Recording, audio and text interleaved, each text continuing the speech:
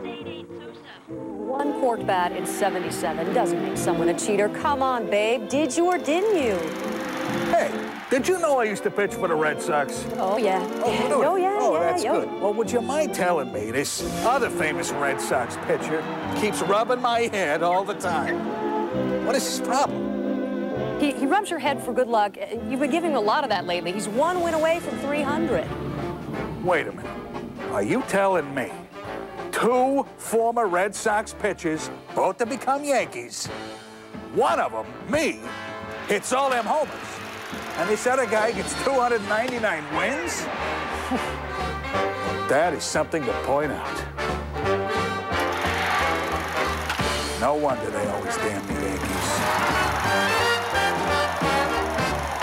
The mystery, it lives on. Today on Fox, 65 years have passed since their last visit. That time, the Yankees took a world championship. This time, immortality awaits. So will they uncork a bubbly or maybe a bat? Sammy is so sorry. Now he's appealing to the powers that be. But is he still appealing to the fans? You don't need 20/20 vision to understand the K-power on the mound at Wrigley today. As the soon-to-be past and the future collide, you are invited to witness history. A new record. Clemens has set a major league record for strikeouts in a game. The 2-2 pitch. Swing and a miss. He struck him out. That's 20 for Roger Clemens. Here comes the hook. Got it!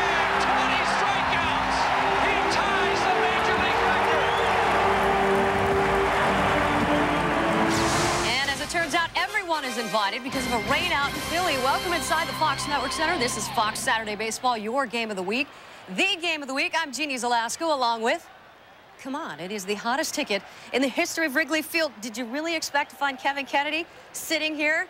Hey, Kevin, pretty quiet week in Chicago, huh? Hey, Jeannie, I'm sorry you're not here, but I had to be here for Roger Clemens. You know, I managed him a couple of years, and more than that, the 36,000 that this stadium holds, there's going to be over 40, standing room only. I've been in town here for a few days. There's so many Yankee fans that have rolled in early all over the ballpark. You're going to hear the famous Yankee chants getting these guys going. It's a historic matchup. First time the Yankees have been in Wrigley Field since 1938. This is good for interleague play right here. Of course, Roger Clemens going for number 300. It's phenomenal. The atmosphere is unbelievable right here. All right, great. Now, of course, we will get to Court Gate in a little bit because we have to. But first, it's a tired phrase, but it truly fits. This is as good as it gets when you're talking about the matchup on the mound.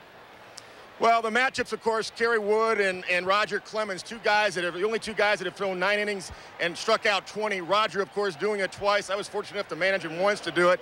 One guy, Kerry Wood, is the idol of the other. Both guys, their idol was Nolan Ryan, and they're all from Texas. All right, how you feeling? What's going on? You look good. You're good. Feel good. You seem in a good mood walking around here. Everybody's going, he's okay. He's talking. What's going on?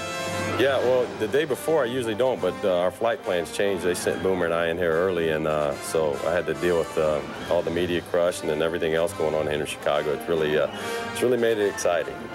Obviously, you're going to match up against Roger Clemens, and you two guys are a great story. You're only two 20 strikeout guys in Major League history. You're both from Texas. What were your feelings on Roger Clemens when you were growing up? You know, I liked his style of action. I watched him and Nolan both, and I liked their style. I liked their aggressiveness and just their presence when they took the mound. You know, everybody in the stadium knew it was their day, it was their mound, and they were going to take control. When both of us looked up to a guy at home like Nolan, to have it somewhat trickle down to me and then have Kerry say that, it's a huge compliment. And what's your feeling with the matchup? It's going to be fun. I mean, I'm looking forward to it. I'm sure I'm going to be nervous and excited at the same time, but, you know, after that first pitch is thrown, I'm sure that the nerves will go away like they usually do, and I can go to pitch my game. When you struck out 20 against the Astros, did Roger talk to you after that? Yeah, actually, he called down in the clubhouse there after the game. First probably minute and a half of the conversation, I thought he thought it was a prank call because he couldn't believe it, and I said, yeah, it's me, man, and just told him congratulations. And that was actually a pretty big thrill for me, because I think that was the first time I'd ever talked to him, and have, you know, my idol calling me in the clubhouse after the day that I pitched was pretty cool. I mean, you're looking at the before and then the after, and Kerry and Roger, and the now, both of them. You go out and beat. I mean, yeah, I know he's going to get his 300th. I just hope it's not here. This is the third time that Rajahh Clemens has tried for number 300, and it's no easy task. He's got to face the Cubs and Sammy Sosa. Look at the numbers going for 300. The earned run average in the low threes. 9 strikeouts away from 4,000. That is third all-time. But more impressive than anything, 6 Cy Young Awards. 3 with the Boston Red Sox. And once he left Boston, he won 2 in Toronto, 1 in New York. He's got all the awards in the world. This means so much to him. When I talked to him yesterday, he's got 40 family members here and friends. And Rajahh Clemens is ready. He was relaxed yesterday. He's ready to go today. All right, need more reason to watch this one. If that weren't enough intrigue, these two teams have a pretty interesting past, Kevin, as you know. 70-plus years after the fact, the debate wages on. Did he or didn't he? Or maybe, how could he? Right there in the middle of the Fall Classic, Babe Ruth pulled the Classic. And the rest is history. History that is not necessarily pretty for the Cubs. Newspaper reports and even eyewitness accounts of the day differ radically. Although everyone can agree, the crowd was hostile. The Cubs dugout unforgivable. Understandable, considering the Yankees had dominated the 32 World Series, leading 2-0. Ruth already had a 3-run home run when he came to the plate in the 5th inning with the score tied. Cubs players heckled, fans hurled insults and fruit. The Babe took strike 1 from Charlie Root and held up his hand and appeared to point to the center field corner. Strike 2, he did it again. Gehrig saw it, the pointing, and then the blast to the very same corner. Ruth wasn't done. He added insult to injury and rounded the bases like a prize fighter. He made it a victory lap. One thing is for sure, Ruth was convinced that he could do just about anything he wanted, whatever he wanted. And why not? He was wearing the pinstripes. While the Cubs have been wearing more like a bullseye ever since. The two would meet again 6 years later. Another series, an utter mismatch. The Yanks swept by a combined score of 22-9. It was more of the same for the Yankees, who had 39 consecutive winning seasons. As for the Cubs, well, there was the NL pennant in 45. Of course, there was that incident with a goat, followed by a curse, then 16 consecutive losing seasons. The Yankees have had 17 MVPs since 39, the Cubs 7. The Cubs have managed 5 90-win seasons in that span. The Yankees, 35, including 11 seasons with at least 100 wins. Get the idea? Quick, when I say Yankees, you say DiMaggio, Mantle, even a Mr. October. The who's who of baseball have donned the pinstripes. All right, same question. Cubs, Ernie Banks, Sammy Sosa. Come on, the Cubs do have more Hall of Famers. It's okay. Even Hollywood has had a love affair with the Bronx. Mantle and Maris made it to the big screen. Derek Jeter, the smaller version. The Cubs' chance at immortality? A story of a 10-year-old boy who's good enough to become a major leaguer. So it's fitting, really. Rajahh Clemens striking out in his first 2 attempts to achieve immortality. Maybe this is how it was supposed to be. The Yankees returning to Wrigley just in time to grab a little more of the spotlight. Instead of the shot, we'll spend the next 70 years talking about the pitch. What is this, 1938, 1932? What happened to the color? I found one of Babe Ruth's old bats. It was in the archive. This is the one he hit the ball up at Charlie Root. Up in the seats for the called shot. It's unbelievable. I think Babe Ruth's around here somewhere, by the way, Jeannie. I don't know where Charlie Root is.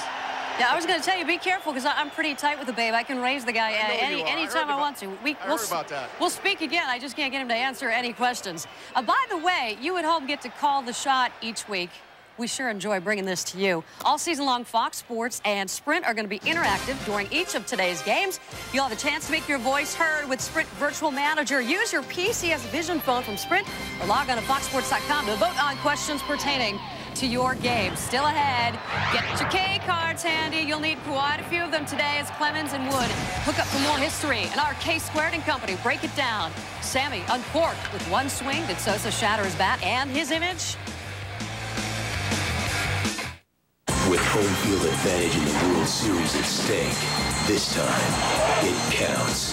The 2003 All-Star Game on Fox. If you're thinking of Father's Day gifts, think of Menards. All Coleman air tools and compressors are on sale. Like this 3-horse, 8-gallon model that includes an air hammer, hose, tool, and inflator sets is $169 after $10 rebate. Save on a great selection of quick grip clamps. A 2-inch handy clamp is just $2.99. A 6-inch bar clamp is $9.99. Can't decide? A Menard gift card always makes a great gift. Save big money at Menards.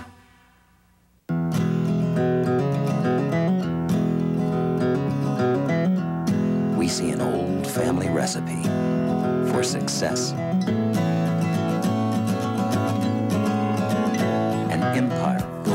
storefront. We see the soda king of the Midwest. At Microsoft, we see the potential in small business. It's what inspires us to create software that helps them reach it.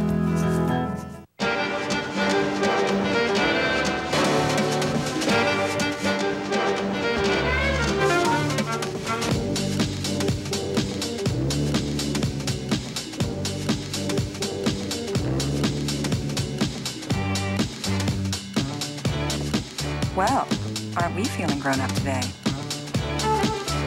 The all-new 2003 Lincoln Navigator. There are those who travel and those who travel well. Fox Tuesday, the creators of American Idol continue their nationwide talent search for tomorrow's superstar.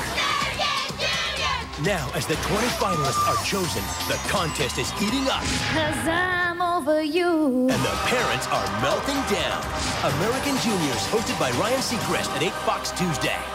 For the first time on television, find out your IQ live. Are you a genius? You'll know when we test the nation. What's your IQ?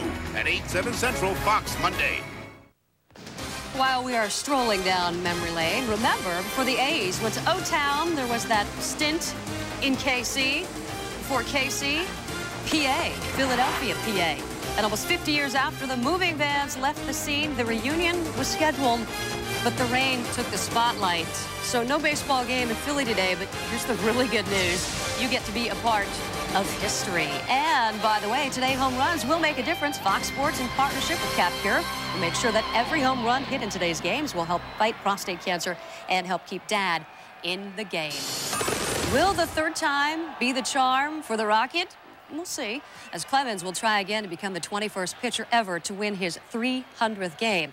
And from the good to the bad and the really ugly, we've all heard it. And still, say it isn't Sosa. Sammy uncorked.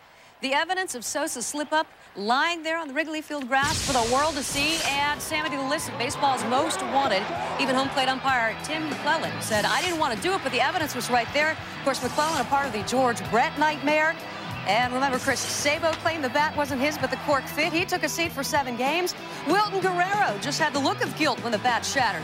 He scattered in a desperate attempt to collect the evidence. Sammy, of course, faced up to the crime, but he is not ready to do the time. He has decided to appeal his 8-game suspension, and that appeal should be heard within the next couple of days. Of course, since 1987, 4 players have been suspended for using cork bats. Albert Bell, the only player to successfully appeal his suspension. He dropped the punishment from 10 to 7 games. And Sammy, of course, has roamed the vines of Wrigley for years, but this is the very first time he has been charged a corkage fee.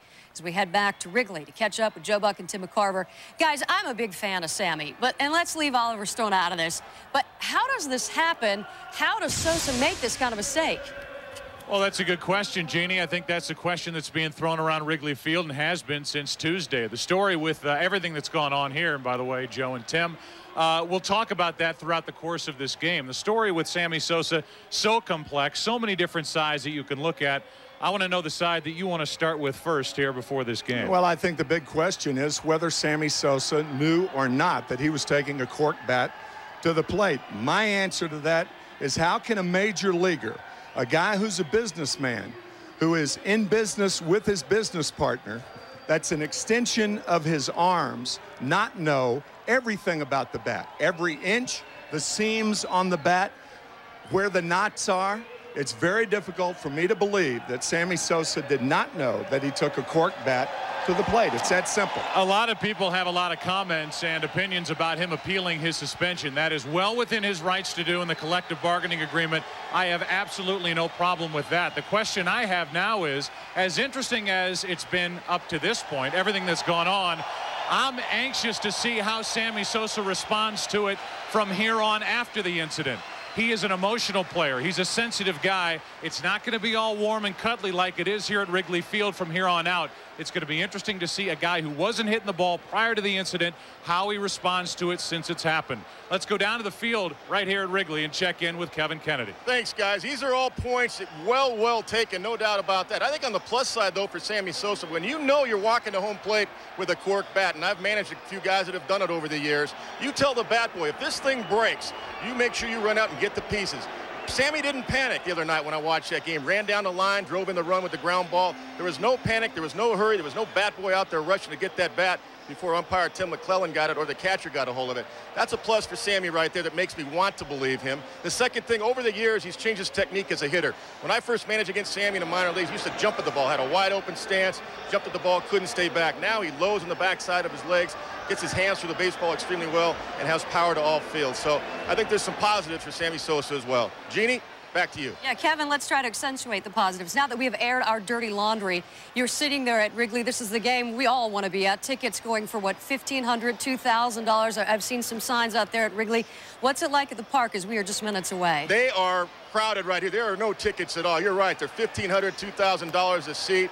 A lot of the Yankee fans plan this day a month in advance, they told me. I ran into a lot of people last night walking around. They're excited. You would think this is Yankee Town, but it's not. You got to remember, this is Wrigley Field. And by the way, there is one seat available. George Steinbrenner decided there was just too much hoopla going on in Chicago, so he took a pass. All right, Kevin, thanks. You've got the best seat, and we are all jealous. We need to take everyone else, though, out to the ball game. As mentioned, the rain has come down in Philadelphia. We shared the pictures. So that means all eyes are on the Windy City, where they're getting ready for some good old-fashioned Texas heat. Clemens aiming at his 300th win. Kerry Wood aiming to stop his boyhood idol. But wait, there's more. Did we mention it's the Cubs and Yankees at Wrigley for their first series in 65 years? Can't wait. Neither can we, and neither can the record books. Immortality is knocking. Can the Rocket answer?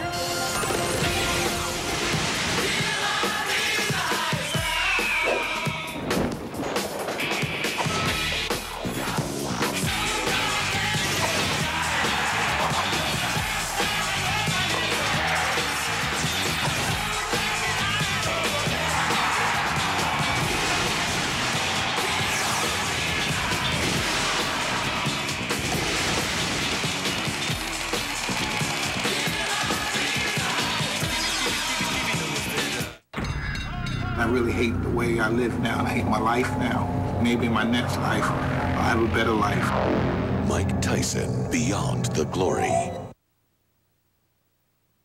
Jeep vehicles have proven themselves by winning more awards than any other brand of 4x4. Now let us prove they're the best values in America. During the Jeep Summer Sales Drive, where you'll get great deals on Jeep vehicles. Like Wrangler Rubicon, the most capable Jeep vehicle ever. And Liberty, the best-selling vehicle in its class. Get 0% financing for 60 months or big cash allowances. Plus a 7-year, 70,000-mile powertrain limited warranty on every one, including Grand Cherokee. Let us prove we've got the best values in America. Hurry to your Jeep dealer today. The Home Depot is more than a store. It's licensed professional installation through at-home services. From concept to cleanup and beyond, all of the work is backed by a solid Home Depot guarantee. So at-home services is installation you can trust. Everything from beautiful kitchens to gorgeous countertops to floors, windows, and doors. At-home services from the Home Depot. You can do it. We can help. Right now, get a free sink with the purchase of any Silestone countertop and installation. Eddie, this is England. England, meet Eddie. Wanker. Brett.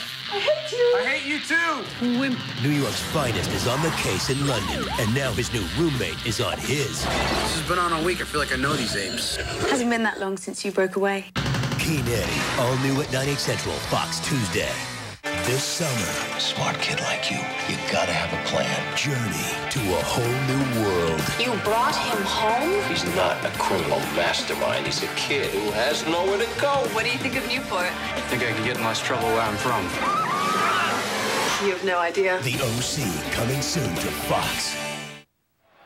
I'm Jeannie Zelasco back at the Fox Network Center. It turns out even Mother Nature couldn't imagine anyone missing out on the showdown at Wrigley. For those of you expecting the Phillies and A's, guess what? You've just been handed the hottest ticket in the history of Wrigley. Roger Clemens looking at 300. It's all yours, Joe. Thank you, Jeannie. It is a gorgeous day here on the north side of Chicago. And welcome to the broadcast booth. Tim McCarver in just a second. Really, everything in the sports world right now is centering around the Chicago Cubs and what's gone on here for the past week. Think about it. The NBA Finals are going on. Not many people talking about that. The NHL Finals. You've got Funny Side going for the Triple Crown at Belmont later today, I think. I don't even know. Sherpas right now are on top of Everest talking about Sammy Sosa and the corked bat. It's even, Tim McCarver, overshadowed a little bit. Sherpas. What's going on with Roger Clemens going for win number 300 here today? He's matched up with Kerry Wood. What do you expect to see? 9 strikeouts away from 4,000 is Roger Clemens. And, Joe, there's no question that the Yankees just want to get it done. This is his 3rd try at 300 wins, and there's no doubt that Roger Clemens has been the most dominant pitcher in baseball over the last 2 decades. But today he's going against a young right-hander who actually has more dominant stuff than he, and that's Kerry Wood. And Kerry Wood could end up being the story today, not Roger Clemens. And on top of that, you've got 2 teams that are battling for their division. I know that it's only early June, but you've got the Yankees with a 1.5 game lead over Boston. You've got the Cubs now falling out of first place for the first time since the 15th of April. They're now looking up at the Houston Astros. Houston, let's see Texas. Roger Clemens grew up idolizing Nolan Ryan. Kerry Wood grew up idolizing Nolan Ryan and Roger Clemens. Kerry Wood on the mound today from Grand Prairie, Texas. He will represent the hometowners, the Chicago Cubs, matched up against his idol, trying to become the 21st pitcher in the history of Major League Baseball to win 300 games. He's from Houston. 2 Texas boys going at it next. You ready, my man? I was born ready. Hey, Rick, sure is getting close to lunchtime, huh? It sure is, Jim. Any ideas? Well, Subway's got something delicious, like the new Chipotle Southwest Steak and Cheese. Sliced steak topped with melted cheese and a new Chipotle sauce for an added spicy kick. Served hot on fresh baked gourmet bread. You know, I can go for one right now. Yeah. Whoa. Excellent work, my friend. Yeah. Subway, eat fresh. Our road trips were the best until he couldn't read the map with his regular contact lenses. And wear reading glasses? No way. Bausch & Lomb introduces soft lens multifocal contact lenses, a unique design clinically proven to let you see clearly, near, far, and in between. See how beautiful this place is? Do I ever? Ask your eye doctor for soft lens multifocal contact lenses from Bausch & Lomb. For 150 years, perfecting vision, enhancing life. Trust me, Old Man Morgan's parties are epic. Yeah, if we ever find it. Duck. What? It's a duck!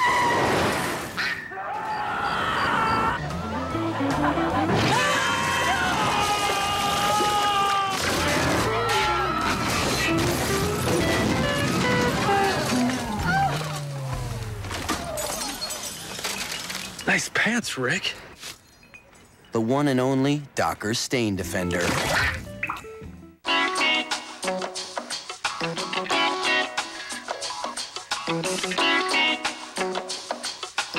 Michelin designed the cross-terrain SUV tires specifically for SUVs to help provide responsive handling and a smooth ride. You'd be surprised just how smooth.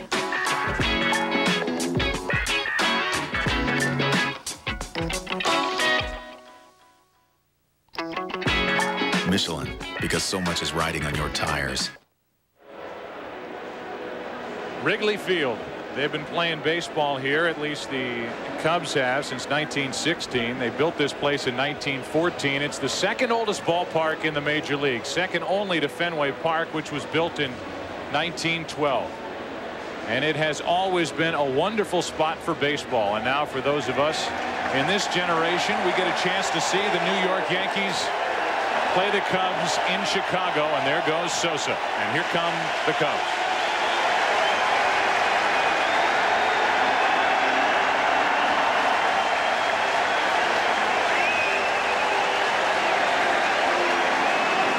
A glorious day for baseball here in Chicago. Sosa's in right field appealing his suspension. The appeal will probably be heard this upcoming week while the Cubs are in Baltimore. And in the middle of the diamond, but not necessarily the focus of this game, is a very talented 25-year-old right-hander, 6'5", 225 Kerry Wood, who comes into this game with a record of 4-4. He is going for 50 wins in his career. It's his 7th try for 50 wins. He leads the major leagues in strikeouts, and here's the lineup he'll be facing today for the New York Yankees. A little different look, obviously, playing in a National League ballpark. Soriano leads off at second. Derek Jeter batting second and short. Jason Giambi homered yesterday. He's batting third. Jorge Posada cleans up. Robin Ventura is at third base. Then Raul Mondesi, Hideki Matsui has been moved down in the Yankee lineup. Juan Rivera is in left field, not hitting much. And Roger Clemens, who is career, at least during the regular season, 4 out of 19 at the plate. There's one of his hits, an extra base hit. That's the group facing Kerry Wood. In Kerry Wood's 5th major league start, he struck out 20. Roger Clemens is the only other pitcher in major league history to strike out 20 in a game. Clemens did it twice. The breaking ball will be the key for Kerry Wood. Larry Rothschild, the pitching coach, saying that Kerry is on the cusp of stardom, but he must forget about the hitter and trust his stuff. Randy Johnson sitting on his couch back in Phoenix saying, hey, wait a minute, I struck out 20 in 9 innings, but it wasn't a 9-inning game and 1 extra innings. So in a 9-inning game, a matchup of the only 2 pitchers in Major League Baseball history to strike out 20. And Alfonso Soriano digs his way in to start the day for New York. Only 25 years old, 3rd full season in the big leagues, and he is putting together a tremendous season. And he'll not wait around. Notorious first ball swinger. That had a wrinkle on the end of it. Soriano thinking that Wood would try to blow one by him to start the day, and he got a surprise. A little 12-26 surprise. Swinging at the first pitch, pop foul, backing out of play, and the count's 0-2. It's always a great combination to throw the curveball on the first pitch and then tie him up with the fastball. Soriano is #1 in the major leagues in hits. He scored 51 runs. That's good for 2nd in the American League. He's tied for 1st in home runs and is #1 in stolen bases in the American League. Over his head. 1-2. It's not unusual. Kerry Wood throwing tight to batters, but that looked like a breaking ball. You can see Damian Miller sitting outside. Kerry Wood has hit 10 batters this year. Only 82 miles an hour on our radar gun. On 1-2, strikeout #1.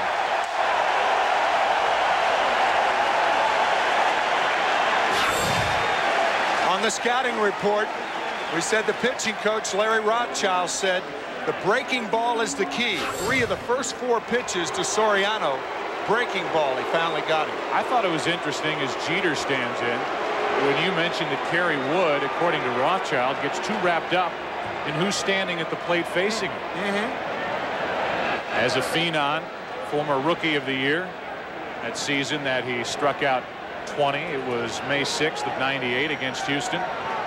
It's Derek Jeter, who missed 36 games this season with a dislocated left shoulder. That's easy for Gonzalez. 2 up, 2 down.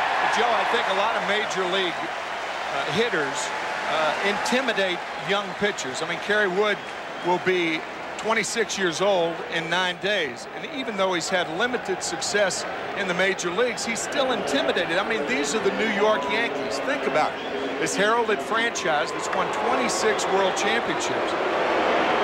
And 4 in the last 7 years. You could make the case that Kerry Wood grew up idolizing and following Derek Jeter on TV. Sure. Roger Clemens, certainly. Oh, yeah, no doubt about that. He'll be on the mound. When will it be? Can Giambi extend the inning for the Yankees, or will it be 1, 2, 3 right out of the gate for Kerry Wood? No wins since April 29. Blistering fastball, 97 miles per hour for Wood. 11 strikeouts in his last start, a 9-3 loss here to Houston on Sunday. Don't let the 4-4 record fool you, though. He has had virtually no run support. Giambi just flailing at it. It's 1-2.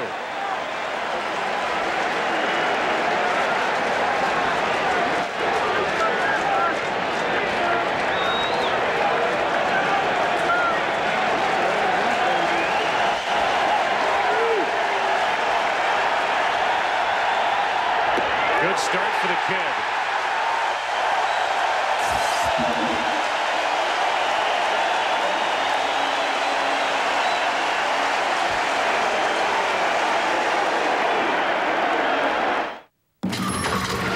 Going a full 12 rounds is all about stamina. That's why I like high endurance from Old Spice.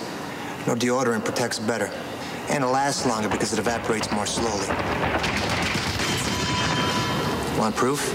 If you're not convinced, Old Spice will buy you a stick of your old stuff. Let me put it this way. High endurance lasts longer than I do. But I'm working on that. And start your day with new body wash and body spray from Old Spice. Spice things up.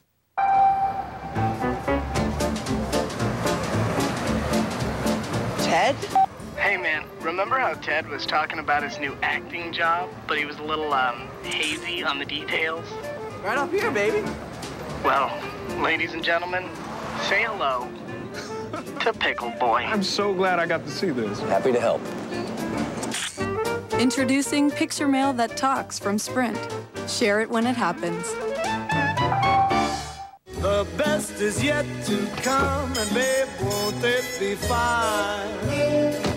Introducing the GMC Envoy XL. You've seen the sun, but you ain't seen it shine. With a midsize SUV engineered to comfortably seat 7 full-size adults. Underway. You ain't seen nothing yet. The best is yet to come, and babe, won't it be fine? Fox Saturday Baseball is brought to you by GMC. We are professional grade. And by Sprint, introducing PCS Vision. Clearly a whole new way to look at wireless. Roger Clemens with yet another bid for career victory number 300. He lost at home to Boston. He lost in Detroit last weekend. And it pushes his latest chance here to Wrigley on a Saturday afternoon. And here's the lineup for the Chicago Cubs, who start the day a game out behind Houston. Gresolonic will lead it off. Then Alex Gonzalez bats second. Corey Patterson, good-looking young players in center. Sammy Sosa. We'll talk a lot about Sammy today. He cleans up. Moises Alou in left. Hee-Seop Choi, the rookie first baseman. Lenny Harris, a veteran, at third. Damian Miller catching, and Kerry Wood, not bad, swinging the bat, pitching and batting ninth. Roger Clemens will be 41 in about 3 months, and few pitchers in baseball history have maintained power over 2 decades like Clemens has. First guy that comes to mind is his idol Nolan Ryan. Yeah, right. He's one.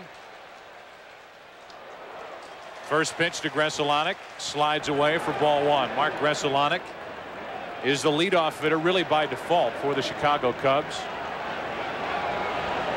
The 6-time Cy Young Award winner brings it home. 2-0. Is there a danger? Is there a concern with the way Clemens can get pumped up for a start? And we saw it certainly in the World Series in 2000 against the Mets, where the early innings he gets too excited, and that's the time for the Cubs to jump on him. Yeah, that was in Game 2 of the 2000 series when Mike Piazza broke the bat. Roger Clemens threw a bat near Piazza.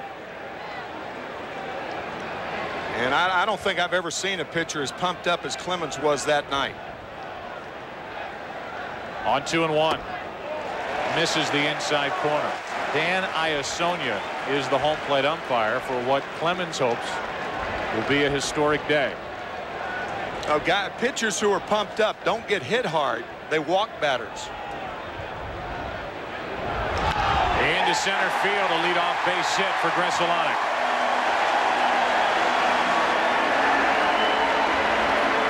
Number 2 in the American League this season is the 40-year-old Roger Clemens with 82 strikeouts. He has won 6 games, and all 6 victories have been on the road. 0-3 at home. And as we said, he's maintained that power. Hard splitter, arguably the hardest splitter ever.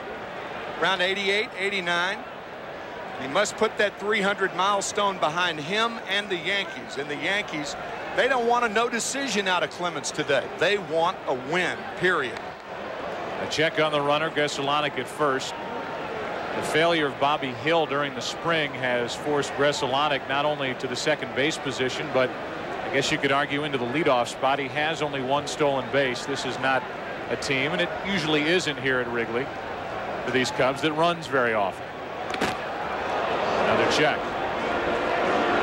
Jorge Posada, by Joe Torre's own evaluation, has had a much better season this year behind-the-plate catching, this Yankee pitching staff, than in years past. And many pass balls over the years, 12 last year, to be among the leading catchers in the American League. Mariano Rivera, usually the culprit with Posada catching. But he has had some problems behind the plate, not so this year. Don't know if these 3 consecutive throwovers were called from the bench or if it's something that Clemens did on his own, but when he got the ball back from Giambi a moment ago, he snapped at it. Then kicked at the pitching rubber, and he deals up and away, ball 1 to Alex Gonzalez. Usually Mel Stottlemyre, the pitching coach, will give the pitch overs to catcher Jorge Posada, who flashes the sign to Clemens. That's the thing that slowed the game of baseball down, and often, particularly if your guy's established as Clemens, you resent that. You don't want anybody telling you when to throw over. I'll do it on my own. I won 299 games. Come on. 1 ball, no strikes.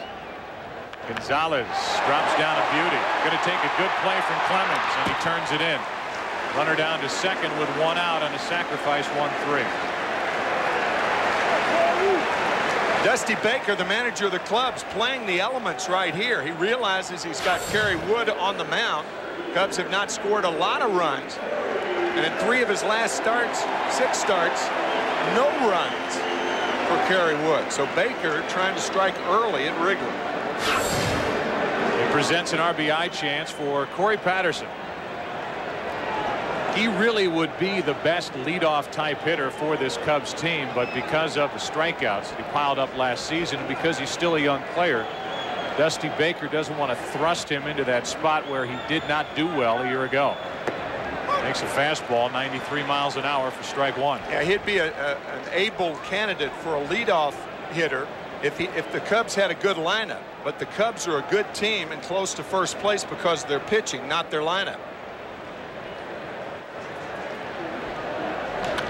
To the right side, and Soriano was over toward the hole anyway. 2 out. And it's now a runner at third with 2 down. And Sammy Sosa coming up.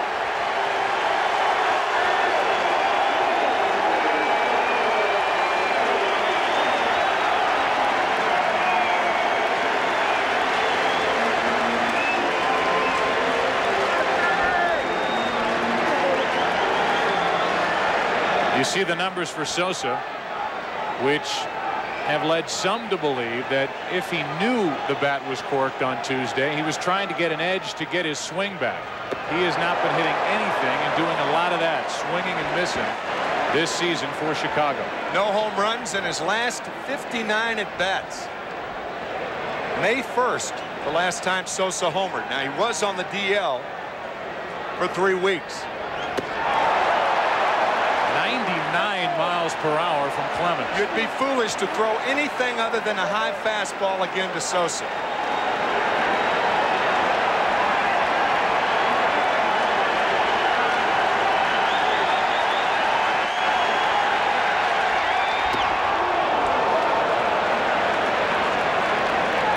They appeal to first, and the first base umpire, Jim Reynolds, says that Sosa checked his swing. It's 1-2, and you expect another fastball. You keep going to the same well. The water's good. High fastball. We had a chance to discuss Sosa during our pregame show. We will as this game wears on. Not now. Let's watch a 1-2 pitch from Clemens to Sosa.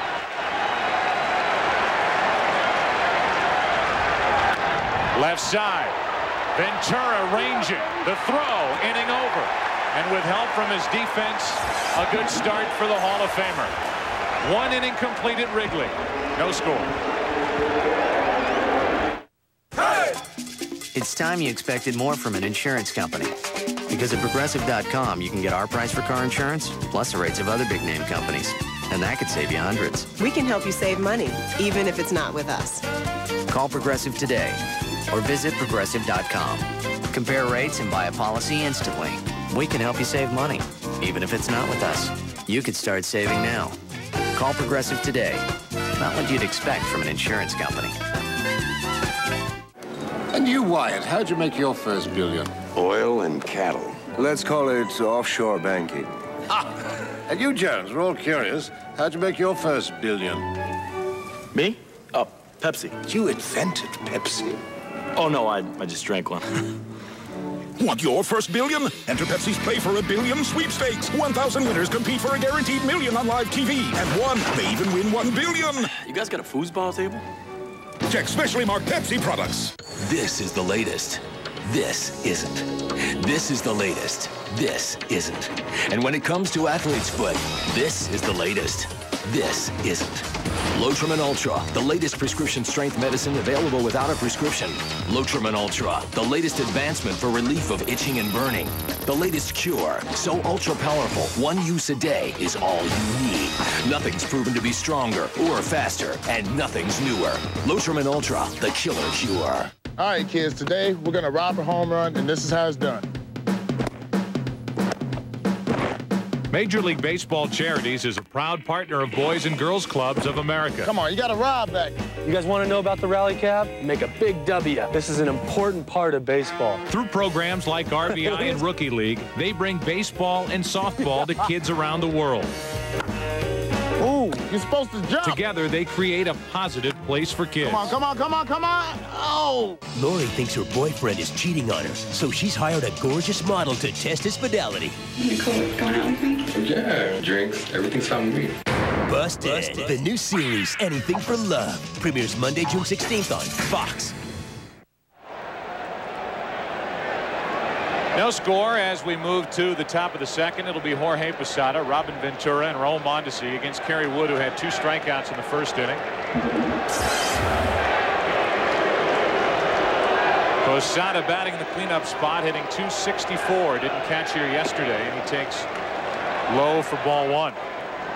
As Posada stands in, we'll tell you that home runs will make a difference today. Fox Sports, in partnership with CapCure, will make sure that every home run hit in today's game will help fight prostate cancer and help keep Dad in the game. $15,000 will be donated for every home run hit.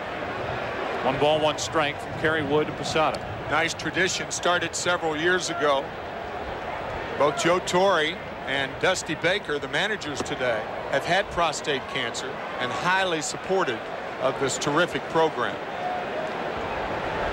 Michael Milken is a man behind the cause, and we will hear from him in the booth next inning. 2 balls and a strike. Posada, big rip.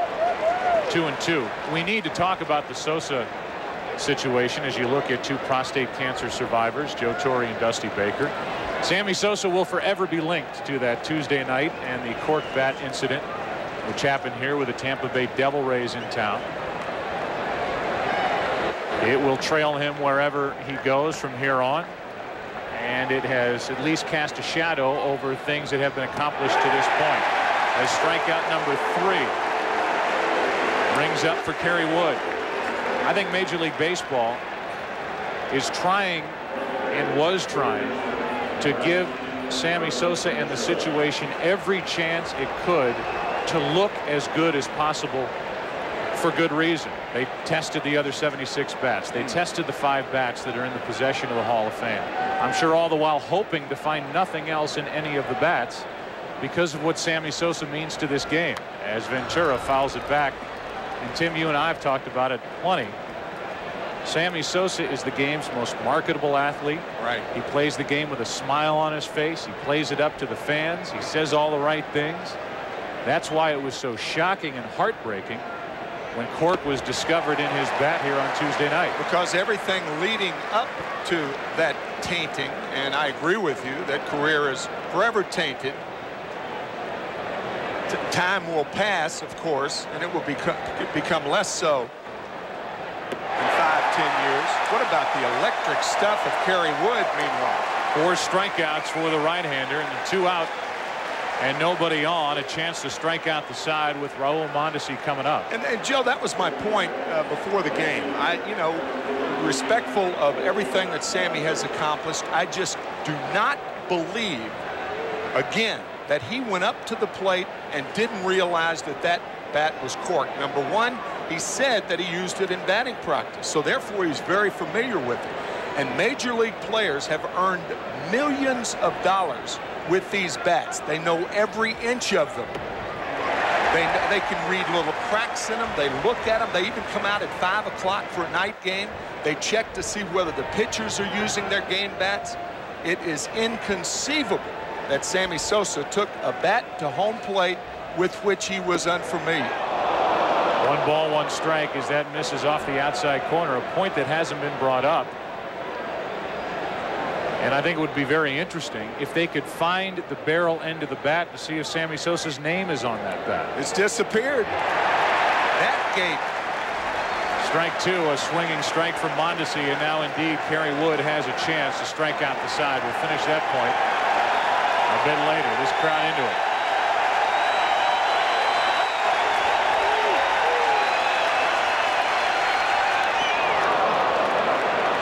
Two and two. You wonder if a player would cork a bat with basically his fingerprint right on the outside of it with his name emblazoned on the barrel of the bat. That's what utility men are for, right? Cork one of their bats. Kerry Wood looking for a 2-2 strike to Mondesi. Full count. That was a curveball that stayed inside to Rajahh Moises. It's tough to lay off of pitches like that. Throw a 3-2 curve right now, you have him. His curveball is unhittable so far.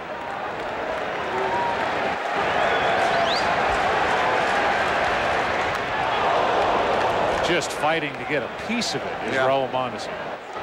I mean, just overpowering here in the first 2 innings is this sensational 25-year-old right-hander Kerry Wood, who missed the entire 1999 season with a torn ligament in his right elbow.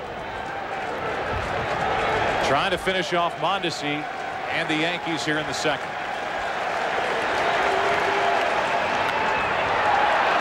On the infield, that's Gressolani. And that's the end of the inning.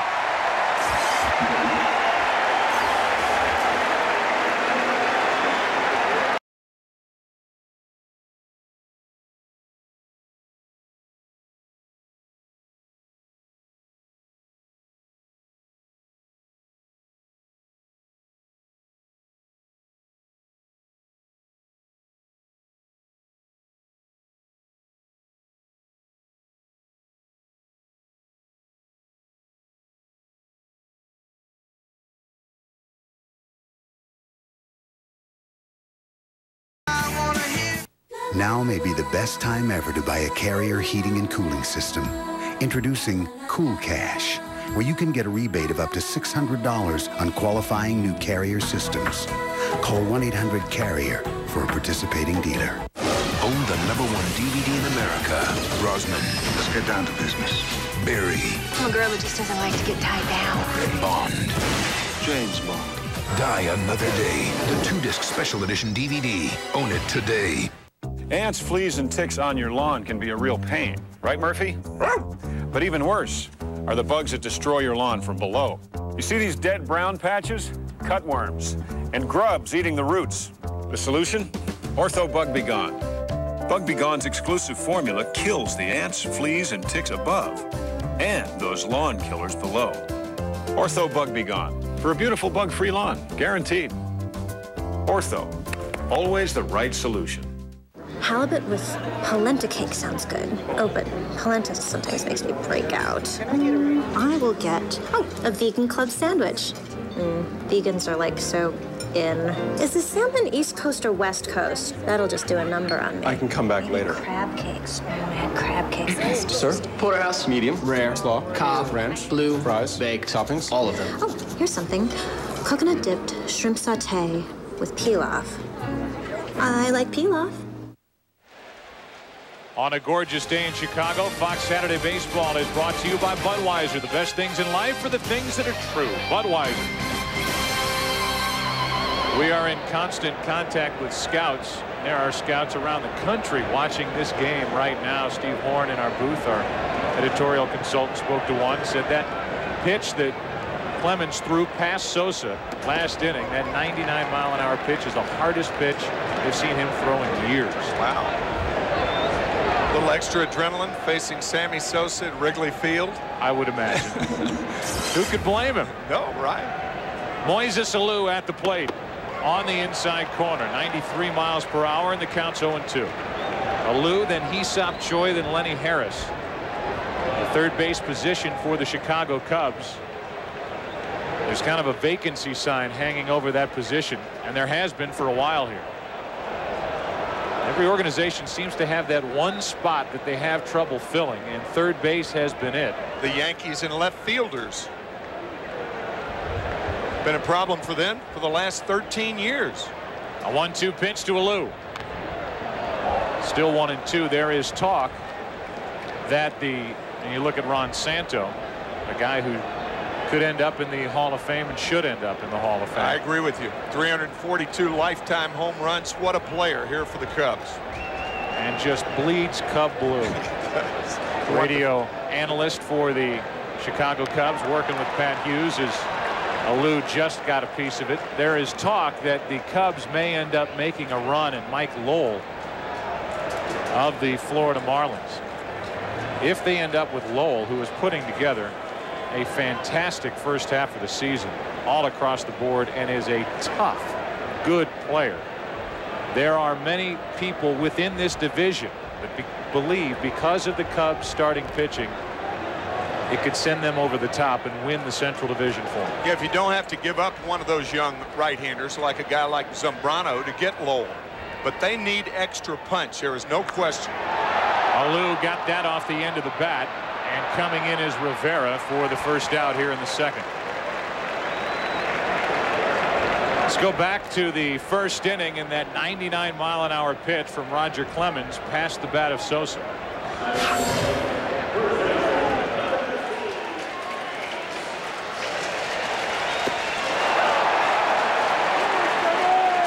Overmatched. Yeah, and the one Sosa put in play was 93, which points up an interesting point. High fastballs are often thrown harder than low fastballs. Hee-Seop Choi pops it up. Left side. Playable at the moment for Ventura, who finds it for the second out. 2 up, 2 down. Today's Sprint Virtual Manager question is, should Roger Clemens be inducted into the Baseball Hall of Fame with a Red Sox cap or a Yankees cap? To answer the question, use your PCS Vision phone from Sprint. Log on to foxsports.com. Keyword MLB on Fox. We'll have the results for you later on in the game. Lenny Harris now, the all-time pinch hit leader in Major League Baseball history. Takes a pitch. Breaking ball from Roger Clemens for strike one. 175 career pinch hits for Lenny Harris. Late in that strike two. Lenny with his 1000th hit on Thursday. A big standing ovation here. An enormously popular player for the myriad teams for which he's played. Popular again here in Chicago. And in my view, on all the rosters of Major League players, this guy should be a Major League manager if he wants to be. We've said that before. Very bright, understands the situations in the clubhouse, great baseball mind. He can manage if he wants to. And that would figure, because if your playing time is dictated by game situations, and you're sitting on the bench trying to think through a game, well, let's see, where am I going to come up? What has to happen for me to get to the plate? You're always thinking like a manager. That's a great point. That's right. The 2-2 pitch. Too far outside, full count. Yeah, I mean, he's been managing all these years anyway.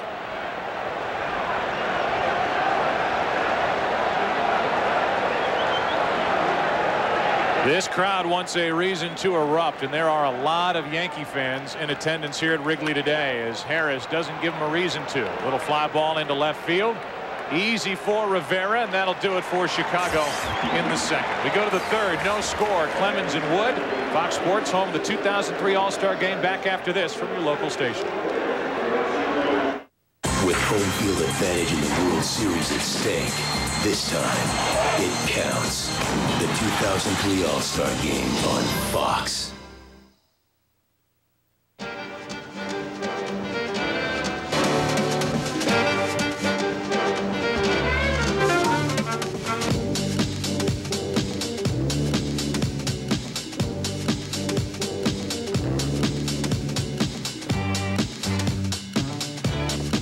Well, aren't we feeling grown up today? The the all-new 2003 Lincoln Navigator. There are those who travel and those who travel well. Add style to your deck or patio with the classic good looks of wrought iron furniture from Menards. Save on a great selection by Plantation Patterns. This 5-piece table and chair set is just $148. Save some cold cash on coolers by Rubbermaid. This big 54-quart cooler has a mesh compartment under the lid for dry storage, only $12.99. The slim cooler is designed to fit in narrow spaces, $9.99. For cool deals, shop Menards. Save big money at Menards. We see you getting the next big idea. We see 400 employees in 3 years and new partnerships formed. We see ideas exchanged freely. At Microsoft, we stand in awe of you and your potential. It's what inspires us to create software that helps you reach it.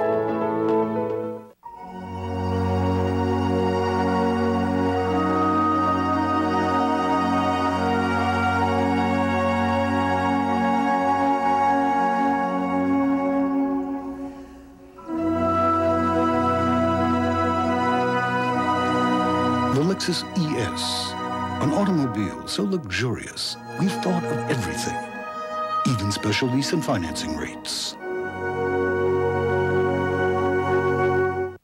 On the Final Word Sunday night, we're live at Wrigley with the Cubs and Yankees. How'd you like to have that seat for this series? What do you think, Tim? What would you pay? You're being paid to be here today. I know. You're being paid to watch the Yankees and the Cubs. Oh, it's great. Battle here at Wrigley Field on a perfect day weather-wise in this city. Enjoy the nightlife and come out to the ballpark and watch baseball. First pitch, a strike from Kerry Wood to Hideki Matsui, who has been a disappointment in his first year. He's coming over from Japan. What would you pay?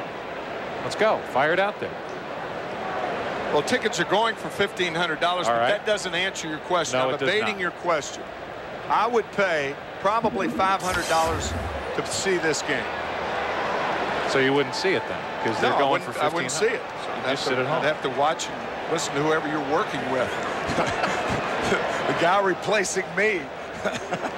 A ball and 2 strikes on Matsui, who has hit more ground balls, not necessarily ground ball outs, than anyone in the major leagues, 125 of them. And it's tough, Tim, to hit home runs when you hit the ball on the ground. Yeah, and you know what Joe Torre's response to that with us before the game, obviously you know you're sitting right there, was the two-seam fastball. That in Japan they do not throw the two-seam fastball that sinks. That was a slider right there. So Matsui is having a tough time adjusting to the two-seamer. In Japan, the two-seamers are thrown lower in the strike zone. The four-seamers are thrown higher in the strike zone, so it would stand to reason that you could lift the four-seamer better. So that is the biggest problem, according to Joe Torre, that Matsui is having to adjust to. Another ground ball. 126 on the season. And for every team around the American League, and even some teams in the National League will be involved in interleague play, you've now added one line to their scouting report when they play the Yankees. Two-seam fastball.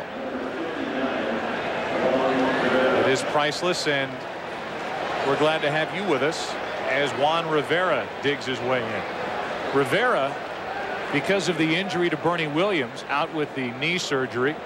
They hope to get him back sometime after the All-Star break in late July.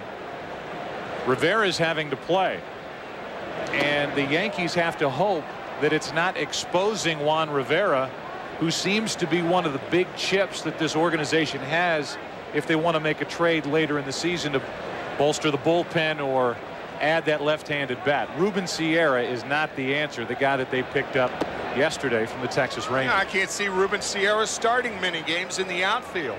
Joe Torre likes defense and pitching.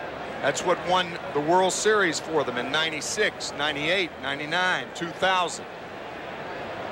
Pitching and defense. Ruben Sierra is the guy who called Joe Torre a liar on his way out the door in '96 because of playing time, and now he's here. As Joe Torre said, when's he going to play? When we're finished with interleague play, Giambi's going to DH because he's been playing so much first base. so Sierra won't play. Right. 3-0 pitch. A 4-pitch walk to Juan Rivera, hitting 208. And the Yankees have their first base runner, and now Kerry Wood will match up with his boyhood idol, as Clemens, you would think, will be up there trying to get down a bunt to put Rivera into scoring position. Usually, if you're not familiar with bunting, you jab at the ball, and I would suspect Clemens will pop it up or hit it hard to an infielder. It can't be a very comfortable feeling to shorten up, square up, and look at Kerry Wood slinging it home at you. Yeah, it's his first at bat since last year. It's another thing that guys who are not used to bunting, they keep the bat in foul territory. Where's the ball going to go? Foul. The odds are against a successful bunt here by Roger Clemens. If he gets it down, and he does, Kerry Wood will tag him for the out. So good work by Clemens. First one fouled. This one he hangs in long enough to bunt it fair down the first baseline for the sacrifice, one unassisted. Down to second and in scoring position is Juan Rivera. Roger did bunt it hard, but he found a seam. That seam between the first baseman and the pitcher. Kerry Wood forced to field the ball. A better view right here. You like this view better than that 1938 camera we just showed? What was that? Yes, that was a 1938 camera, a remnant from the Homer and the Gloman days. Runner at second, 2 out, and the batter is Alfonso Soriano, who is 9th in the American League with 42 RBIs. Didn't get it all off the end of the bat, and Moises Alou is coming to it. The inning is over. The Yankees still don't have a hit. They strand their first of the afternoon. Bottom of the 3rd inning at Wrigley, still no score. Psst, Howie, you know how dads like you give and give and give. Well, at Radio Shack, we believe it's about time dads receive. So send Dad to the movies with this Progressive Scan DVD player, just $48 after mail-in rebate. Or put him in the picture with a Casio digital camera, only $399.99, and get an accessory kit free after $19.99 mail-in rebate. Radio Shack, you've got questions, we've got answers. Back in the day, the only people who were summoned in such an urgent manner were your super-powered heroes. And even then, the special call went out only if the planet Earth was on the brink of disaster. So what's today's crisis? We're out of eggs, dear. There is an arch villain named technology on the loose, and it's trying to steal our high life.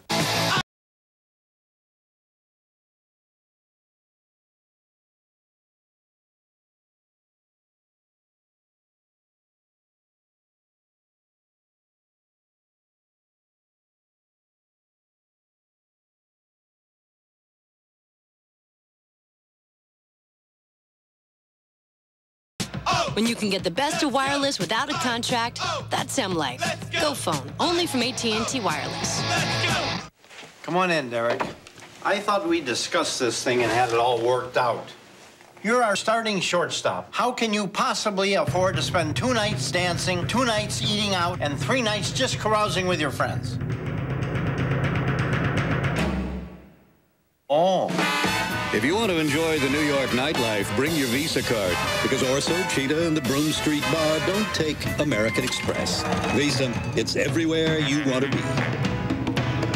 Looking for something hot? Catch the Simpsons Summer Spectacular. Can a man just drink alone on a Wednesday morning? It's going to be the most revealing event of the season. You should be ashamed. What? You're not wearing any pants. The Simpsons at 8/7 Central, Fox Sunday. Can't read the paper when you pay that kind of money for a seat at this form. First pitch of the bottom of the 3rd inning. Breaking ball from Clemens is a strike to Damian Miller. Joe Buck, Michael Milken, and Tim McCarver. And Michael, we have you in the booth to once again, as we do every year, talk about Cap Cure. Well, I've got my Cap Cure baseball uniform on today. As Miller grounds one to the shortstop, Jeter, the ball comes up for him, 1 out.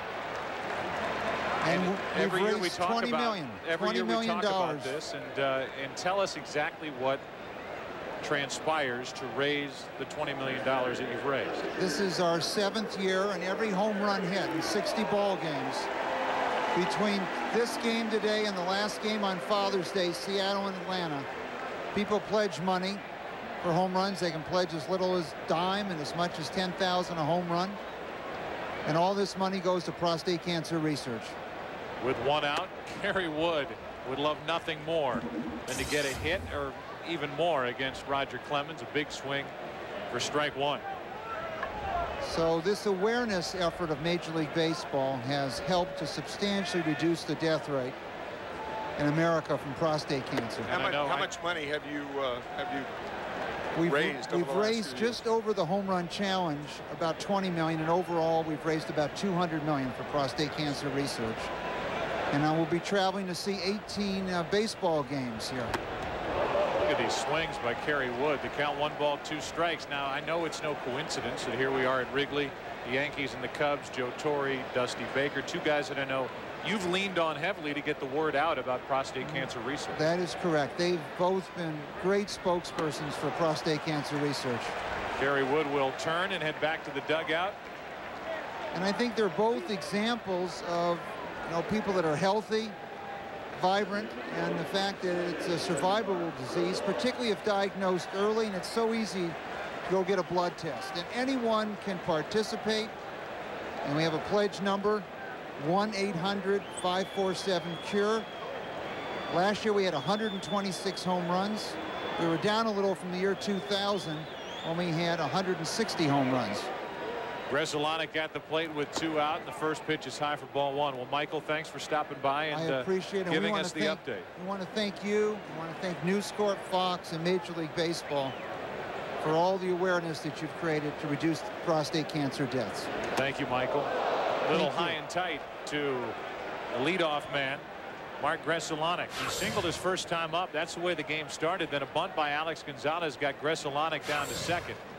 Corey Patterson with a ground out. Sosa grounded out. Took a good play from Ventura to keep a run off the board. Now a 2-0 pitch. Gresolonic hits it into center on a line, and there is Matsui. That'll do it for the Cubs in the 3rd. We go to the 4th inning. Kerry Wood back to the hill. The Yankees don't have a hit yet. There's still no score. You ready, my man? I was born ready. Hey, Rick, sure is getting close to lunchtime, huh? It sure is, Jim. Any ideas? Well, Subway's got something delicious. Like the new Chipotle Southwest Steak and Cheese. Sliced steak topped with melted cheese and a new Chipotle sauce for an added spicy kick. Served hot on fresh baked gourmet bread. You know, I can go for one right now. Yeah. Whoa. Excellent work, my friend. Yeah. Subway, eat fresh. Now may be the best time ever to buy a Carrier heating and cooling system. Introducing Cool Cash, where you can get a rebate of up to $600 on qualifying new Carrier systems. Call 1-800-CARRIER for a participating dealer. The Remington Microscreen TCT. The most cutting blades, our most powerful motor, and the only shaver with not 2, but 3 flexing screens. Why 3? Because that's what it takes for the best shave. Get the best shave. Get a Remington.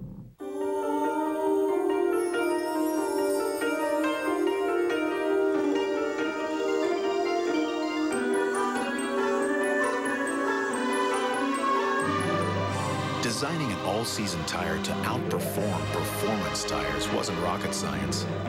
Then again, maybe it was. Pilot Sport AS, our most advanced Z-rated tire ever. Michelin, because so much is riding on your tires.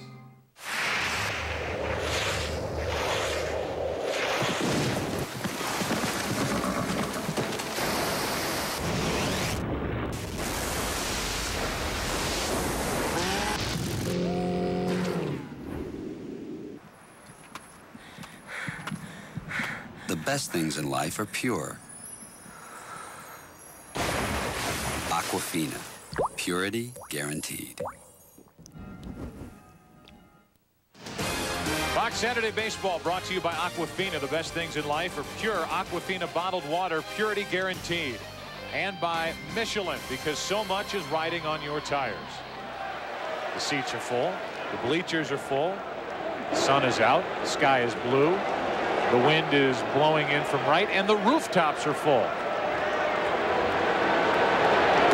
Derek Jeter trying any way he can to get on base.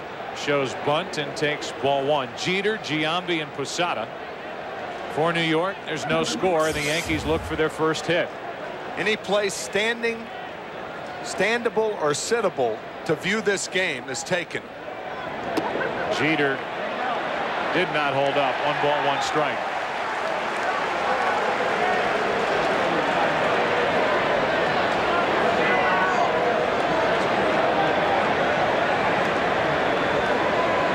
That's across Waveland.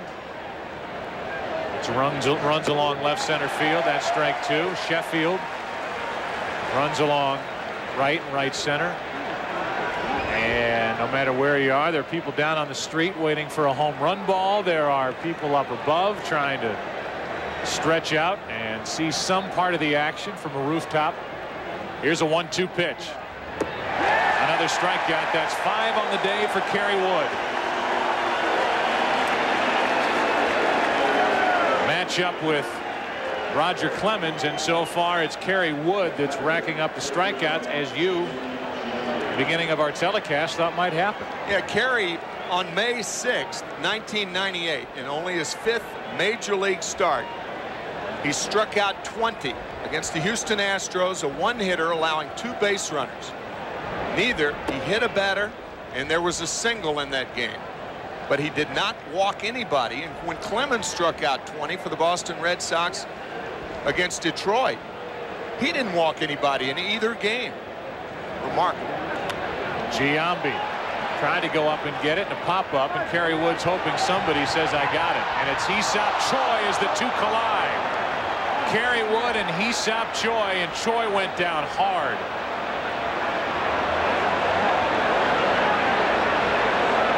Boy, he hit his head, lost his cap, and hit his head right on the other side of the foul line between home and third.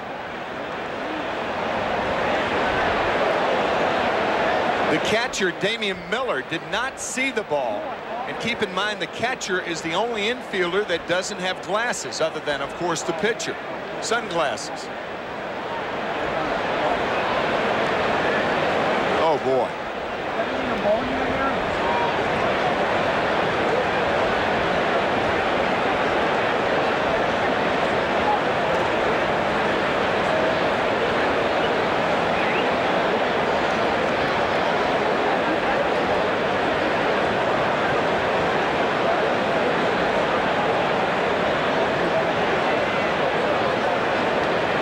Back and not get too close to the scene along the third base line.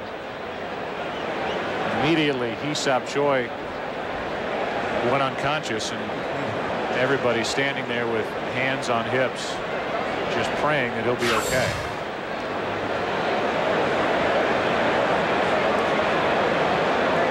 After the catcher couldn't make the play, now Wood gets in the way of Choi, but the way I saw it, it was when Choi came down and the head going back and falling back. A whiplash effect right there. It happened in that hard dirt area as opposed to the grass, which certainly makes a difference. Wood was hoping he would hear, I've got it. Finally he did, and then it looked like the ball moved a little bit.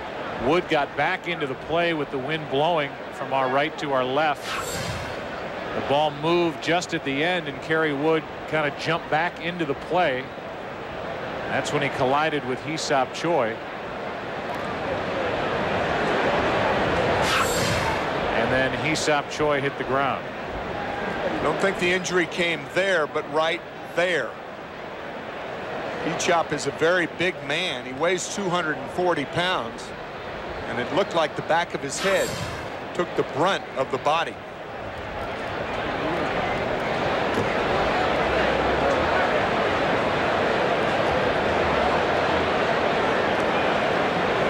You can see him responding. The eyes are closed, but it looked like he was responding to questioning he's getting from the Cubs training staff. There are doctors down on the field now.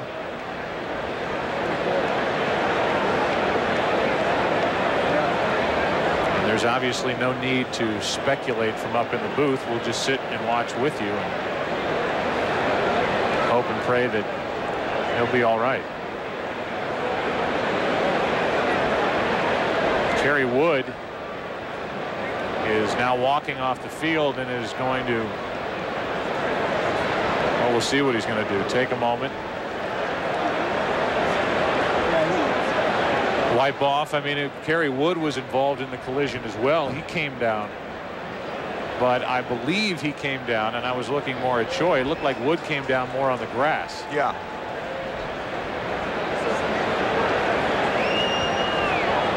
Kevin Kennedy is standing by down in the dugout. Well, can you add anything to the conversation, Kevin? No, I mean, obviously I can't get on the field, but Mike Mussina just came up to me. They're not sure what hit Hee-Seop Choi, whether it was the elbow, and I'm looking at the video. It looks like either Kerry Wood's hand or his head, and he went back. But nobody here is no. Even the Yankees are all trying to ask me, and they don't know what happened either. Team physician Dr. Stephen Adams is one of the doctors attending to Hee-Seop Choi, along with the training staff for the Cubs, and they will be ultra careful. As you look one more time, there's Wood landing in the grass, and the head and neck of Hee-Seop Choi coming down on that hard dirt along the third baseline.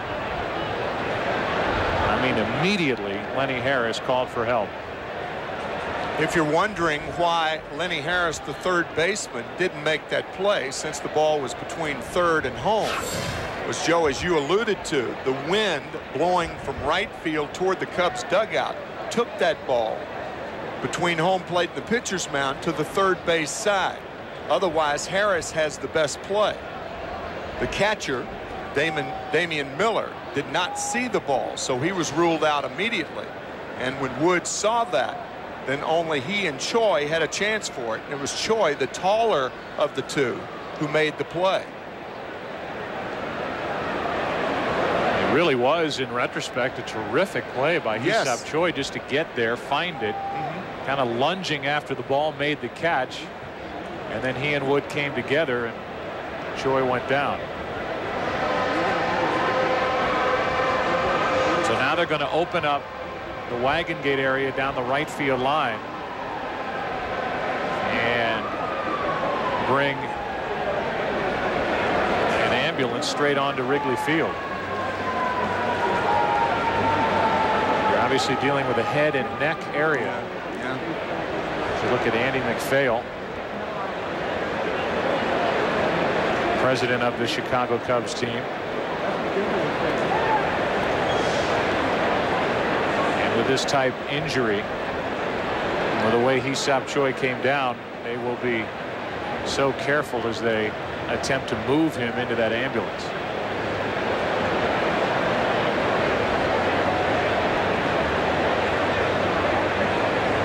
I think the Yankees are familiar with a very serious injury this year. Derek Jeter injured in mid-April on a play at third base, separating his left shoulder.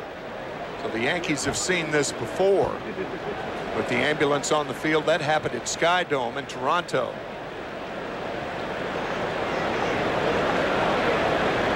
Come into a game like this, Tim, and you think about what's going to happen on Saturday and everything that happened on Tuesday, and talking about Sosa with the cork bat and Roger Clemens going for win number 300, then something like this happens and it puts it all back into perspective. Not that we needed that, Joe. I remember after your father passed last summer, we did a game at Wrigley Field, and we were informed about 15 minutes before the scheduled game time that Darryl Kyle had died in his hotel room, and that was the last game that we were supposed to do at Wrigley Field, and now this.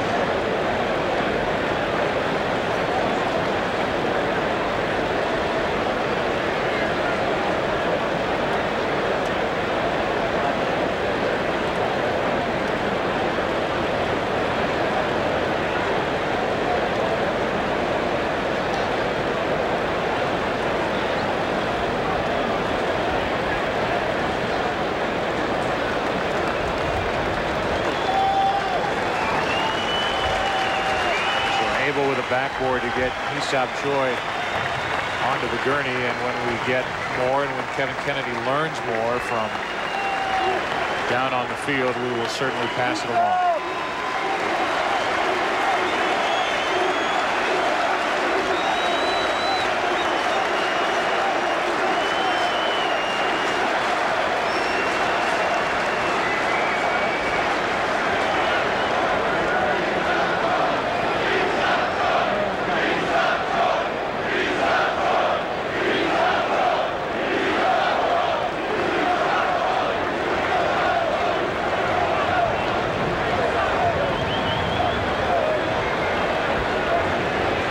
Baker handing a baseball inside the ambulance as this crowd was chanting Hee-Seop Choi's name, and now Kerry Wood is back out on the field with most of his teammates, and Wood, I'm sure, will be allowed as long as he needs to compose himself and get ready to face Jorge Posada with 2 out in the 4th inning.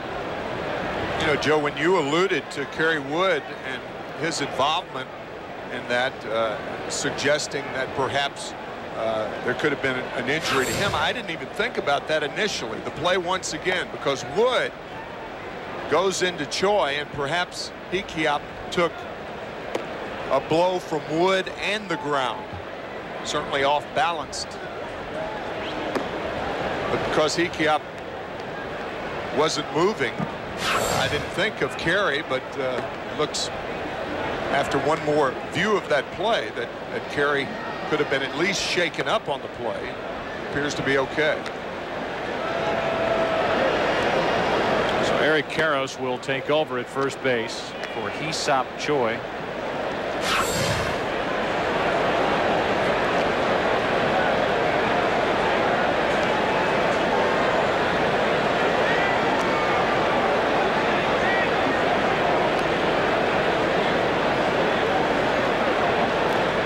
So our thoughts and prayers are with Choi as that ambulance goes inside, ready to exit the field. Kerry Wood says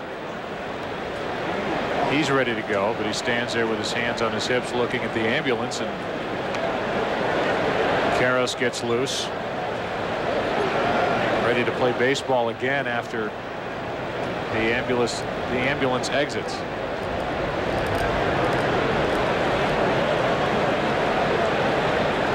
Looks as though the attendants of the ambulance perhaps could be in the rear with Hee-Seop, because right now I don't see anyone in the driver's seat.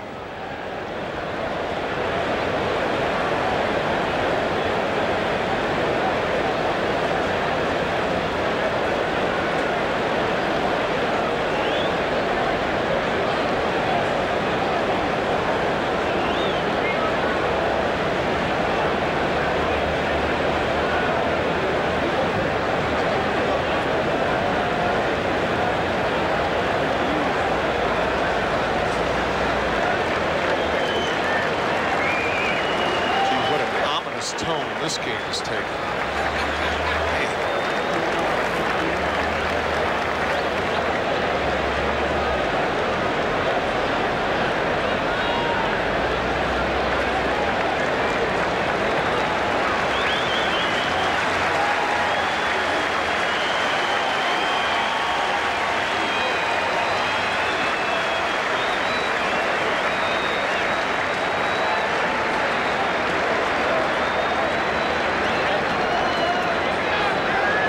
There's a firehouse right across the street. An ambulance belongs to the Chicago Fire Department, and it got here fast,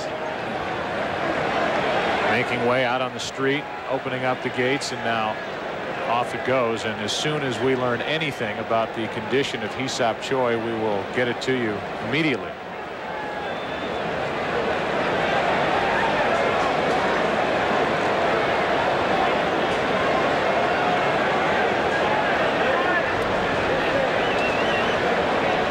Firehouse.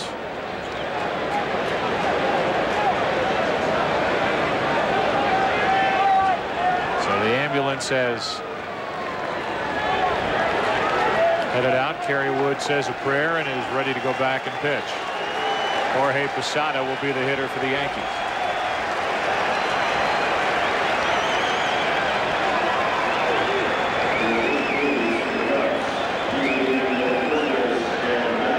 The only blemish on the record of Kerry Wood so far is the 1-out, 4-pitch walk to Juan Rivera. Other than that, Kerry Wood has been dominating these Yankee hitters. The Yankees come in only 9th in the American League with a team batting average of .269. On the outside corner for a strike to Posada, who struck out his first time up.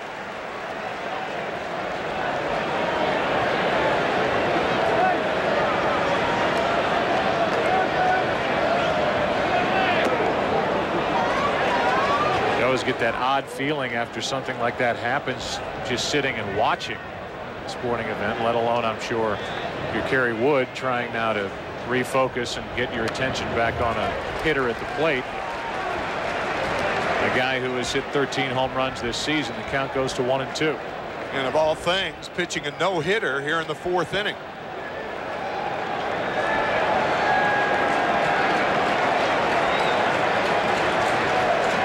Ball and 2 strikes. Another strikeout for Kerry Wood. He has 6 on the afternoon. The Yankees go in order. Cubs coming up, including Sosa. No score. The Braun Synchro is the world's first shaver with a 4-way moving head, so it catches more hair in fewer strokes for a closer shave. Only it moves so fast, you can't see it, but you can hear it. And to keep it feeling like new every day, its automatic self-cleaning system thoroughly cleans the shaver in alcohol, leaving nothing to come between the shaver and your face. Braun, designed to make a difference. Some people believe there's a carpentry gene, and I think I got it. Hanging things, I'm a little hit or miss on. But with the Black & Decker Bullseye, it's foolproof. I just find a stud, hang it on the wall, and it self-levels. Gives you a straight line every time. The Bullseye from Black & Decker. Now on DVD, he will recruit you. Reach the parking lot with an asset who intends to have sex with you. You want us to pick up a girl? 5, actually. He will give you everything except a way out. You want answers, you're in the wrong job. The Recruit on DVD. The perfect...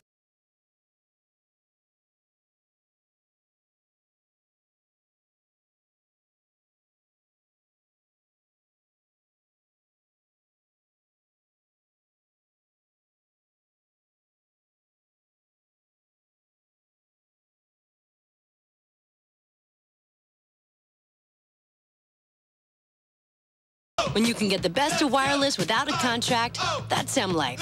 Go phone, only from AT&T Wireless. I really hate the way I live now. I hate my life now. Maybe in my next life, I'll have a better life. Mike Tyson, Beyond the Glory. Tired of all those shows with so-called real people that look anything but real? Well, don't hate them. Join them. This summer, we're sending 11 sexy singles to live in luxury at the exclusive Paradise Hotel. Now, for the first time ever, you can go from viewer to star just by watching, because every week someone new will join the cast, and that someone could be you. Paradise Hotel, premiering Wednesday, June 18th on Fox. Parental discretion advised.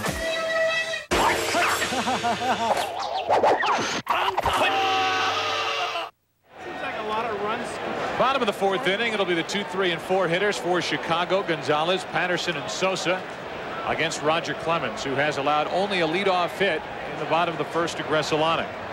He has 1 strikeout. He struck out Kerry Wood last inning.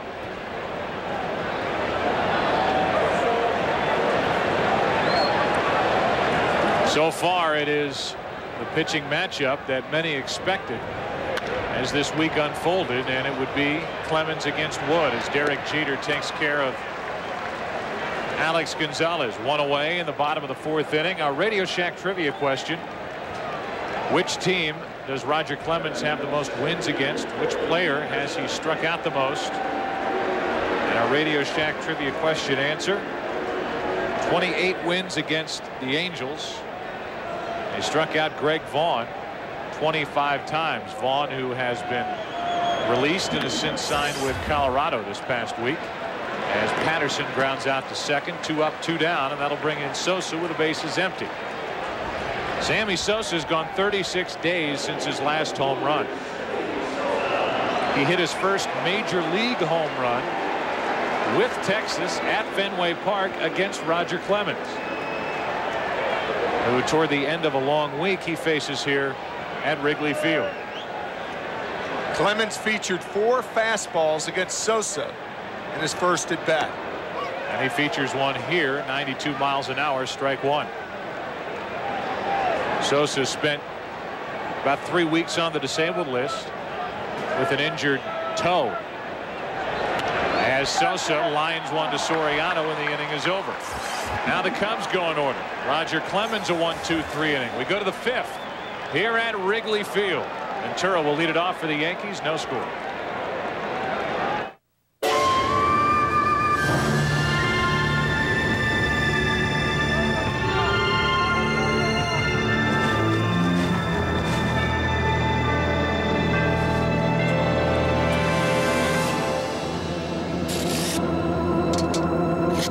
Sosa. Jace. Hey, oh, come on. 2 out of 3. I don't think so. Hey, who Babe Ruth? The first major advance for the fastest treatment of athlete's foot is Lamisil AT. Lamisil AT is the first non-prescription medicine proven to kill the fungus with just 1 week's use. Not even a prescription can beat that. Lotrimin AF and Tinactin still expect you to treat for 4 weeks. Who's going to do that? When your feet itch and burn, using Lamisil AT 1 week keeps you athlete's foot free 3 months. Lamisil AT. There's no better way to cure athlete's foot.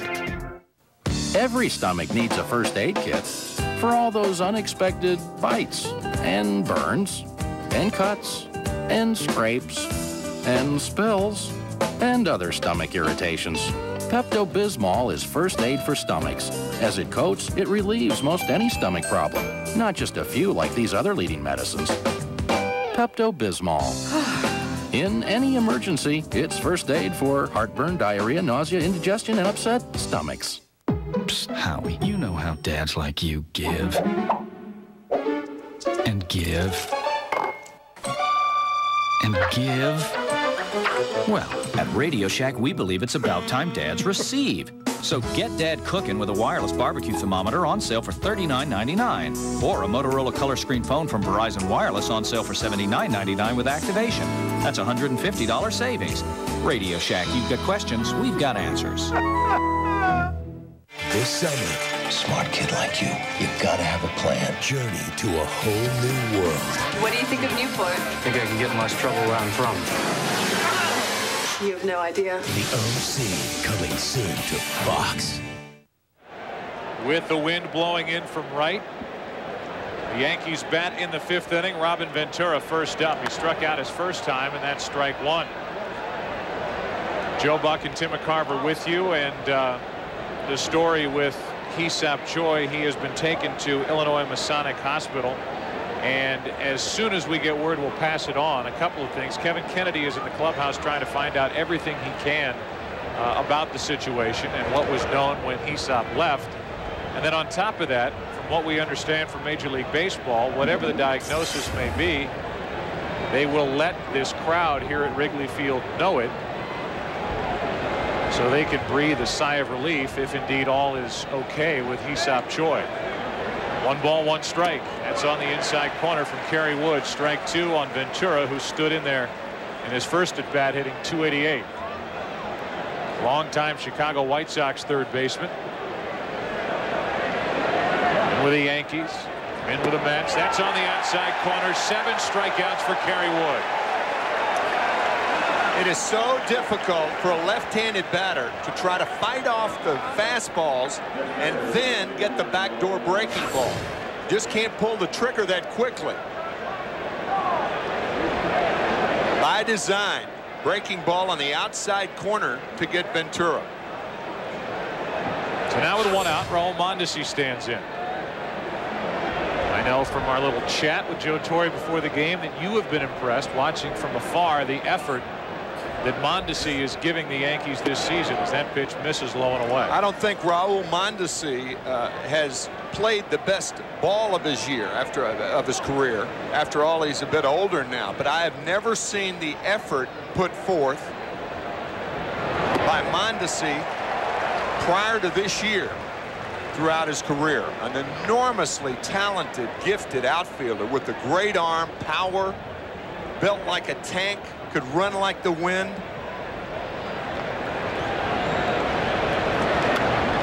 Check swing for strike 2. There are those in Los Angeles who think that Mondesi flaunted a lot of that, did not live up to capabilities. It's always a hard thing to pinpoint, but this year, I'll tell you, he is playing very, very hard for Joe Torre and the Yankees. 1 and 2 strikes, and that just missed Mondesi. Able to get out of the way, 2-2. Intentional or not, that will be in the mind of Mondesi as he digs his way in gingerly on a 2-2 pitch facing Kerry Wood, who has hit 10 batters this season. A lot of times Kerry, his breaking ball breaks so much he hits hitters.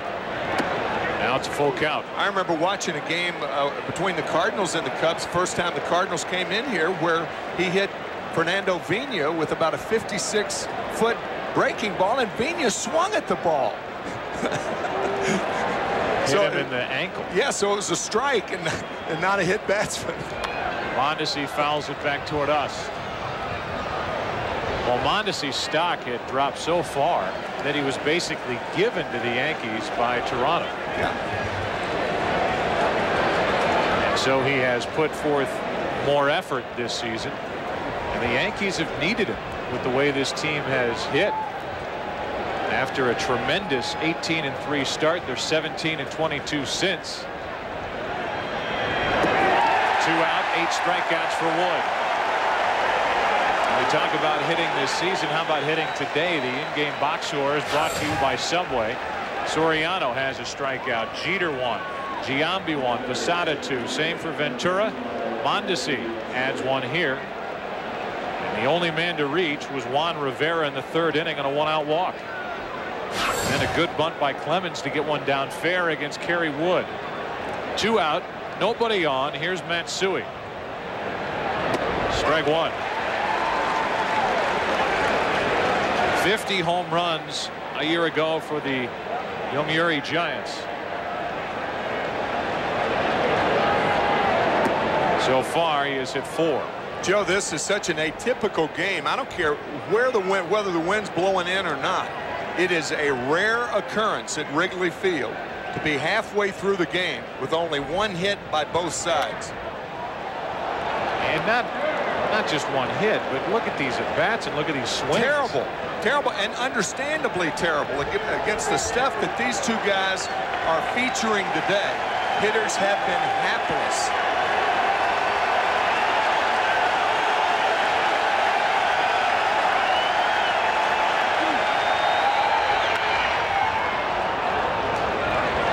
.4-mile-an-hour breaking ball, and it's hooked foul.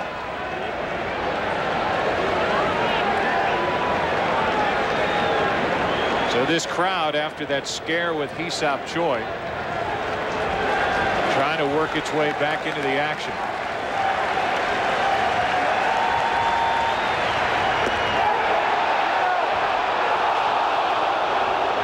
Two balls, 2 strikes. That was close.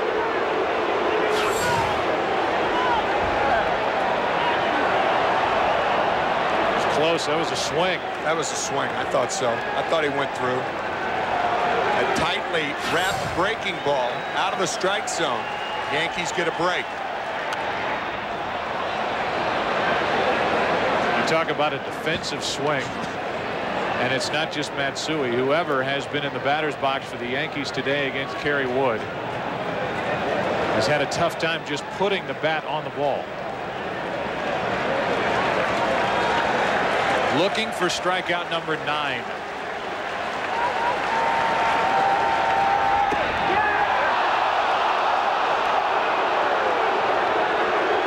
Full count.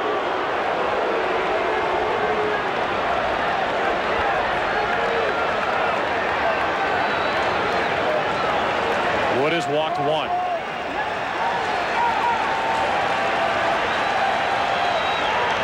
Ripped into right field. That ball's got a chance to go. 1-0 Yankees.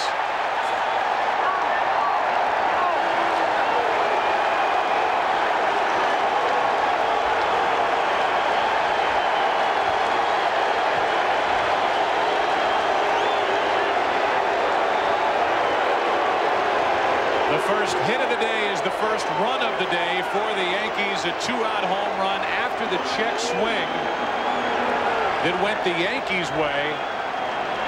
Matsui gets another chance and makes the most of it. That's what Dusty Baker was looking down at third base umpire Laz Diaz. Furious. That was a 3-2 breaking ball. And remember earlier we talked about Joe Torre's admittance that Hideki Matsui was having trouble with the two-seam fastball.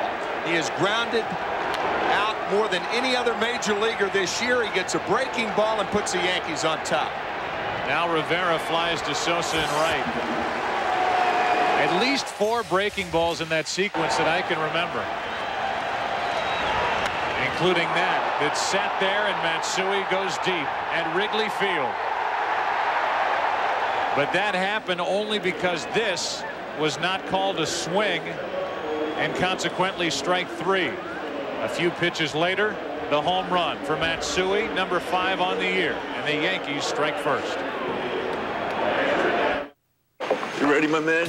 I was born ready. Hey, Rick, sure is getting close to lunchtime, huh? It sure is, Jim. Any ideas? Well, Subway's got something delicious, like the new Chipotle Southwest Steak and Cheese. Sliced steak topped with melted cheese and a new Chipotle sauce for an added spicy kick. Served hot on fresh baked gourmet bread. You know, I can go for one right now. Yeah. Whoa. Excellent work, my friend. Yeah. Subway, eat fresh. You gelling? No telling how much I'm gelling. You gelling? You know I'm gelling. Hey, Ellen, you gelling? I'm gelling like a felon. You want some melon? Nah, but hey, I'm like mud gelling. I'm so gelling. Nice. Are you gelling yet? Dr. Scholl's massaging gel insoles are made from the softest gel ever created. If you and your shoes don't feel outrageously comfortable, you get your money back. Guaranteed. I'm gelling. You're not gelling. You're so not gelling. Are you gelling yet? Dr. Scholl's. Look, feel, do better. No matter where you are, with Sprint wireless phones from Radio Shack, you can take and send pictures instantly. Not that I'm going Hollywood or anything.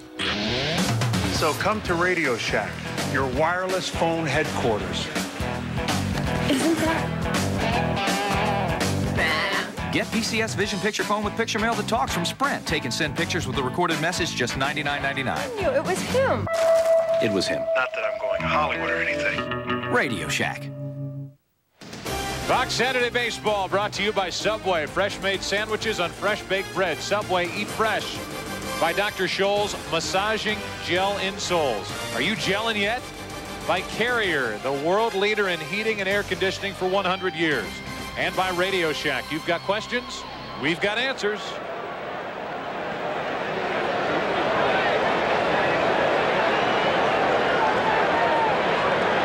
The Yankee hitters saying, all right, Rocket. There you go, big man. There's your run. 1-0 as Clemens makes his bid for career victory number 300. Moises Alou first up. Breaking ball for a strike. Karros will follow, and then Lenny Harris.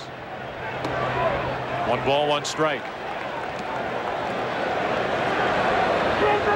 This is a rather young umpiring crew working this series between the Yankees and the Cubs. 1 ball, 1 strike. That includes Dan Iasonia behind the plate as the count goes to 1-2.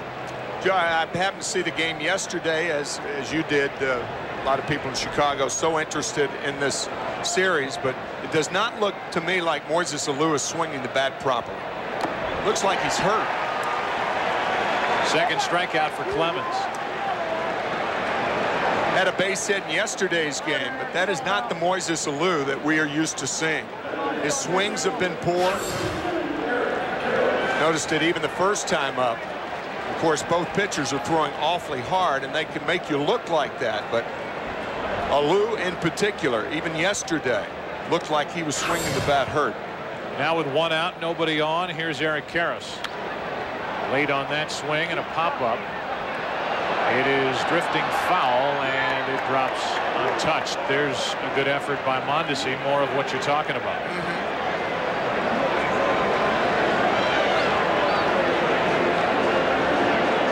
Roger Clemens trying to get through the 5th inning with a lead. It's Karros now, Lenny Harris on deck. Dangerous play. Most mounds that are in the field of play are dangerous. Mondesi trying to avoid the little rise in the mound. That, of course, where pitchers warm up. Bullpenners, starting pitchers. Just here hit it from Roger Clemens, and Karros couldn't. 0-2.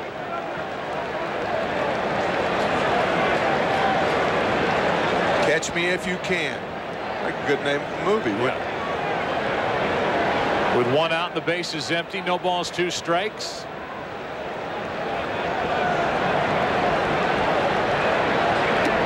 One and 2. Roger Clemens lost to the Red Sox in New York on May 26th. Lost on Sunday, or at least got a no decision. Lost the chance to win his 300th.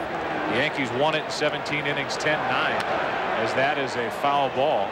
And Clemens had allowed 14 runs in his last 2 starts. A different sort of Roger Clemens here today.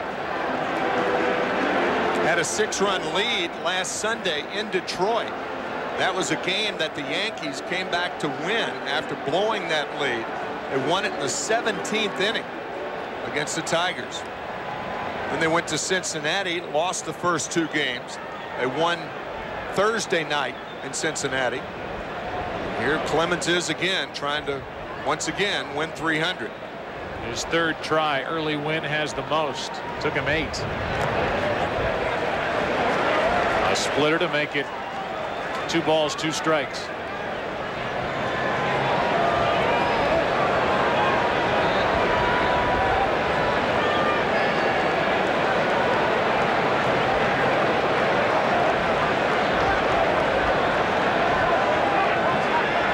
Clemens' best year in the big leagues, 1986, 24-4.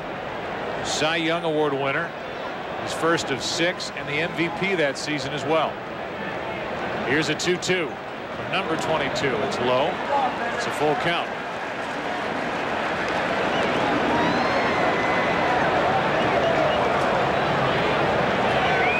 There's the resume for the future Hall of Famer.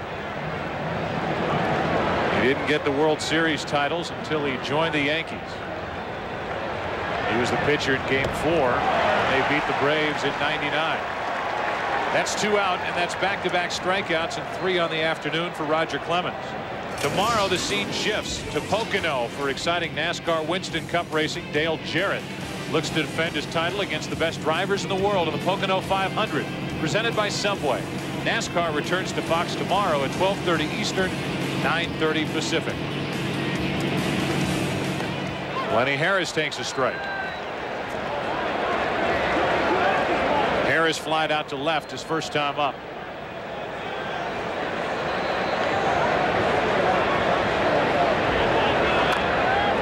Now it's 0-2, and Clemens could strike out the side. Roger Clemens looking for his 4th strikeout. He came into the game 9 strikeouts shy of becoming just the 3rd pitcher in Major League Baseball history to reach 4,000 in his career. Harris didn't go.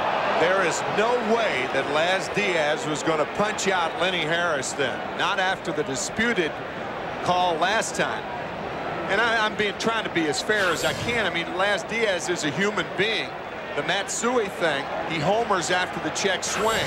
I didn't think Harris went around. I thought that was a good call. Not so with Matsui. I thought he went around as you did. 2 balls, 2 strikes on Harris now, as Dusty Baker did. He thought Matsui was finished. He thought the Yankees were finished hitting in the top of this 5th inning. A couple of pitches later, Matsui hit his 5th Yankee home run. 2-2 pitch. Another strikeout. That's 4 on the day. Clemens now 5 shy of 4,000 in his career. 1-0 Yankees after 5 at Wrigley.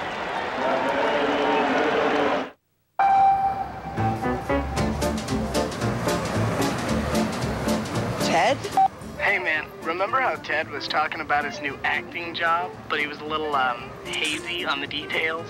Right up here, baby.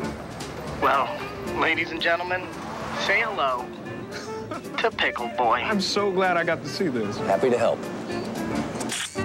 Introducing Picture Mail That Talks from Sprint. Share it when it happens. Every stomach needs a first aid kit for all those unexpected bites and burns and cuts and scrapes and spills and other stomach irritations. Pepto-Bismol is first aid for stomachs. As it coats, it relieves most any stomach problem, not just a few like these other leading medicines. Pepto-Bismol.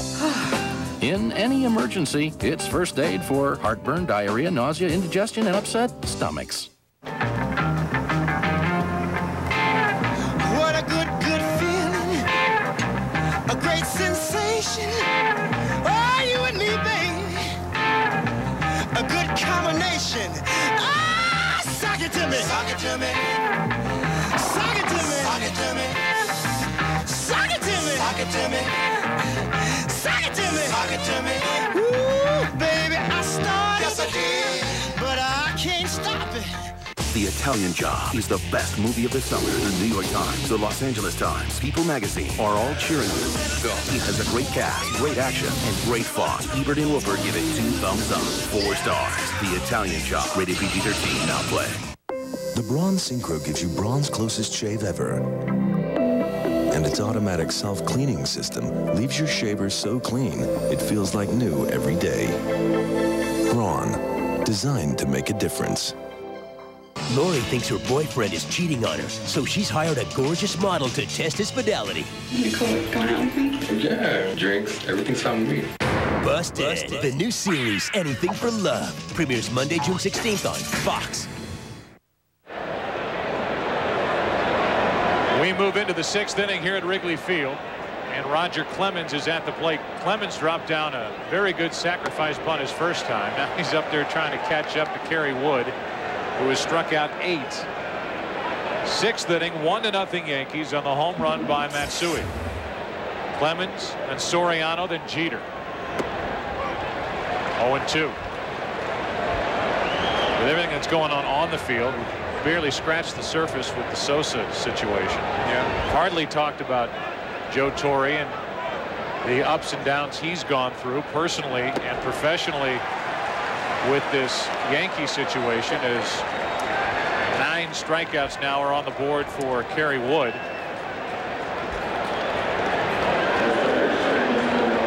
And with 1 out, nobody on, Alfonso Soriano walks in. The only reason I brought up earlier about the barrel of the bat having Sosa's name on it, I think it would work in a way to Sosa's defense if his name was on the barrel of the bat that was corked that broke in the game. If it isn't, if it's a blank bat or if it's the name, you go through these bat racks in a dugout and you can find names on bats from guys who've been traded 10 years ago. That's true. That's right. I mean, there may be a McCarver bat down in the bat rack right now for the Cubs. I was traded a little longer than 10 years ago. You never know.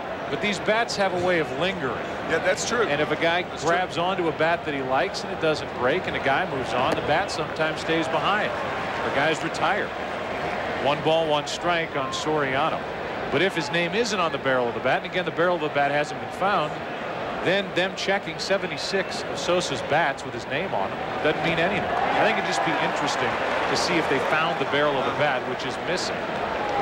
Bat boy grabs it after the barrel of the bat breaks on that Tuesday night against Tampa Bay, and it hasn't popped up since. It will. I guarantee it will. But not now. 1 ball, 2 strikes. 2 balls, 2 strikes. It is just the talk of this town. It's the talk of the, as you brought up in the opening, it's overwhelmed all the other sports stories in baseball and other sports. On 2-2. That's a foul ball. And we've all heard by now, or most have heard, the charges by Pedro Martinez and others that it's racially motivated. And believe me, I have no business stepping out on this limb because I'm not a Latin ball player in the big leagues. But my personal opinion is that there is so much awe involved here because Sammy Sosa is so loved. Right. Because he is such a hero to so many in the game that it was stunning and heartbreaking in a way that there was cork in his bat. Yeah, there's empathy for Sosa, not the reverse. I mean, how can you not love Sammy Sosa with the way he plays this game? The home runs that he hits, 3 times he has hit 60 or more home runs, the only player in Major League Baseball history to do it. That moment here at Wrigley, carrying the American flag around with him on a home run tour, and then playing to the cameras the night in September of '98 with McGuire, looking at the fans, smiling. I mean, this guy is everything to me that's right with the game of baseball, and then that happens, and it's like throwing a stick in the spokes of some kid riding a bike. People are dumbfounded. Baseball fans are saying, how can that happen?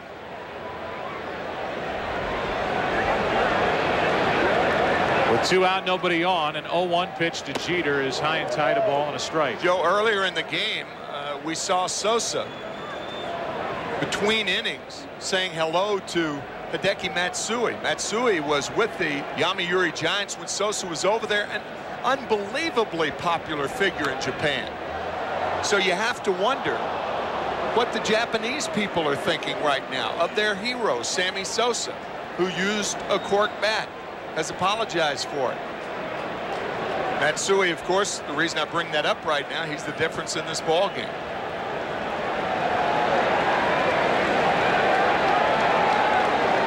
Two out, nobody on, a ball and 2 strikes on Jeter. Just blown away.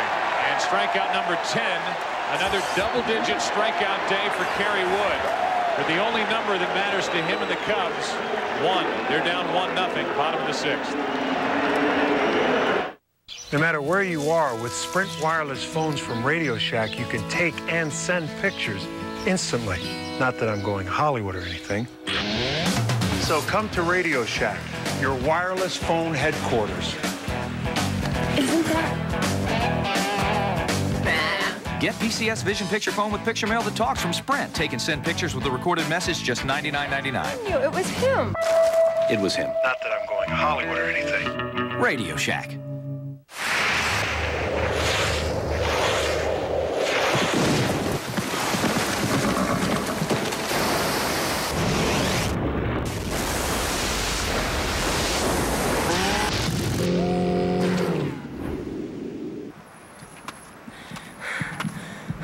The best things in life are pure. Aquafina. Purity guaranteed. Now may be the best time ever to buy a Carrier heating and cooling system. Introducing Cool Cash, where you can get a rebate of up to $600 on qualifying new Carrier systems. Call 1-800-CARRIER for a participating dealer. The Braun Synchro gives you Braun's closest shave ever. And its automatic self-cleaning system leaves your shaver so clean, it feels like new every day. Braun, designed to make a difference.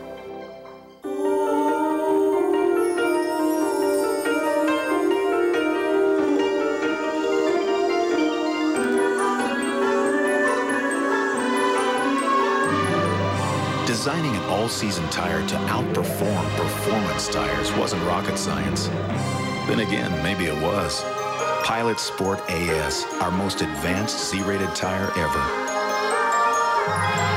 Michelin, because so much is riding on your tires.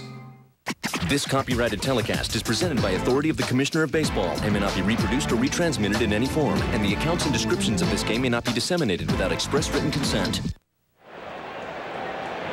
We move to the bottom of the 6th inning. The Cubs bat. They have the bottom 2 in their lineup. Miller, then Kerry Wood, then Gressolonic. 1-0 Yankees on the Hideki Matsui home run, which happened in the 5th with 2 out. And a riding fastball from Clemens is high for ball 1. Miller, his first time, grounded out to short. It was a 5-3 victory here yesterday for the Yankees over Chicago, and that's pretty well hit down the left field line. Off the bat of Damian Miller into the corner, and it's a fair ball. Miller will cruise into second with a leadoff double.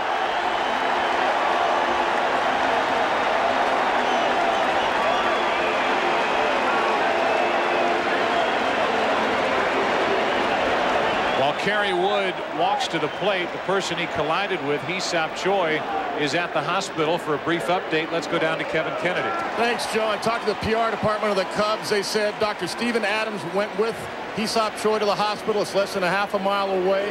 He was conscious and moving when he got into the ambulance. So that's good news, I think. Good news. And if we know any more, we'll pass it on. And they plan to announce something to the crowd if they have something more concrete before the end of this game. Right now, Wood is trying to get Miller over to third. Keep in mind, Giambi has a poor throwing arm at first base. If you bunted hard to him, throwing to third would be a remote possibility. The one flaw in Giambi's game is he is a very, very poor thrower. The former third baseman is Giambi. It's back to Clemens. He has no problem throwing. And out at third is Miller, one away.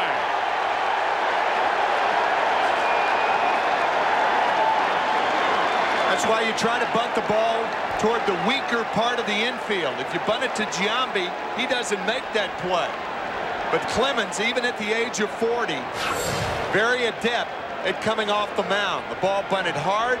Damian Miller is not a fast runner. He's a catcher. And a fairly easy play. Watch Ventura. He moves in and now back. The turn and the throw by Clemens in time to get the slow-footed Miller. Did you happen to catch Clemens' reaction? Like a 20-year-old rookie. Yeah, that's a big, big play in this ball game. Now they're looking at the glove hand of Ventura. Ventura got spiked by Damian Miller as he came sliding into third base. A lot of times when a third baseman's trying to catch the ball, he knows the runner's near, and when he comes back, he doesn't know where the spikes are. That was a clean play by Miller, just a straight-in slide. But Ventura's back's to the play. He doesn't really know, but he comes over. He doesn't know where the spikes are, and it ends up going above the glove. Nice play by Ventura, but he suffered an injury in the process. Wood's upset because he bunted the ball back to Clemens, and he should be. So Wood now has to run the bases, 1 on, 1 out. And Clemens gets a chance to loosen that throwing arm, as now everything appears to be okay, or at least okay enough for Ventura to continue. So a leadoff double, and the Cubs and Kerry Wood can't take advantage of it. Bunt back to Clemens. The fielder's choice 1-5. And now it's a runner at first, 1 out. For Gresselanik has hit the ball well today. He is singled. He is lined to center.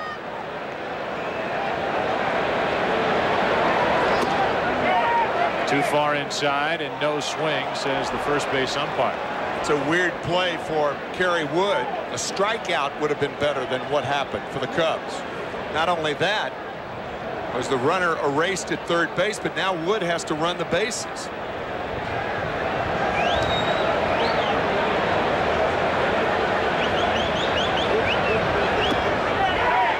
Home plate umpire Dan Iasonia, who on what could be a very historic day is working the plate. Dan Iasonia is listed as a AAA reserve umpire, and he's working the plate here at Wrigley Field with Roger Clemens and Kerry Wood hooking up, as Kerry Wood is on the short end of a 1-0 Yankee lead as Clemens pours one in for strike 2. Clemens with 299 career victories and 4 strikeouts on the afternoon.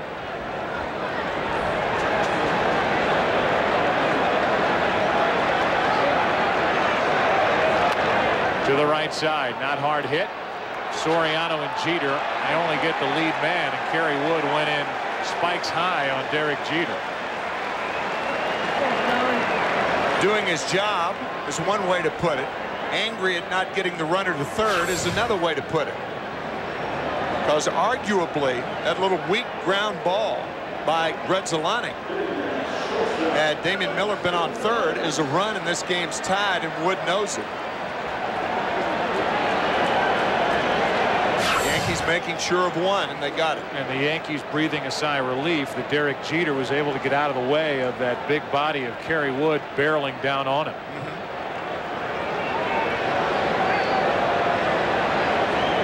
So it's a runner at first, 2 out, and Alex Gonzalez, who has dropped down a bunt and grounded out, stands in.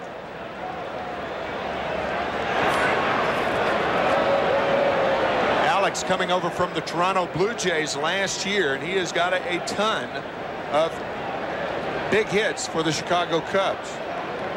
8 game-winning hits in last at bats. Mr. Walk-Off, they referred to him. No balls and a strike. Our Sprint virtual manager question: which cap should be on the head of Clemens on his plaque in Cooperstown? And 55% said Yankees, as opposed to Red Sox. With Boston, he won 192 games from 1984 to 1996. In Toronto, he was there 2 years. Clemens was there in 97 and 98. He had 41 wins and 2 Cy Young awards, and then traded to the Yankees February of 99 for David Wells, Graham Lloyd, and Homer Bush.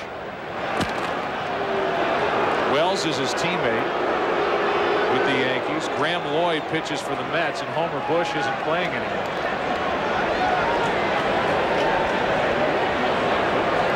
Runner at first, 2 out. No balls and a strike on Gonzalez. Gonzalez running, and the throw by Posada sails into center field, and now Gonzalez will be 90 feet away with 2 out.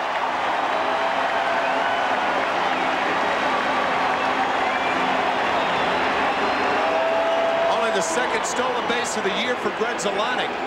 He chose a good pitch on which to run. It was a splitter that was effective. Looked like a slider, not a splitter, but a poor throw by Posada gets by Soriano. That in-between hop over the glove of Soriano, and a throwing error on Posada. And now that kind of changes the way you call the game. If you're Posada, you've already committed an error. If you call for the splitter, which could be the right pitch, that could be the pitch that rolls to the backstop. Remember earlier, we said last year, Posada with a problem catching the ball.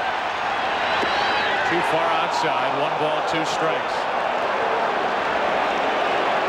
Clemens thought that was a strike. Yeah, I think he let go a little yelp at the end of not getting that called for strike 3.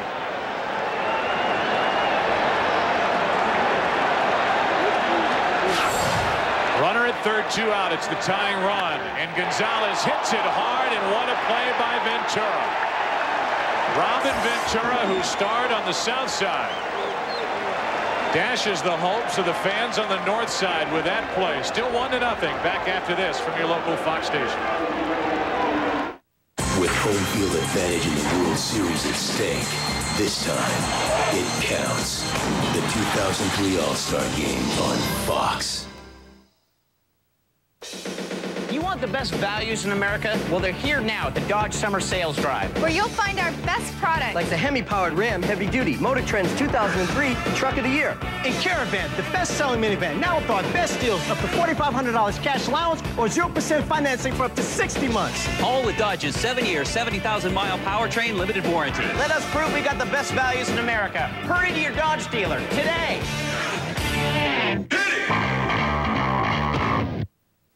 Okay, let's say this is your car and you get into an accident. Oh boy. If you take it to an Allstate recommended repair shop, they'll fix it, so you're pretty happy. You're like, woo, I'm pretty happy. Even better, Allstate guarantees the workmanship for as long as you own the car, which means if even the smallest thing goes wrong, you don't have to pay for it. So you're still happy. You're like, woo, I'm still happy. So there you go, the Allstate Lifetime Repair Guarantee. Call now and find out how you're in good hands with Allstate.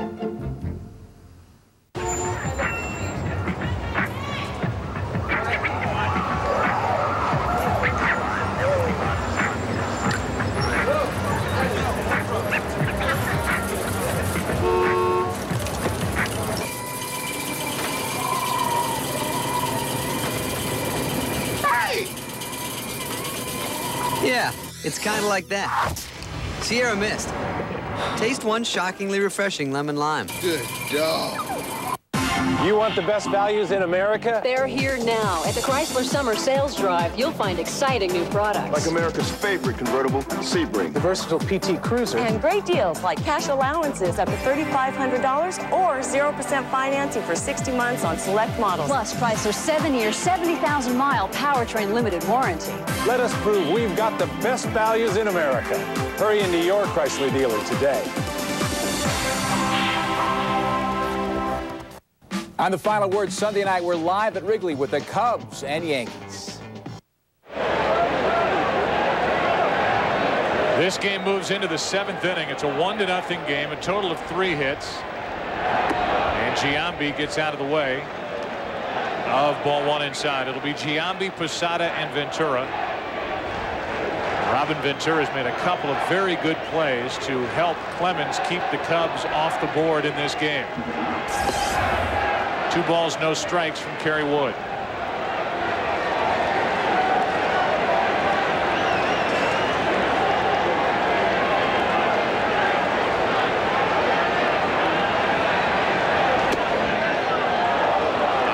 Miles an hour inside for ball 3. Robin Ventura with a run-saving play to end the 6th inning. On 3-0, Giambi takes the 4-pitch walk. Number 1 in the American League now with 42 walks is Giambi, and that's the second handed out by Kerry Wood today. Joe, normally in the 7th inning, when you look down at your scorecard and you see a team has only gotten 3 balls out of the infield all day, you don't expect to be ahead. But one of those balls, a home run by Hideki Matsui for the Yankees. 3 balls have been hit out of the infield today. One by Soriano, the home run, and the fly out to shallow right by Juan Rivera. That's it. A strike hits the inside corner to Jorge Posada.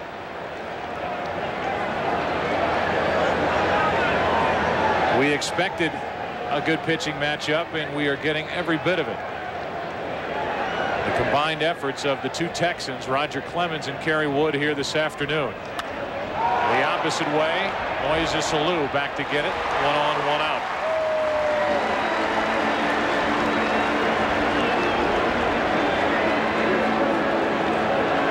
So Giambi's aboard. Robin Ventura's coming up. And I want to wish a happy 7th birthday to my beautiful daughter Natalie. All right. Number 7 on the 7th. Right. Little Nat. That's great. We're in the top of the 7th. The runner at first, 1 out. A run on the board. That's it. It belongs to the Yankees. And Robin Ventura has struck out twice. As we just said, his contribution to this game has come with a glove on his left hand. 1 ball, no strikes. Even the play that he made at third, backing up to take the throw from Clemens, which was about 95 miles an hour, to get the tag down on Miller. Last half inning was a big play. Certainly not a routine play. He caught it in foul territory, had to come back to make the tag. 1 ball, 1 strike. You think your guy Bobby Mercer behind us is getting a little nervous? Look at this. He's going to sing "Take Me Out to the Ball Game." He's the show in about 5 minutes or 3 minutes away this game's going. We'll save the public and go to commercial. 1 ball, 1 strike, 1 on, 1 out. And a ball down and in, 2-1. There's Bobby Mercer. And there's the top of Tim's hair. Well, I've heard Bobby sing the blues a lot. I've never heard him sing "Take Me Out to the Ball Game." Nor do we particularly want to. No. Here's a 2-1 to Ventura. Off the hands. Good pitch by Kerry Wood. 2-2. To look at the big picture for a moment, the Yankees come in after having fallen out of first place this past week with 2 terrible games at Cincinnati to start this interleague action. Now they're a game and a half up on Boston in the AL East. Meanwhile, the Cubs, with last night's victory by Houston, come from behind over Tampa Bay. The Cubs are out of first place for the first time since the 15th of April, tied with St. Louis, Both teams a game out behind Houston. And what a year for Joe Torre. Finding out from his general manager, Brian Cashman, that Derek Jeter had been named the 11th captain in team history for the Yankees while they were in Cincinnati, of all places. He didn't get the call from George Steinbrenner. He finds out from Brian Cashman, and from the reports when Jeter signed his contract a couple of years ago, Joe Torre was cool to the idea. People then take the action by Steinbrenner to be a little jab at Joe Torre's power and leadership of this Yankee team on the field by doing so and not consulting him. 2 balls, 2 strikes. Full count now on Ventura. Not only that, but when Derek Jeter signed the $19 million a year contract over 10 years, $190 million, the press conference was held over the weekend when press coverage is on the telephone. Because it was a conference call because George Steinbrenner was upset at Derek Jeter getting $19 million a year. Go figure. I mean, here's one of your stars, like General Motors making a good car and then saying it's not a real good car and trying to sell it, peddle it to the public. Give me a break. 3 balls, 2 strikes, runner at first, 1 out. Now what's Mercer doing back there? Turning his back to us. Here's a 3-2 pitch and a fly ball into left. Moises Alou takes it in, 2 out. You know, we talked about that sequence and the 3-2 curveball to Matsui. The difference in this game, the batter before him, Raul Mondesi, swung and missed at a 3-2 breaking ball. That was the 2nd out of the inning. And now the sequence to Matsui. Missed with the fastball. Now with the count 1-2. That's the disputed pitch. Did he go too far? Cubs thought so. The Yankees said no. And on the 3-2 curveball, difference in the ball game. 1-0 New York. 5 breaking pitches in that series to Matsui when nobody can hit his fastball today. That's right. And the reason we showed that 3-2 breaking ball to Mondesi is a lot of young pitchers think that a good breaking ball to a right-handed batter would have a similar effect on a left-handed batter, and that is not true, and it's a very important point for young pitchers to know. Left-handers view them differently. They pick it up quicker. Mondesi rips one into left field, but Alou ties a record. He made all 3 putouts in the inning. Here you go, Bobby, it's all you. Time to stretch. 1-0 Yankees at Wrigley. Do it, baby.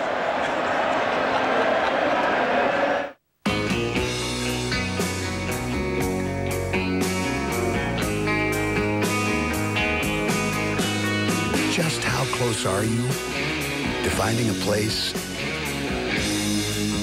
with a spectacular view? Chances are closer than you think. Head for the mountains of Bush.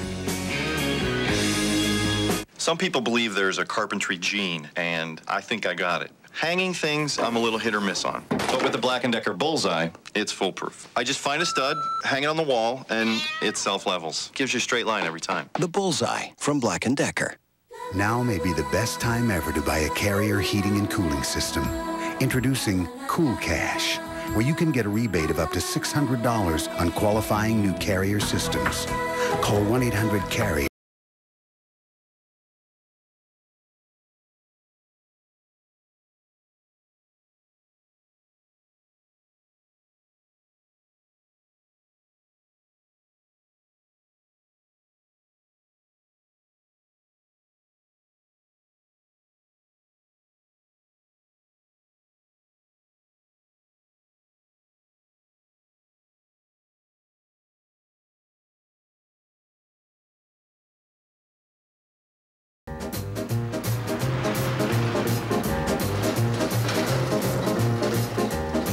The GMC Yukon XL Denali. I blow through here, and the music goes down and round.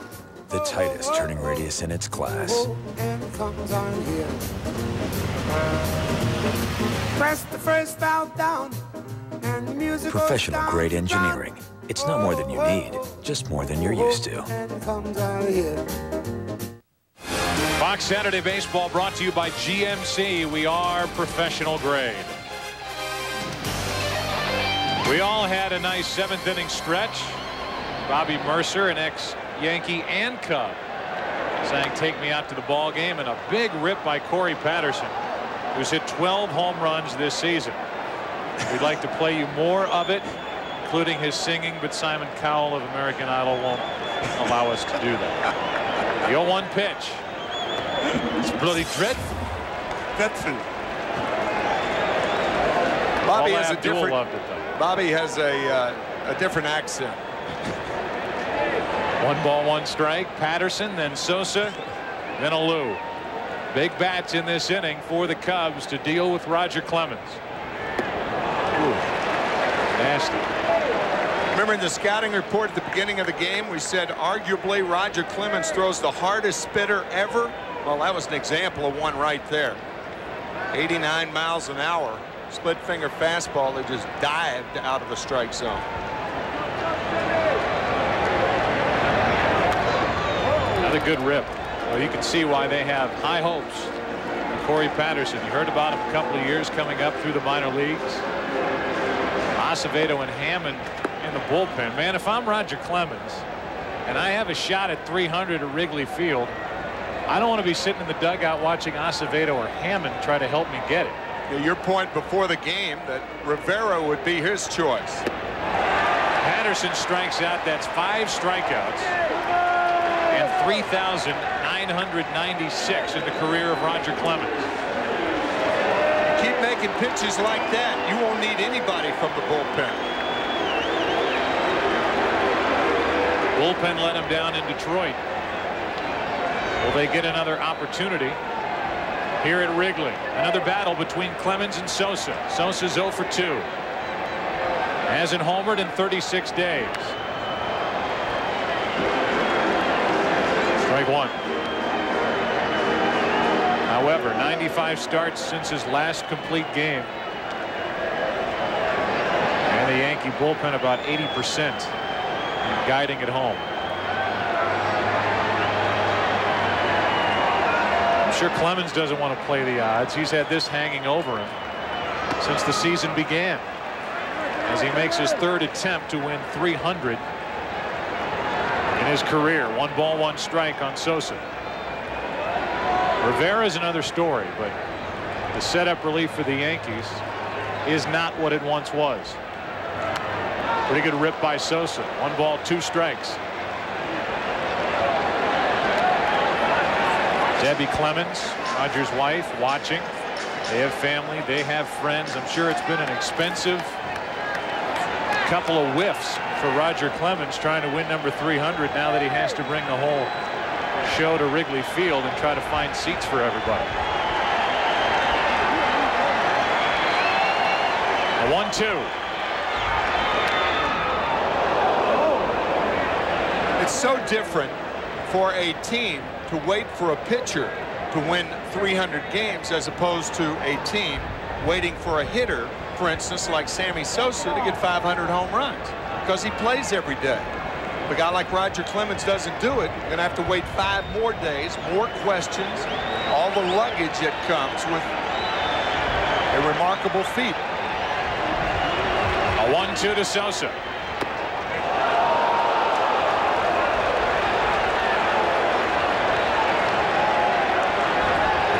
Two balls, 2 strikes.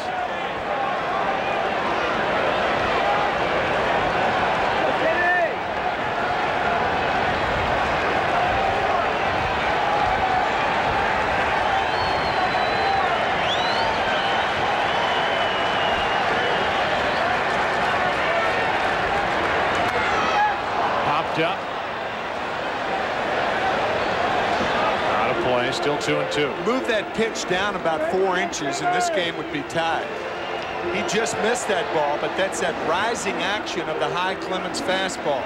Put that fastball down around the thighs instead of between the belt and the armpits, and this game could be tied.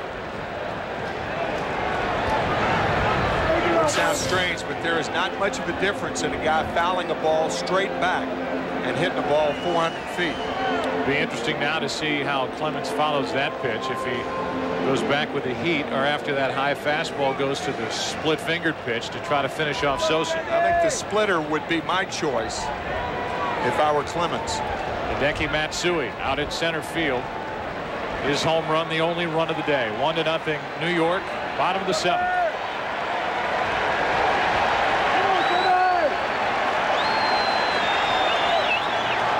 Fastball. On 2-2.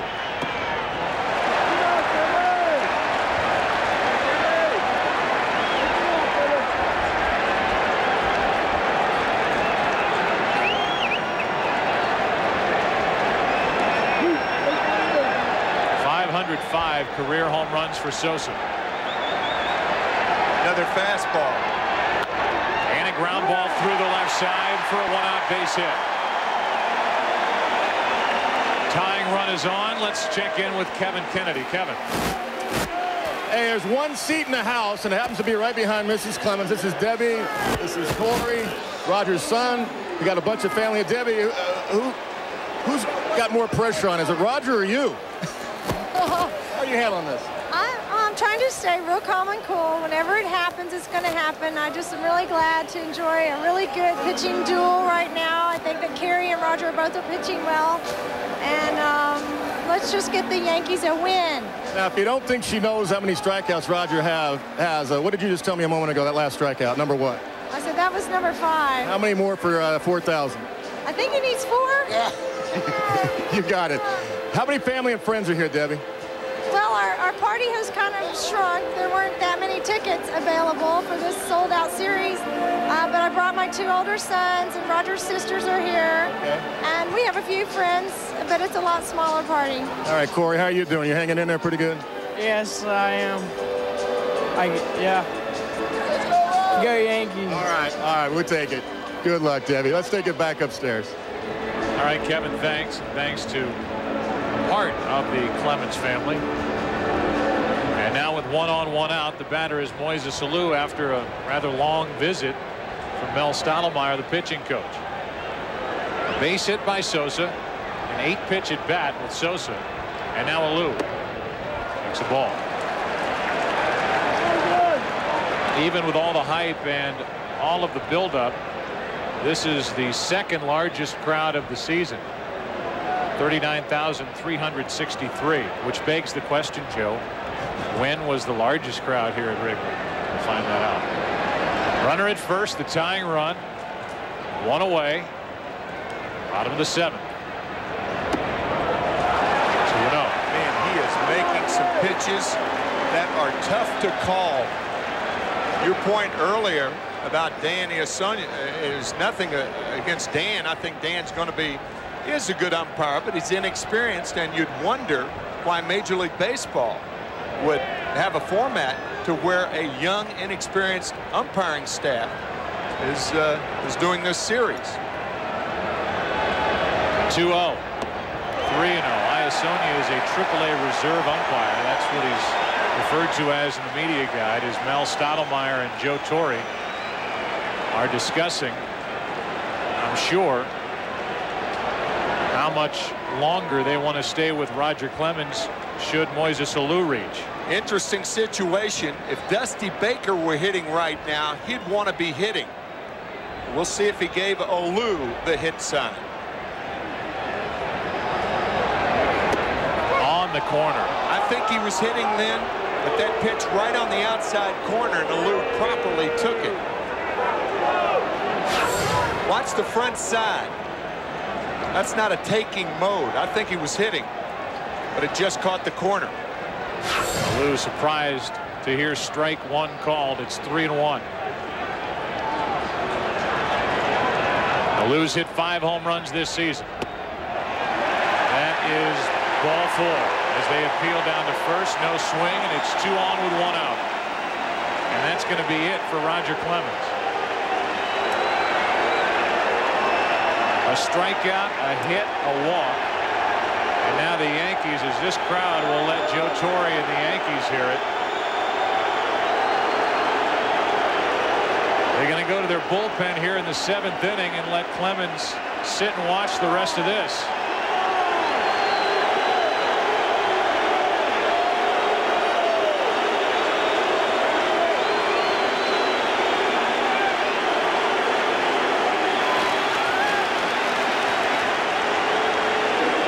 ovation from this crowd now at Wrigley. Boy, unless Roger Clemens said something like, take me out if I don't get him, I would have a tough time justifying taking Clemens out of this game. Yeah. He's gone. Acevedo takes over.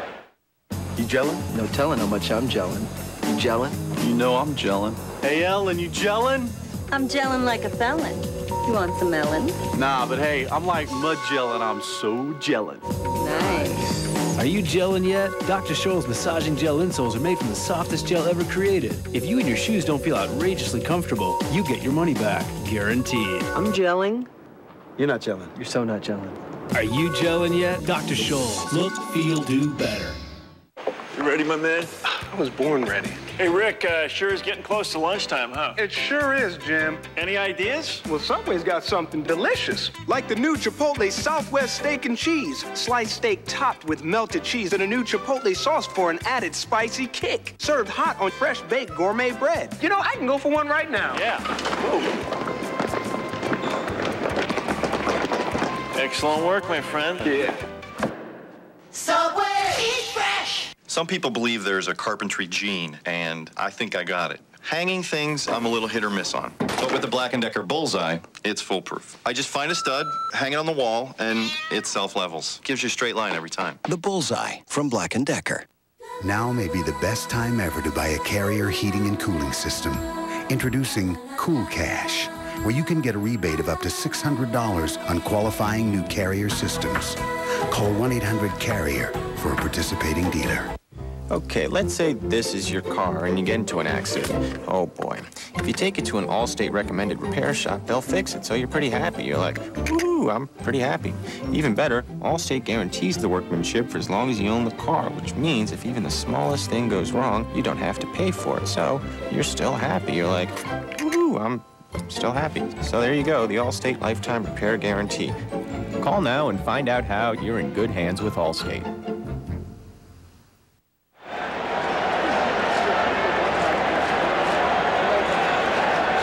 First pitch with 2 on and 1 out to Eric Karros, playing in place of the injured Hee-Seop Choi.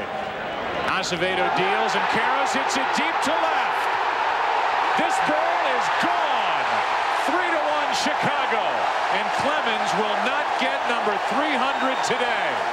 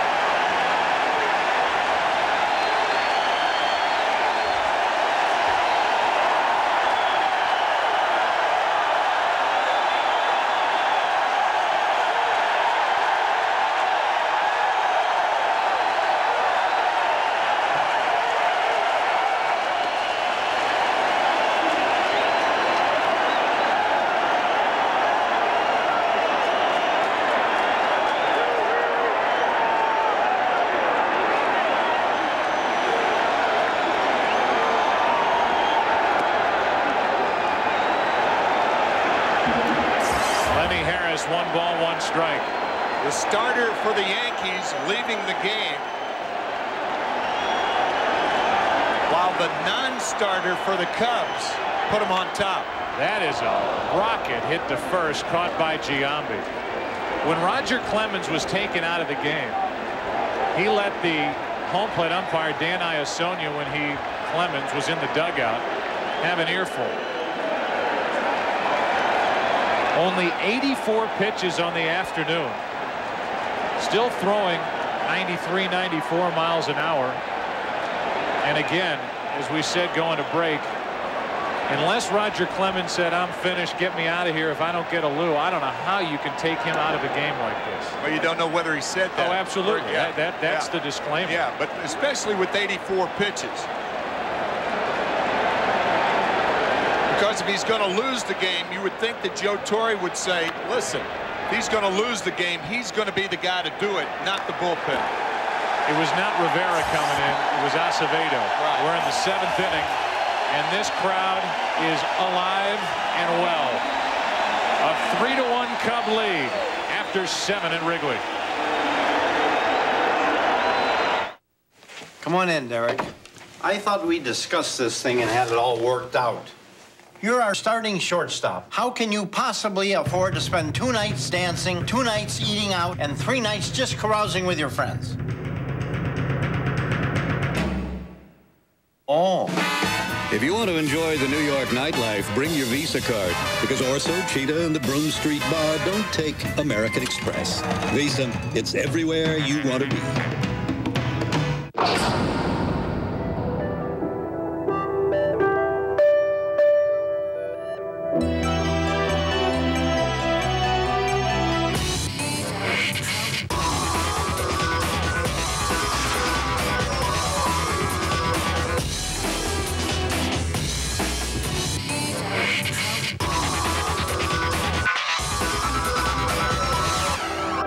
Rebel TI. Get into it. Ants, fleas, and ticks on your lawn can be a real pain. Right, Murphy? But even worse are the bugs that destroy your lawn from below. You see these dead brown patches? Cutworms and grubs eating the roots. The solution? Ortho Bug Be Gone. Bug Be Gone's exclusive formula kills the ants, fleas, and ticks above, and those lawn killers below. Ortho Bug Be Gone. For a beautiful bug-free lawn, guaranteed. Ortho, always the right solution. I love a good thing. Who says too much of a good thing is a bad thing? Sometimes too much of a good thing can be a great thing. Now you can call anyone in America for 3 cents a minute and 39 cents to connect. And that 3 cents gets you Canada and Western Europe, too. Just dial 1010-987. There's no monthly fees, so you only pay for the calls you make. Hey, you know a good thing when you see it. 1010-987. A rate this low never went so far. What will happen when we check 11 sexy singles into the most beautiful hotel in the world? We can't wait to find out either. Paradise Hotel. You watch, you win, you could be in. Premieres Wednesday, June 18th on Fox. Parental discretion advised. Eric Karros took over first base after a 4th inning injury to Hee-Seop Choi. Took the first pitch, a riding fastball coming in toward him. It was up, and Karros sent it up and out. And just like that, the Cubs went on top 3-1. Clemens, no chance in Chicago to win number 300. That will drag on because of this. And what a moment for Eric Karros, the longtime Dodger, to step to the plate and rip that ball out of the park. Wasting no time against Juan Acevado.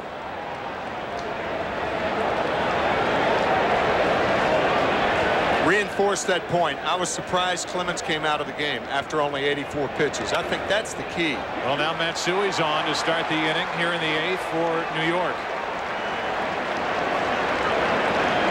Kevin Kennedy managed Roger Clemens with Boston. Kevin, your thoughts? Joe, there's no way Roger asked out of that game. 84 pitches is nothing for him. As we were talking yesterday, he said, Skip, I remember so many times you come out to the mound, I'd have 125, and you'd say, hey, you're our best guy. He'd stay in there. As we've talked about all week, his legs are so strong, his mechanics are so good. There's no way he asked out of this ball game. He never did in 2 years with me. If anything, he's forced himself to go back out for an extra inning when I wanted to take him out. Runner at first with nobody out, Juan Rivera. It's called strike 1. Ruben Sierra, the newest addition to this Yankee team, and you can be guaranteed that before the trading deadline rolls in this season, there will be additions to the setup relief corps for the New York Yankees. In fact, Joe Torre telling us before the game he still believes Jose Contreras will be a major part of the bullpen for the Yankees before the end of the season. And think about it, Jose Contreras has won his last 2 ball games as a starter. Runner at first, nobody out, tying run at the plate. Rivera swings at a terrible pitch that bounced in there, a ball and 2 strikes. That was a tightly wrapped 56-foot breaking ball thrown by Wood. It happened last Sunday in Detroit, and it happened in a blink here in Chicago.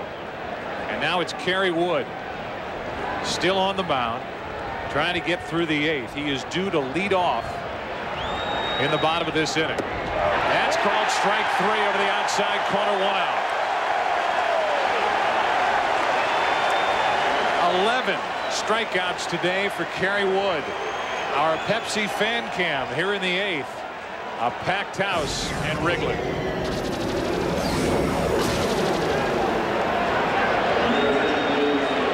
A lot of the kids in attendance here today, and to answer the question, the largest crowd at Wrigley Field this season, Memorial Day against Pittsburgh.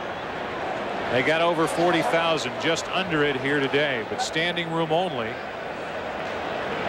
And now with Rothschild, pat on the backside, back to the dugout. It's 1 on, 1 out, and Ruben Sierra, recently picked up from the Texas Rangers, will step to the plate. I remember back in the 1993 All-Star game, Tom Kelly, who was 1992 All-Star game in San Diego. Tom Kelly told me about Ruben Sierra. The one thing you can't do is speed up his bat head by throwing 85-mile-an-hour sliders. Well, if that was true in 92, it's particularly true right now. So I'm sure Larry Rothschild went out and said, if you float a breaking ball into this guy, he can hurt you. If he's going to hurt you, make him hurt you with the fastball. Well, Sierra just took one for strike 1, and it's 1 on, 1 out.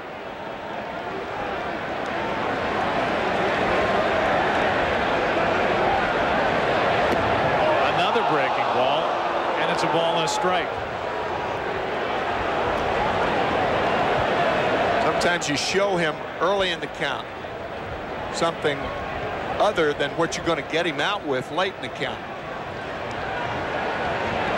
Tying run at the plate, Ruben Sierra. That big swing, which is a reason why you don't want to speed up his bat with something other than, at least what Wood possesses, a blow you away fastball that counts 1 and 2.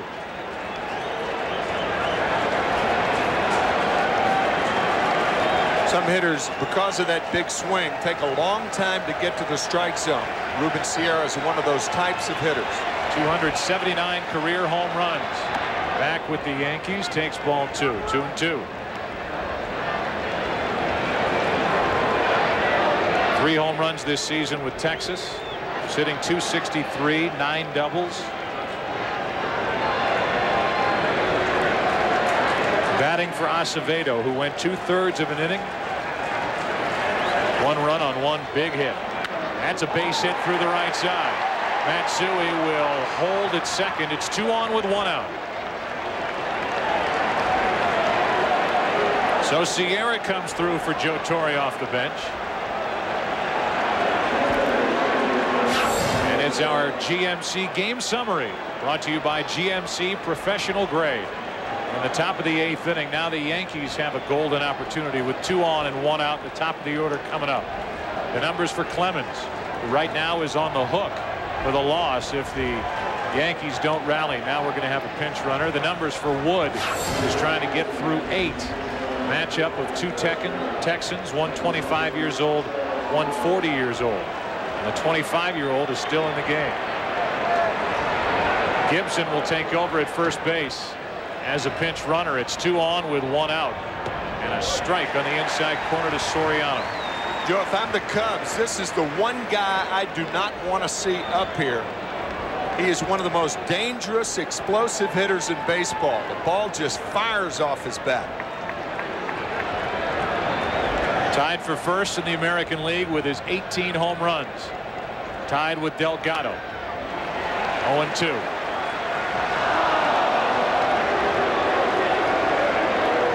Rankings in the American League this year for Soriano. Number 1 in hits in the major leagues. Tied for, or rather first in steals, tied for first in the home run department. Total bases, 9th in RBIs. Tying runs are on. Key here is not throwing a strike. 1-2, 97 miles per hour from Wood. Soriano, perhaps as much as anybody in the game, you can toy with him once you go 0-2. Stay out of the strike zone, and your chances are going to be better. Clemens threw 84 pitches. Wood well up over 100. 2 on, 1 out. And Soriano flies one to center. Coming in is Alou. 2 out. Patterson, the center fielder, broke back after seeing that big swing. And Patterson thrilled to see Alou coming in to sweep in for the catch. Center and right field here at Wrigley Field. Very difficult sun fields. It's #1 now that Candlestick Park has been relegated to a football stadium. Candlestick used to be the toughest from right and center, but now it's Wrigley Field. Now it's Derek Jeter, the second youngest Yankee captain ever, second only to Thurman Munson. He was named back in 1976. Tying runs are on. 2 out. Strike 1.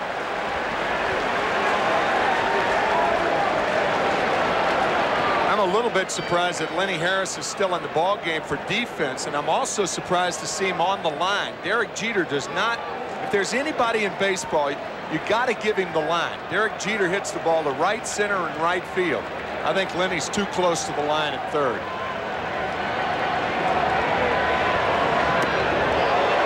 Too far inside, a ball and a strike. Giambi is on deck. And Mike Remlinger is getting loose, the left-hander for the Cubs in their bullpen.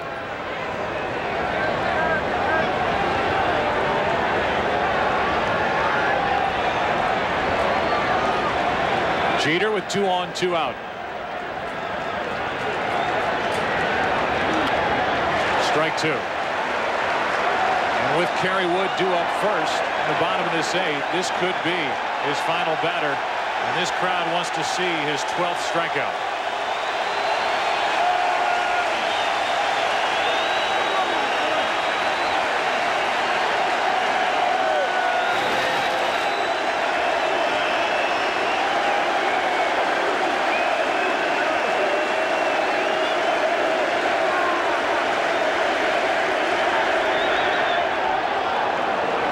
Two and 2. And by the way, a terrific block by Damian Miller to keep the tying run out of scoring position. Yeah, the runner on second getting to third, not nearly as important as the runner on first getting to second.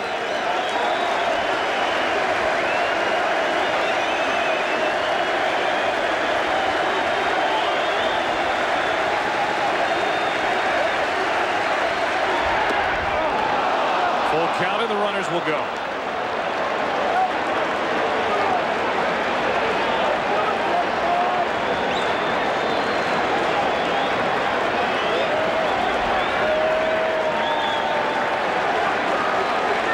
This, you would have to believe, is Kerry Wood's last batter of the day, no matter what. Bases loaded, and now the decision. Dusty Baker just pointed down to the bullpen, but is still in the dugout for the moment. Kerry Wood is coming out. Probably a double switch with Ramon Martinez going to third and batting ninth, and Remlinger in the game. A 1-2 count on Jeter, and Wood lets him get away, and now Kerry Wood will have to go sit and watch his setup relief try to end the inning and keep the lead. Bases loaded, 2 out. Remlinger coming in, Martinez taking over at third, and the big left-handed slugger Jason Giambi coming up for the New York Yankees.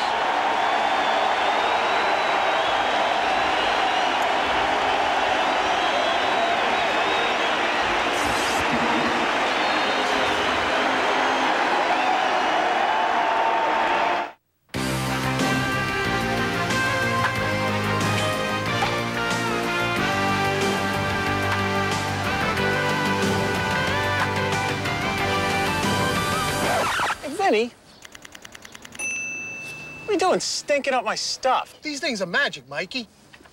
Anybody could hit in these. Anybody, huh? The new MLB Authentic Collection Performance Batting Practice jerseys and caps are here. Now anyone can get them. Crackheads attack cops. Freeze, or I'll put a hole in you. And citizens fight back. You guys have them tied up? Yeah. Outstanding. Cops.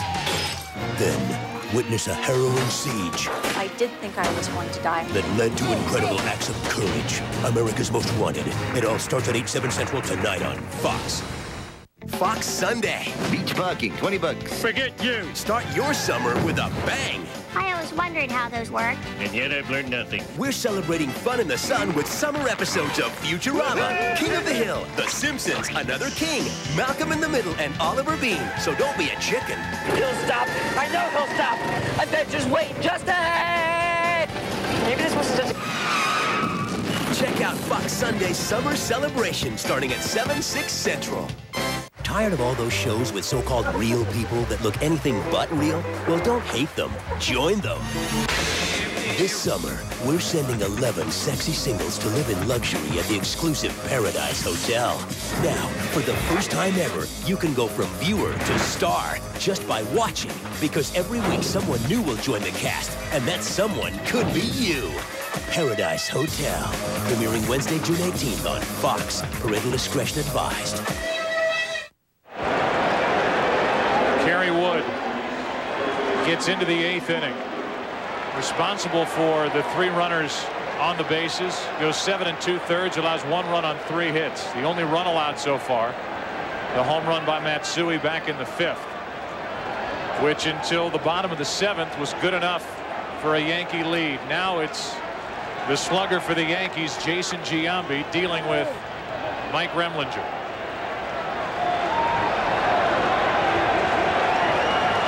Sacks jam, 2 out. Strike 1. Remlinger is the type pitcher that the Yankees, after they let Stanton leave the ball club, really don't have, and that is a matchup lefty. Remlinger is that type for this situation with Giambi. He's also very adept at getting right-handers and left-handers out.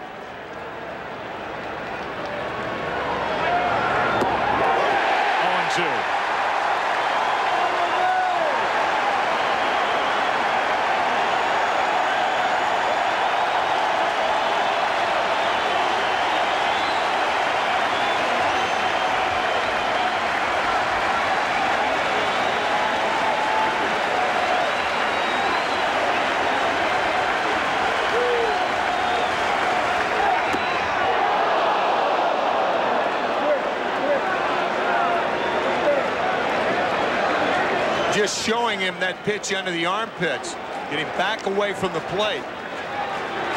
I would think he'd go back outside with the fastball here.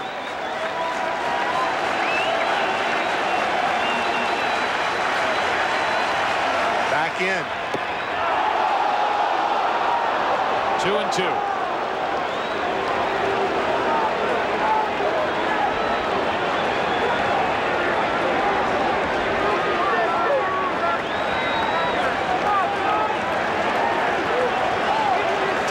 Standing down at second. Go ahead run on at first for the Yankees, who have Giambi at the plate.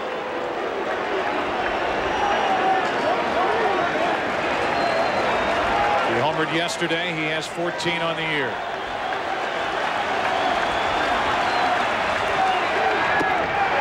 From 0-2 to 3-2. He's got to throw him a fastball here. Predictable pitch. Giambi with good power the other way. He had a home run in yesterday's game.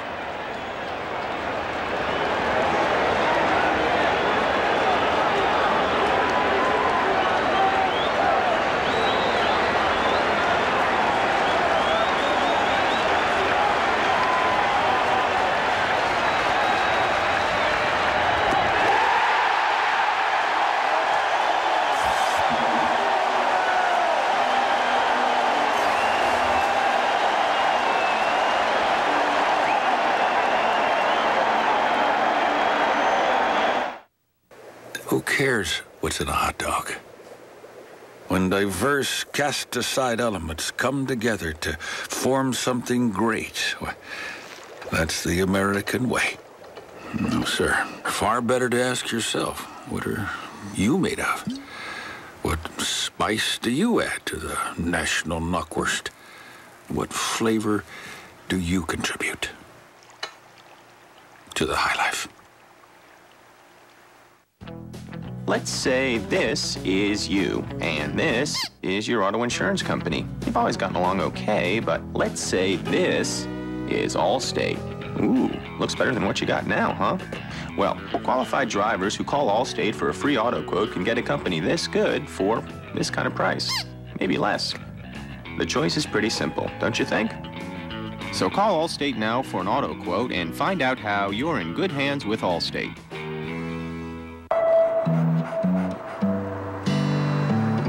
Hey, Gina, so where do you suppose he was going? I think he's sitting at home and he says to himself, today's the day. Today I go for a little ride. See, this just makes my day. And that just made my day. Introducing Picture Mail That Talks from Sprint. And now share all the pictures you want and get a PCS Vision Picture phone for $99.99 after $100 savings.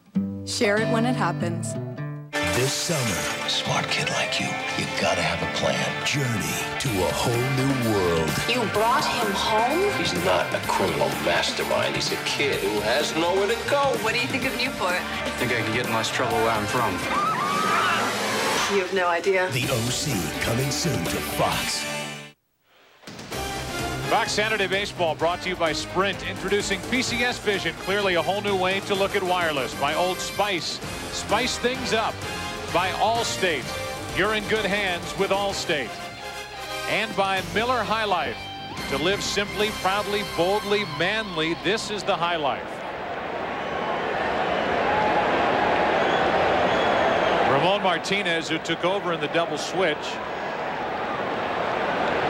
will lead it off for the Cubs against Jeff Weaver, the third pitcher of the day, and now working out of the bullpen for the Yankees, losing his starter's spot after his last effort last weekend in Detroit. Martinez homered here yesterday. Very good, useful utility player is Ramon Martinez, who Dusty Baker had with the Giants.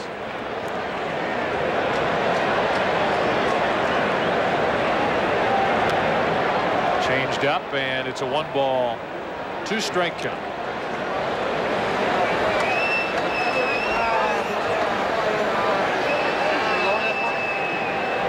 What a day at Wrigley. 2-2. Joe, I saw that scorecard, and I remember Pat Piper, who was here for about 70 years. He was the public address announcer. Gave the lineups every day. He was also the ball man. Used to bring the balls up to the umpire, so he had a dual purpose. People familiar with Wrigley Field over the years can remember Pat Piper saying, ladies and gentlemen, get your pencils and scorecards ready. Weaver. That one got away and almost got Martinez, and it's a full count. They see a load of ability in Jeff Weaver, but turning it into victories and consistent pitching has been tough. Or your point earlier, what Joe Torre told us, that Contreras will be in the bullpen and a big asset to them once Weaver is straightened out. And really, that's been one of the issues between George Steinbrenner and Joe Torre, Jose Contreras, and how it was handled when they sent him out. Joe Torre telling him initially that he was just going back to AAA. Then word came from Tampa he was going down to Florida. Joe Torre was embarrassed. Felt like he had lied to the player as Jeter in the hole. Ball hits off Ventura's glove. Jeter goes to get it. And Martinez is on with what likely is a hit. And it is.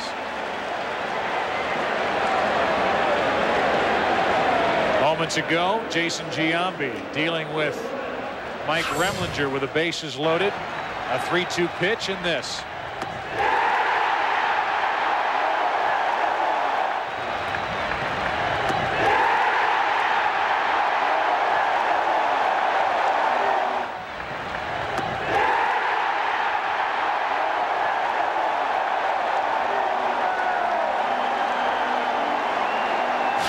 Runner at first, nobody out here, and Gressolanic at the plate. The Yankees expect the bunt just to finish on Contreras and Joe Torre. The perception is that George Steinbrenner said, we're paying this guy $8 million a year for 4 years. He's got electric stuff. I want to see him in the rotation. Well, he eventually got into the rotation last Friday and was outstanding in a win over the Tigers. He won his last time out in Cincinnati as the bunt is good by Gresolonic. The sacrifice is good. 1-4. Down to second is Martinez. We give you our Pepsi All-Star ballot update.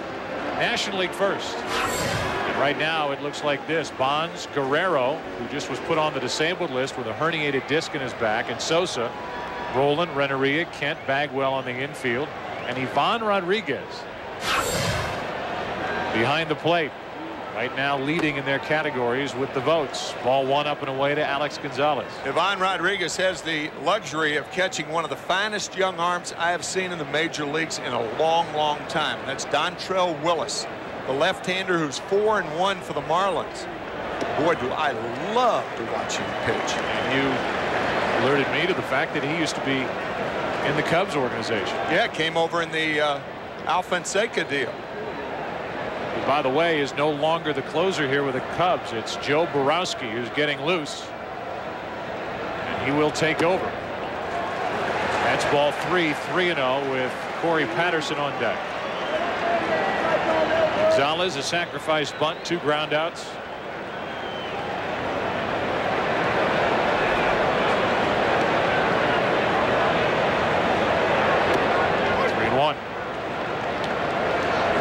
Getting back to the Contreras, you saying that, look, we're paying him $8 million.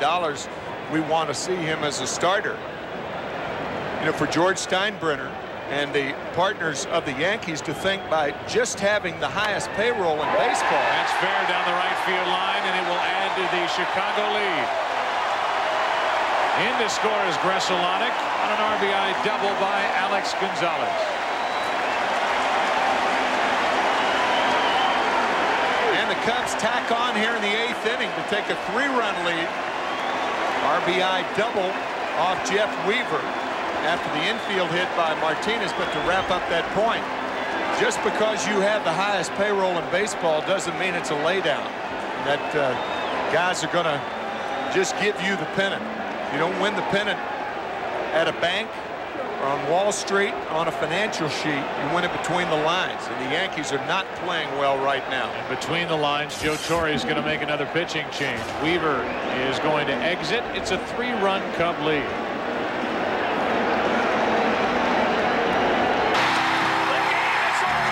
And this is why home field advantage in the World Series means everything.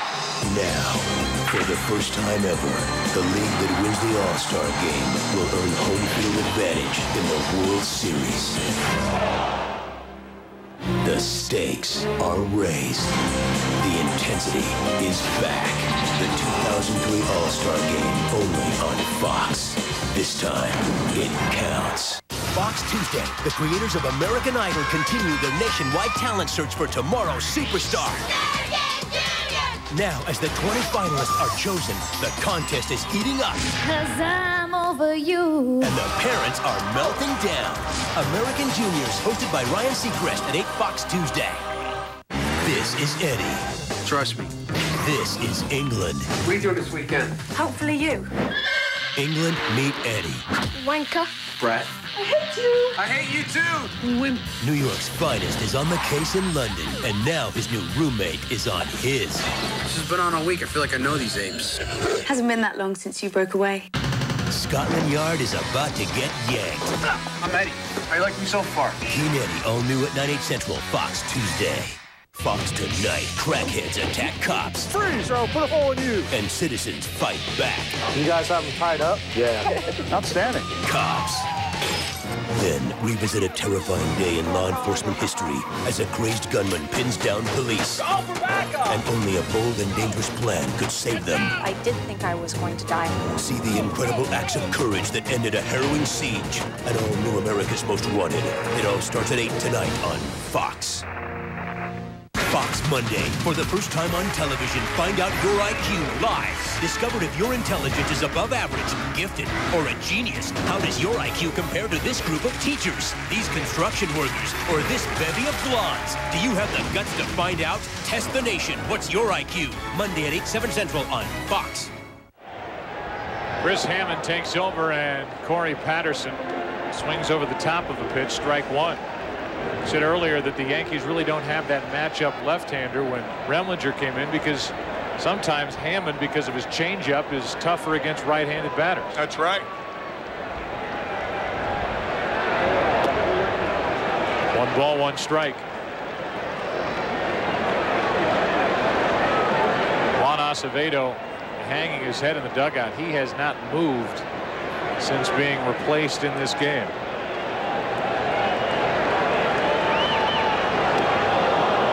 Strike 2 on a huge swing by Patterson. 1-2 with Sosa on deck. Well, that was a head hanger that he gave up to Eric Karros, a high fastball, the first pitch of the ball game. Karros put the Cubs on top 3-1. It's now 4-1. A hit by Martinez, a sacrifice bunt. I had said Grzelcyk scored. It was Martinez who crossed the plate. The RBI double by Alex Gonzalez. And now a 1-2 pitch to Patterson. It's popped up. A changeup. It worked against a lefty. Posada has it for the second out. Now Sosa will be the hitter.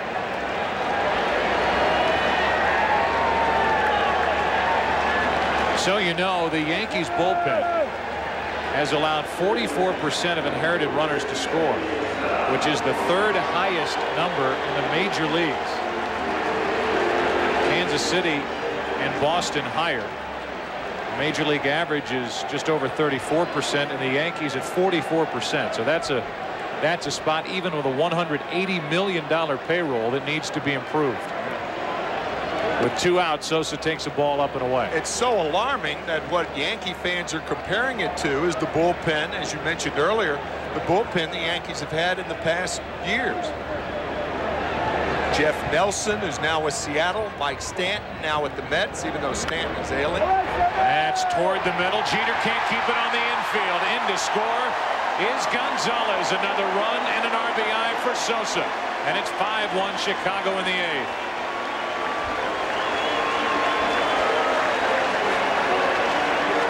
2 hits and now an RBI today for Sosa. That's a ball in past years that Derek Jeter would have dived for.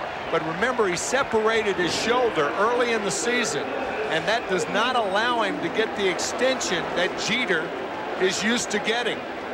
That's a ball that he at least dives for and keeps on the infield to prevent the run from scoring. But not so coming back from that separated shoulder. Alou with a swing and a miss.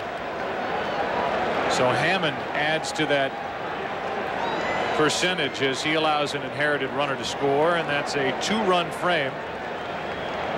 A 1/3 of an inning for Weaver. 1 ball, 1 strike. Posada, Ventura, and Mondesi will bat for New York in the 9th inning.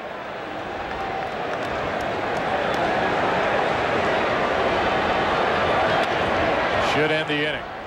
Jeter with a flip, and that'll do it. It sends this game, a beautiful Saturday in Chicago, to the 9th. The matchup of Roger Clemens and Kerry Wood at the start. Battle of the bullpens late. And the Cubs are on top 5-1.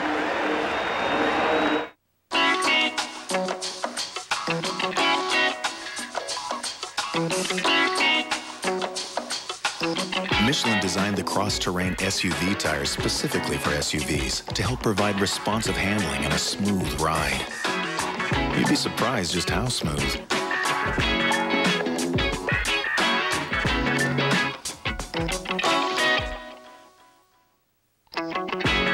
Michelin, because so much is riding on your tires.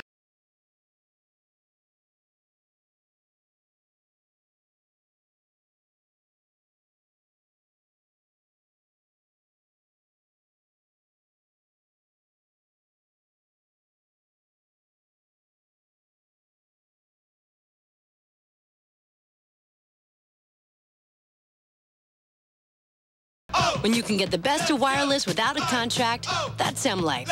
Go phone, only from AT&T Wireless. Guys are counting on me. Gotta go. Just one night. Just one night. Nice pants. Nice pants.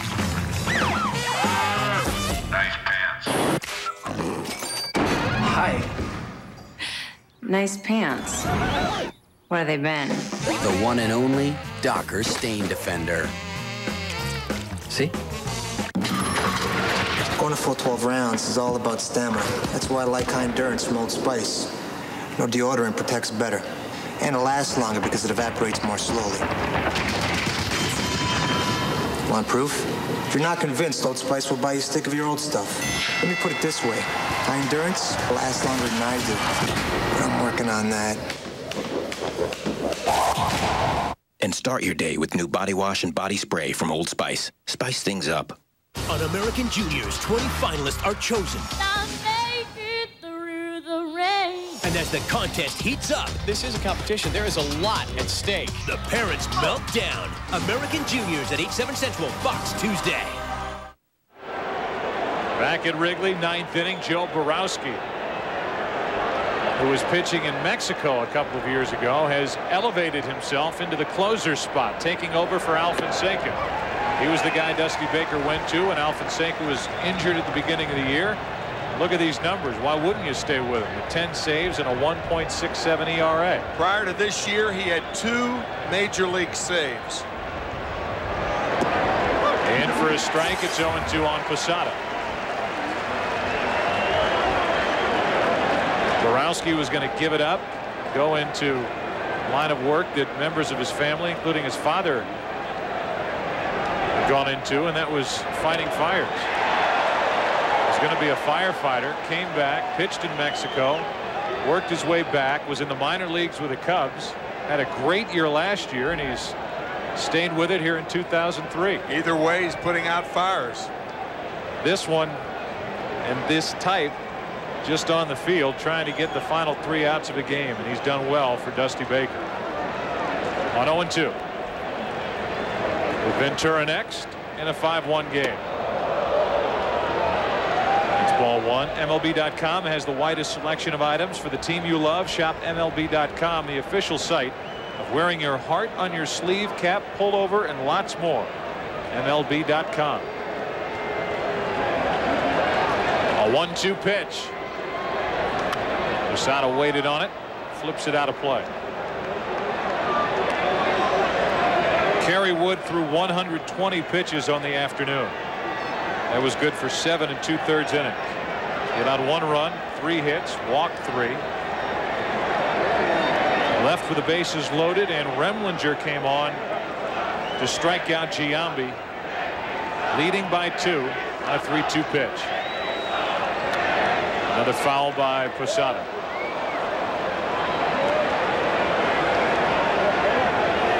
The duel at Wrigley, and by the way, for Clemens, the word is his next scheduled start, as he again will be trying to win his 300th game. It'll be his 4th attempt at it. He'll also be trying to get to the 4,000 strikeout plateau. He came in needing 9, and he struck out 5. Posada hits that one to deep left center field. That ball's got a chance. It's gone. Home run Posada, and it's 5-2 Chicago in the 9th.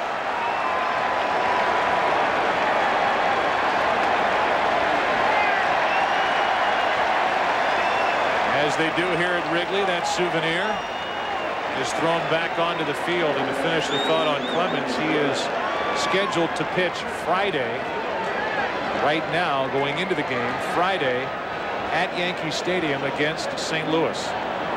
You and I will be there next Saturday for the Cardinals and the Yankees.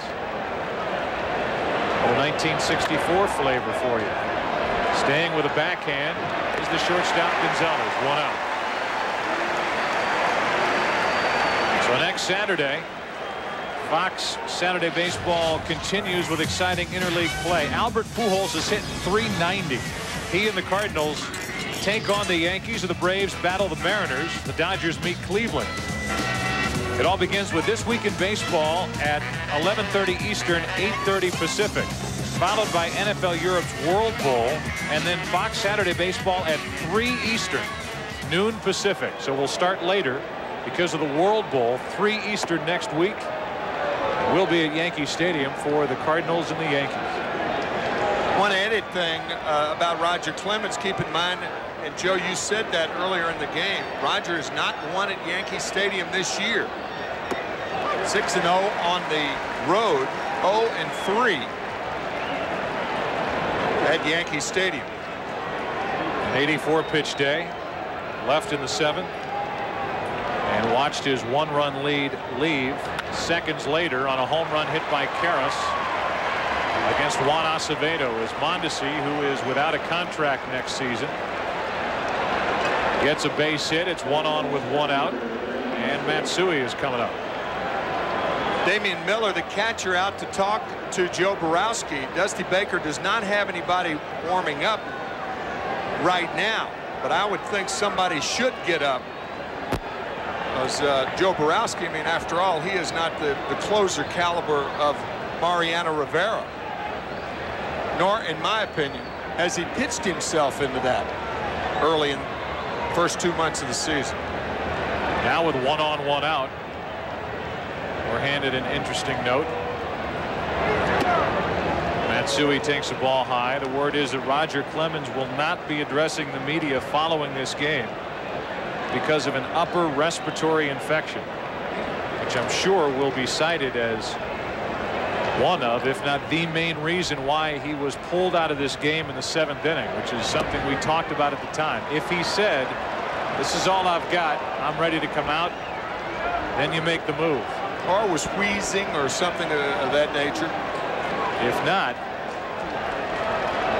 who knows if it happened or not. If not, that move will be second guessed until he next pitches, most likely on Friday in the Bronx. Now the count's gone to 3-0 on Matsui, and if the Yankees can get one more base runner, they'll have a chance with a tying run at the plate, and it's hard to believe no one's getting loose. It is hard to believe nobody is up in the Cubs bullpen. 3-1 on Hideki Matsui, who has homered and singled the Yankees, and the Yankee fans hope he figures it out at the plate. Came in hitting .259. To the right side and through for a base hit, and now the Yankees will bring the tying run to the plate. Alfonseca will start to get loose for Chicago. He was warming last inning, so it shouldn't take him long to get ready, as Larry Rothschild, the pitching coach, will come out and visit with Borowski, as there is still drama left in this game. Juan Rivera will be the hitter, and Todd Zeile has come into the on-deck circle with a pitcher's spot due up after Rivera.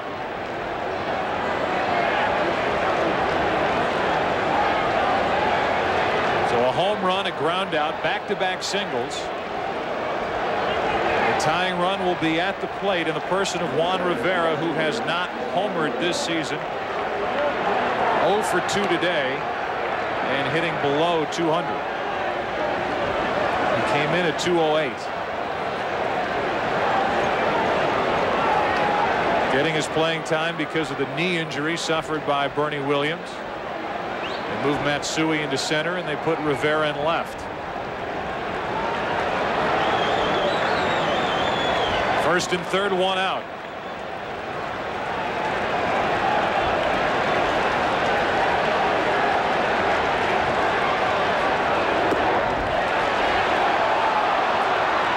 No swing. Ball 1. Rivera held up. Watch how he drags the bat head through. The hands came through, with the bat head stayed back. That's close. Closer than I thought, really. 1 ball, no strikes. First and third, 1 out. 1-1.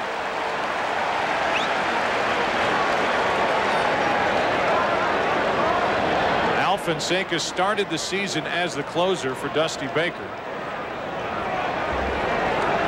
As you look at what the Yankees have done this season when trailing after 6 innings compared to what they had accomplished 2001 and 2002. Rivera in the hole, 1 and 2.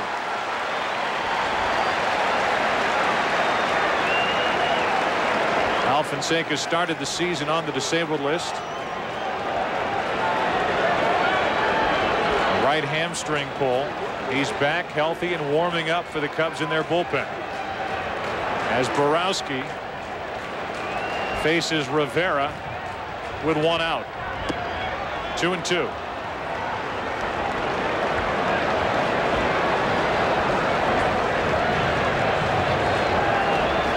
Todd Zeile, a one-time Cub, waits to hit next.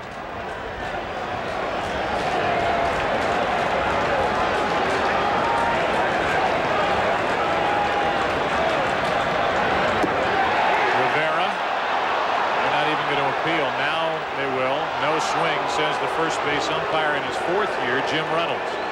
Now you've got to throw a strike right here. You've got to challenge a guy struggling like Rivera instead of leaving it up to a more experienced, good clutch hitter like Todd Zeile, who's on deck. I don't send the runner right here.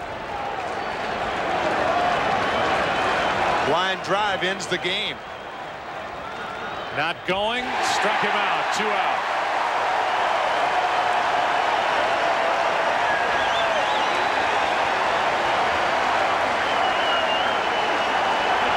Now the tying run will be represented at the plate by Todd Zeile.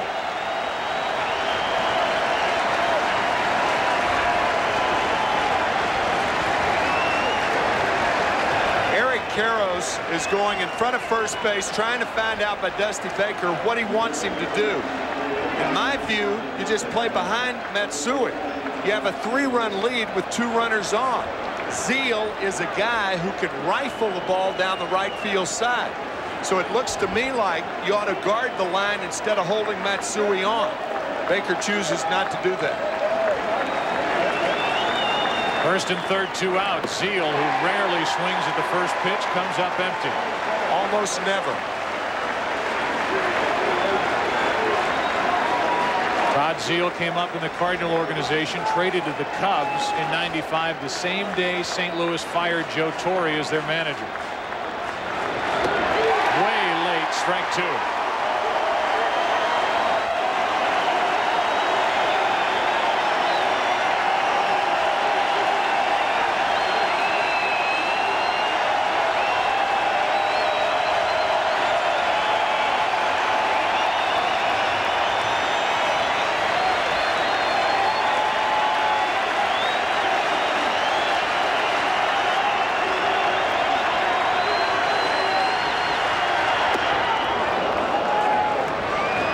Yesterday, the last time these two teams met in the World Series in 1938. The Chicago Cubs, if they can hang on and win, will beat the New York Yankees for the first time. Swept in 32, swept in 38. Cubs lost here yesterday to the Yankees 5-3. Lead 5-2 today.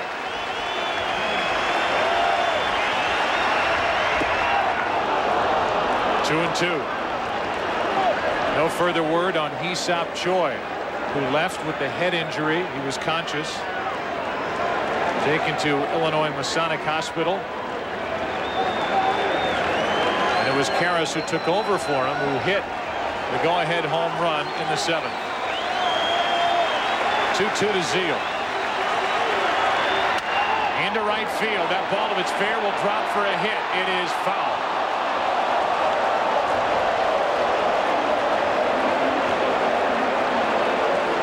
Was first hit, I thought that ball was fair from our angle, but it just drifted foul about 2 feet or so.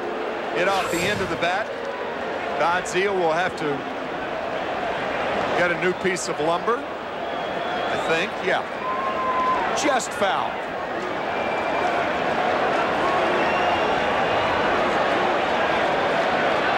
Two umpires down the right field line today. Karros called it before Jim Reynolds. First and third, 2 out, tying run at the plate for New York.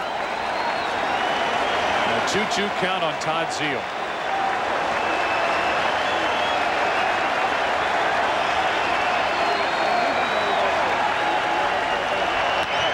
Back to Borowski. The Cubs have defeated the Yankees.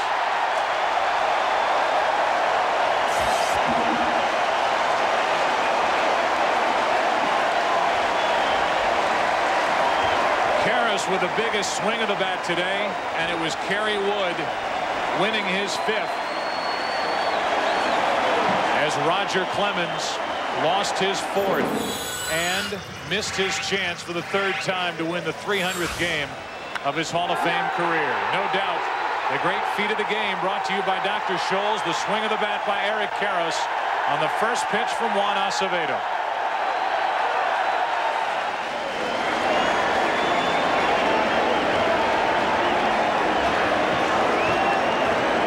You come to a ballpark, you have an anticipated matchup. You never know what you're going to see, and I think we saw about what we expected from Kerry Wood and Roger Clemens. Yeah, I think so too, Joe. And a very important thing, not only did Roger Clemens lose the game, but he didn't win the game today, so the Yankees have to go through this another 5 days.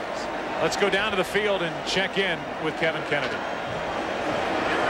Eric, a tough day today, obviously. Any update on, first of all, Hee-Seop Choi? Well, from what I heard, they said that he was alert, he was talking. They just had to run some tests for precautionary reasons. But, you know, our thoughts are with Hee-Seop. I mean, if you saw that injury, that's something that, obviously, it looked horrific on the field. And, you know, hopefully he's going to rebound and be okay. That's great news, Eric. And the irony of it all is you come up and really get the game-winning home run. Did you think you were going to face Roger Clemens in that situation?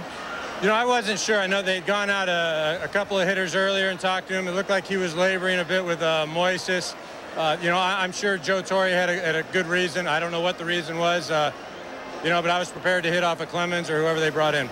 How was Clemens' stuff today as far as what you saw up there? Well, I mean, my first at-bat, well, my only at-bat off him, he threw me a couple fastballs to start off with and then the forkball. And forkball, when he's throwing that thing and throwing it over, I mean, that's an unhittable pitch. And, you know, I'm saying they should outlaw that darn thing because it's not fun. But he had good stuff today. How did you guys feel with the matchup of Kerry Wood, a young Texan, going for his 50th win versus Roger Clemens coming into this series? Well, I mean, it had all the hype.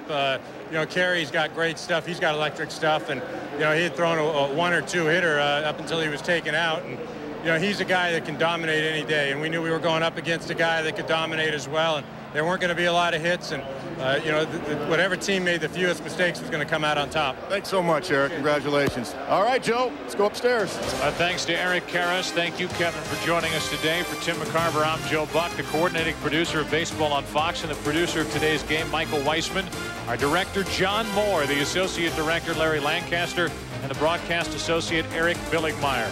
Some of many who brought you this game from Wrigley Field. A beautiful afternoon in Chicago. On the north side, the Cubs have now defeated the New York Yankees. That swing by Karros, a big part of it. Wood over his boyhood hero, Roger Clemens, today. What more do you want? Let's go out to L.A. and Jeannie Zelasco. What more do we want? We're looking for cash, guys. Thank you. Today, of course, home runs making a difference. Fox Sports, in partnership with CapCure, will make sure that every home run hit in today's games will help fight prostate cancer. 3 at Wrigley, a total of 7. That's $135,000 and counting. Hi, everyone, and welcome inside the Fox Network Center. I'm Jeannie Zelasco, and we wanted to share with you the keys to this one. The big move of the game, of course, would be Roger Clemens getting pulled after 6 1/3 and his replacement, Juan Acevado. First pitch to Eric Karros. Pretty deep. It's a 3-run home run, and this one not meant to be.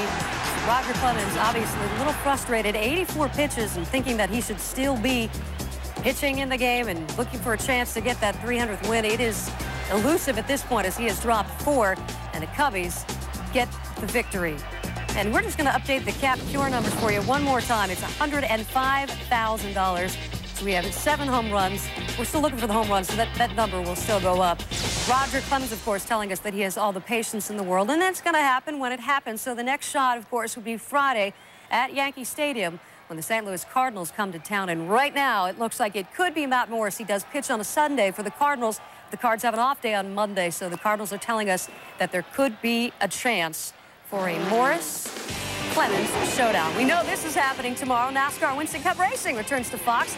Live from Pocono, Dale Jarrett looks to defend his title against the best drivers in the world in the Pocono 500 presented by Subway. Coverage begins tomorrow, 12:30 Eastern and 9:30 Pacific, only on Fox.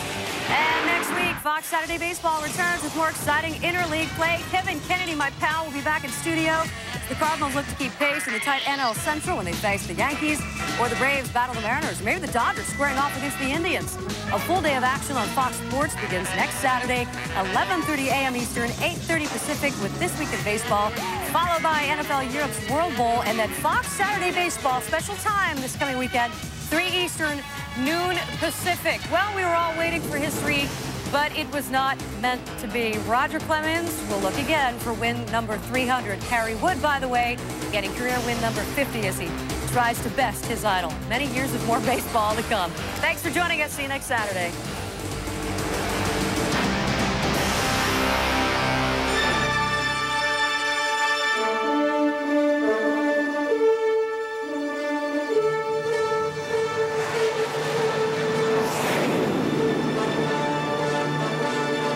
This has been a presentation of Fox Sports. I'm sold. It's got to be the Explorer. I agree. The smooth car-like ride and the great handling make me feel safer. And look what I found. Explorer is the best pick by the Insurance Institute for Highway Safety. No wonder it's the best-selling SUV in America. And the most trusted. You know, the others just didn't come close to Explorer's handling. The only decision left is the 0 for 60, or Ford matches our down payment up to $1,000 for a total of $4,500 down. Let's go pick it up and we can talk about it on the way. If you haven't looked at Ford lately, look again. This family did. Need help with your yard this weekend? We're free. Buy almost any John Deere lawn or garden tractor right now, and it's free till April 2004. 0 down, 0% interest, 0 payments till next season. So visit your John Deere dealer now and start thinking up projects. Because we're free till April.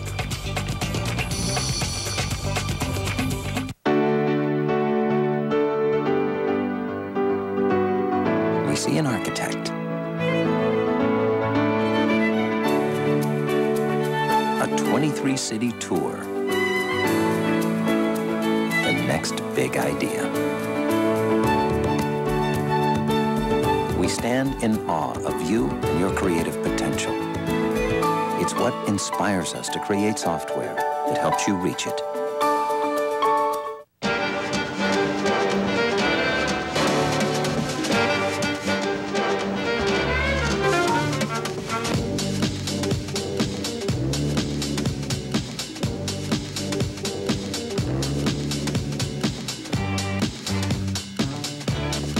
Well, aren't we feeling grown up today?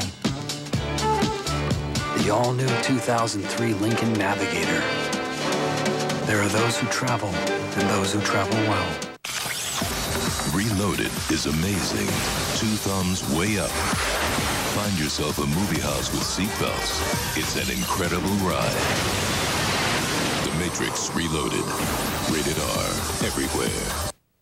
Corey McFerrin here on The Final Word tomorrow night. Olympia Fields braces for the Open, and just like old times, the Cubs and Yanks back together again Sunday night at 10.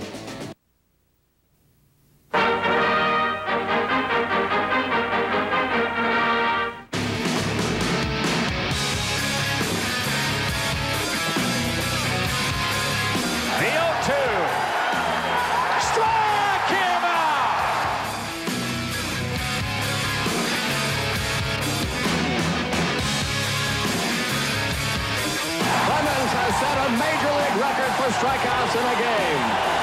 20.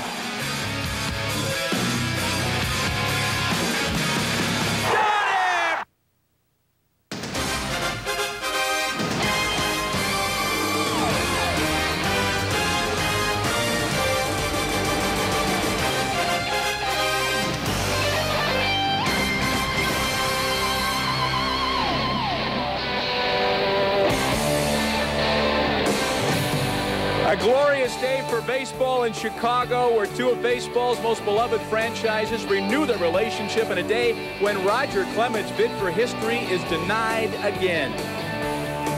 Hello again, everybody. Corey McFerrin live at Wrigley Field, and so many storylines to talk about today. First, obviously, the historic aspects of the Cubs and Yankees getting together here at Wrigley Field for the first time in 65 years. Then there's Roger Clemens, foiled in his bid to make history today and win his 300th ball game, foiled by a young man by the name of Kerry Wood, who grew up in Texas, one of his biggest fans ever. And then there's the sight, the terrible sight of Hee-Seop Choi lying motionless here on the third base line. We'll update you on that. All of this with the specter of Sammy Sosa and the cork bat controversy hanging in the air. We'll get to all of those issues in the next half hour. Again, the Cubs win the ball game by a final of 5-2, and I believe we have someone at the podium. Dusty Baker is speaking to the media right now. This one in particular, do you think this is going to get him going again? Well, I mean, he had a one-hitter, no-hitter going into the fourth or fifth his last start. And I said before the game that if he could, you know, take that same pitching performance into this game, that he had a great chance to win. And, you know, he was sharp from the opening pitch. And, you know, Woody could have a lot more wins. He doesn't. You know, we talked about the other day, whoever pitches against Woody is going to pitch his best ball game. I mean, that's what happens, you know, when you're facing the ace of the staff. And, you know, he alluded to the fact that he remembers when Randy Johnson a few years ago was, you know, wasn't getting any runs, but it's not his team's fault as much as it is the credit of the opposing pitcher. After a win like this in a I know a regular season game with all the hype about Roger Clemens going on, can this propel you into some future games? I mean, can this be a springboard for the team? Well, I mean, you know, we hope so. I mean, we're trying to get to 10 over 500, and you know, we played good defense. We executed properly, except the time or two, and you know, we were not worried about springboard. And we got another tough dude tomorrow in Andy Pettit. So we just got to come out tomorrow. We got a very, very, very formidable pitcher going in Mark Pryor tomorrow. And our whole thing is to win the series. So now we're tied at 1-1, and I guess first time the Cubs beat the Yankees in what, 70 years, or whatever it is, you know. Since Doubleday. Considering since Doubleday, huh? I wasn't around. Doubleday was Considering the whole situation, Clemens, the Yankees, everything was going on. How impressed are you with Wood's performance that he was able to step? Well, I was impressed with both of them. I mean, Roger was dealing too. You know, both of them are dealing. Just you knew something was going to break sooner or later. I'm just glad that we got those base runners on for Eric to you know, to hit that home run. So I was very impressed with Kerry. I'm always impressed with Kerry. Just today, Kerry was a victor. Was there any difference in his demeanor at all in this game? Did he look any more pumped up? No, it's hard to tell when Kerry's pumped up. You know, Kerry's Kerry. I'm sure inside, you know, I mean, he wanted to win this game, you know, very badly. There was a change in his demeanor after Big Choi got hurt. You know, I could see him in the dugout in between innings, just sort of, you know, sitting there, you know, contemplating, you know, what had happened. But he turned it on when he needed to. After the hitter after the injury, he struck out Osada. What do you think that kind of meant to him, or what did that kind of mean in the grand scheme of the game? I don't know. You have to ask him that. I mean, you know, the game must go on. It goes on without any of us. I mean, to me, I'm impressed with the young man, how he turned his competitive juices back on. All right, we're going to let Dusty go. Thank you. We're going to have Mike Rumlinger, Kerry Wood, Eric Karros, and we're also going to... And what a job by Kerry Wood. Finally wins a game, his first since April 29th. Didn't give up a hit until the Hideki Matsui home run in the 5th inning. His line scored today, 7 2/3 innings pitched, gives up 3 hits, 1 run, 1 earned run, 2 walks, and 11 strikeouts as Kerry Wood outduels Roger Clemens. Right now, back to the podium. Let's see who we've got. Looks like Mike Remlinger, who came on to strike out Jason Giambi in dramatic fashion after relieving Kerry Wood.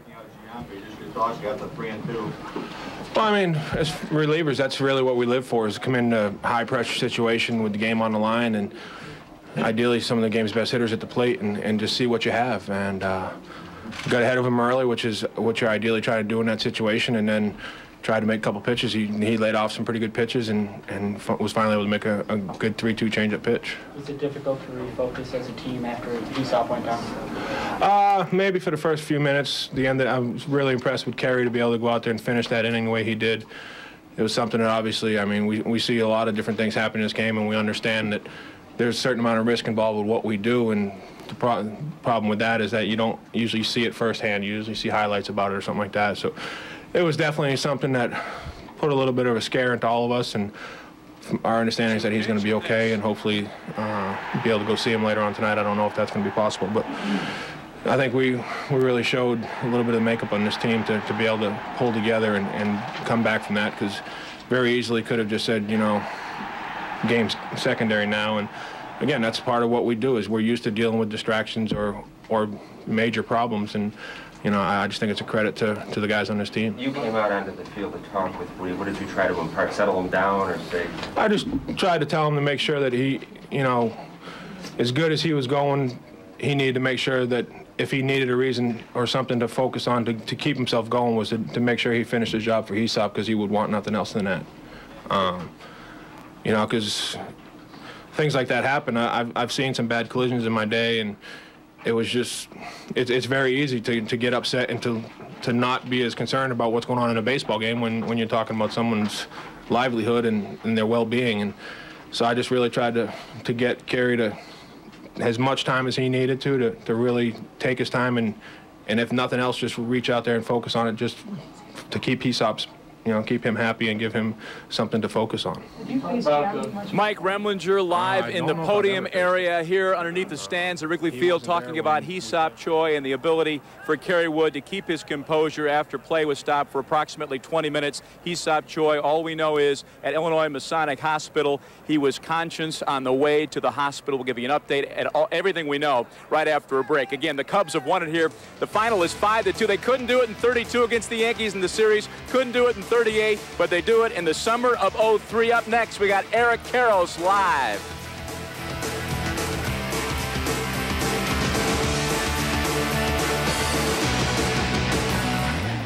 Fox Chicago Postgame is brought to you by Southwest Airlines, offering the most nonstop destinations from Chicago Midway. By Menards, save big money at Menards. And by Sierra Mist, the shockingly refreshing lemon lime. Hey, Joe. Hey. We can't take him to the coast with us. You mind? The coast, huh? Yeah. This is where we're gonna be. There's his acupuncturist. Hey, I've never taken care of a weasel before. It's a ferret. If you guys have to do duties, just let me know. Have a great time. See ya. Why wait? Fly Southwest Airlines with everyday fun fares as low as $49 each way. So get packing. Hey. You are now free to move about the country. For great paint, check out Dutch Boy DuraClean from Menards, a premium interior paint that features a lifetime warranty. On sale in thousands of colors in the easy-to-use twist and pour container. Flat is just $15.88 a gallon. And check out our great selection of vinyl and aluminum blinds and cellular shades by Window Images. They're all on sale. Plus, we'll trim them to the exact width for free. For the best deals on blinds, shop Menards. Save big money at Menards.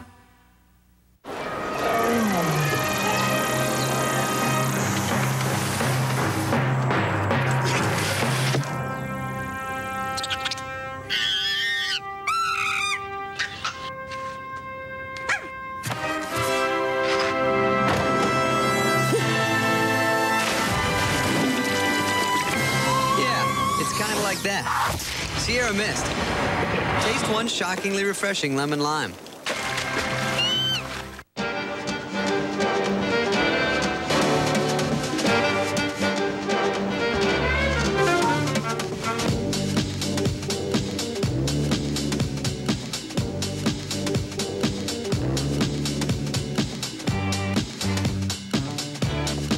Well, aren't we feeling grown up today?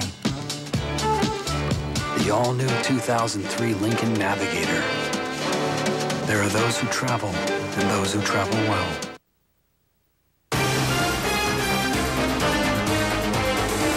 Here's the base. Guy Bush pitching for the Cubs.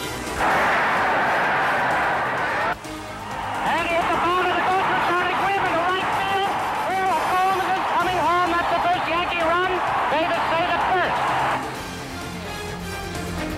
Well, Babe Ruth and the Yankees took care of the Cubs back in 1932, 4 straight, but the Cubs exact a certain measure of revenge today, a 5-2 victory here at Wrigley Field.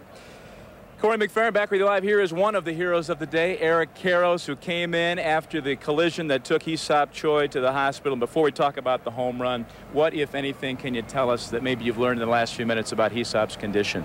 Well, because of privacy reasons, they can't give us a lot of information, but we were told that we could sleep well tonight as a group. So I'm assuming that, you know, they're going to run some tests, and Hee-Seop is going to be fine. All right. Well, that's great news.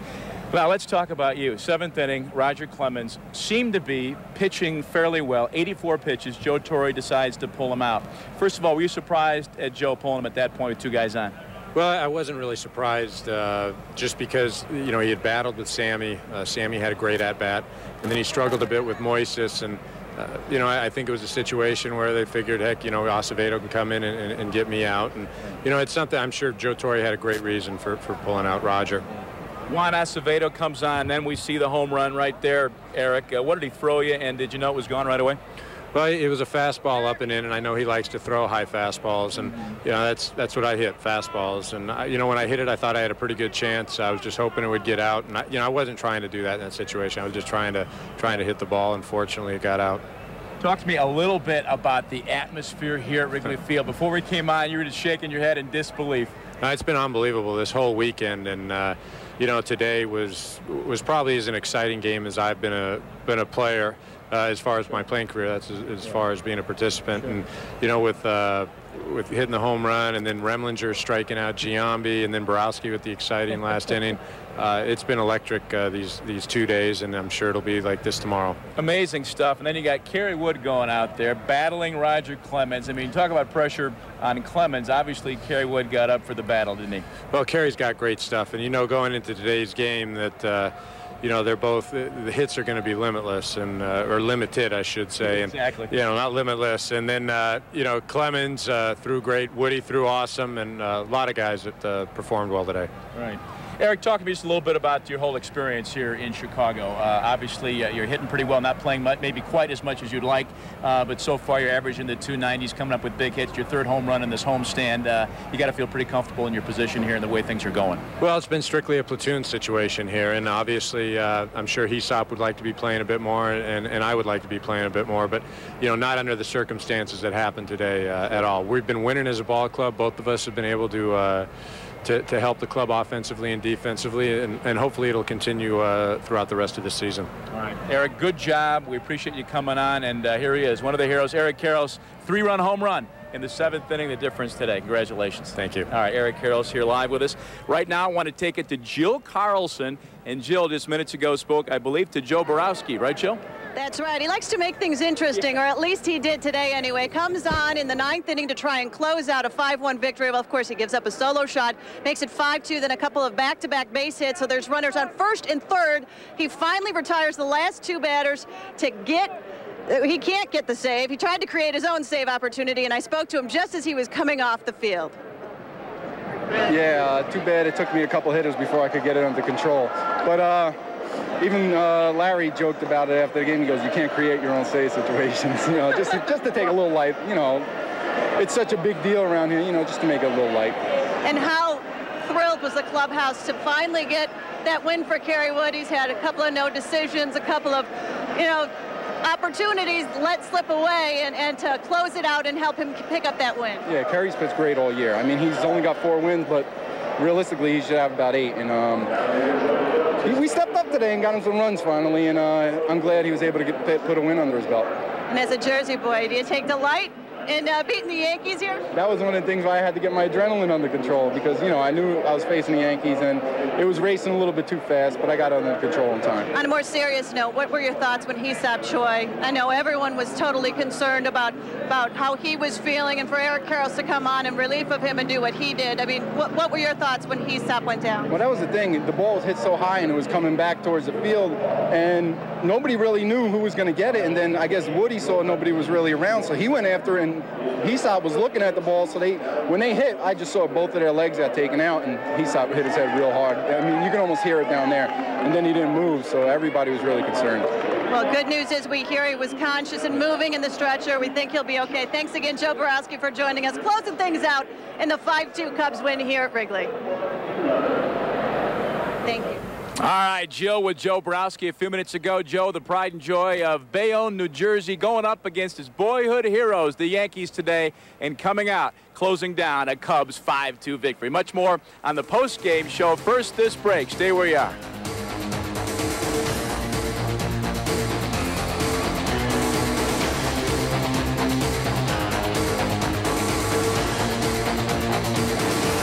Saturday.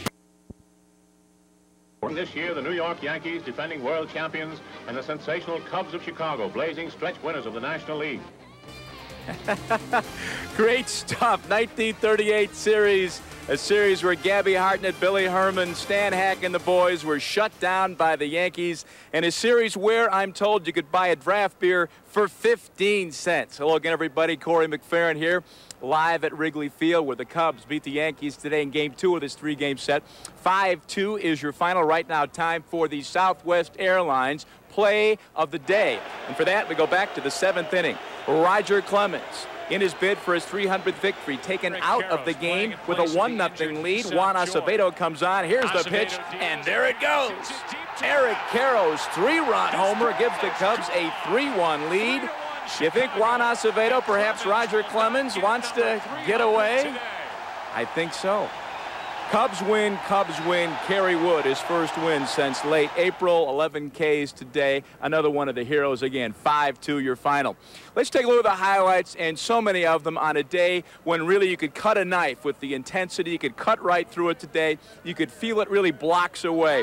So much energy, so much electricity, and plenty of Yankee influence as well. We talk about Kid K. He fed off it big time. He would strike out 4 of the first 6 Yankees he faces, including Derek Jeter right there. The curve is nasty. He's got it going.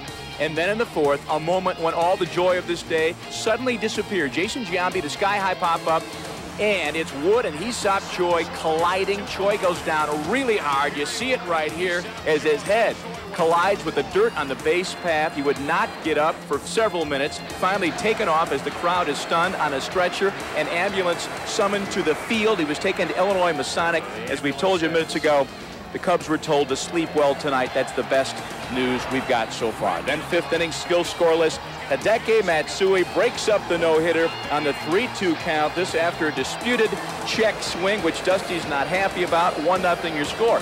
Then Roger Clemens locks in, bottom of the 5th, strikes out the side. Moises Alou, Eric Karros, and Lenny Harris. Roger trying to be on the 21st pitcher to win 300 games. But then in the 7th, after allowing a hit and a walk to Clemens, here's Acevado coming on, and once again the home run. Eric Karros gets it out of here. 3-run bomb, and that's it. 3-1 Cubs, a huge moment. The curtain call in the 8th inning. Bases juiced. Mike Rembler comes on for Kerry Wood. Jason Giambi, strike 3. Mike loves it. How about KW? He loves it too. Cubs scored twice in the bottom of the 8th. Yanks add 1 in the 9th on a Jorge Posada home run. The Sierra Mist scoreboard, as you see it right here, 5-2 the final. Kerry Wood, his 5th win. Roger Clemens denied for a 3rd consecutive time in his bid for 300 wins. His record falls to 6-4. Let's go back a few minutes ago to Kerry Wood talking to the media about Hee-Seop Choi. Well, as hard as it was, you know, that's not ever a good. I've never seen anything like that on the field when I've been on the field, and to see a teammate there just lying there helpless and you know, knocked out, it was you know, it was scary, and you know, but once he was able to at least, you know, squeeze some fingers and do some of that stuff before he left the field, you know, I felt a little bit better about it, but. You know, I'm going to have to wait and see till we find out what exactly is going on with him. Can you describe what happened there in the collision? Yeah, I mean, the ball was hit up. I looked at third, and Lenny wasn't there. Lenny was playing short, and they had the shift on, and I looked at Miller, and he was looking at me and looking up. He didn't know where it was, so, you know, and I don't know if Hee-Seop yelled or told me he had it, but, you know, I didn't hear him, and before I knew it, we were both on the ground.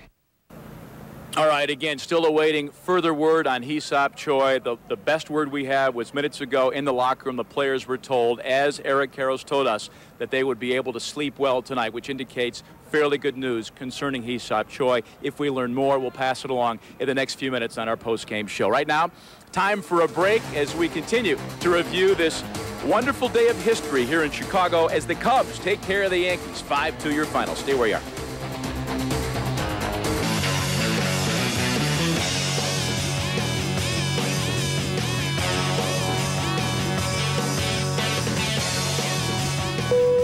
Now free to move about the country.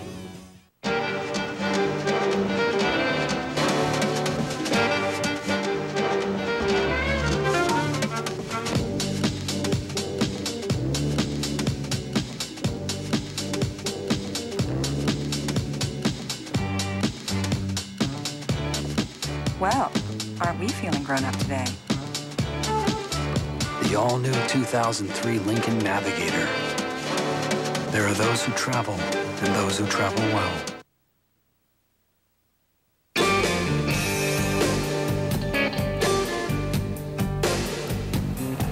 We're live back at Wrigley Field. The post-game show continues. I'll tell you what, everything was packed. Talk about the roof decks packed. I've never seen more people on more roof decks around Wrigley Field than I saw today.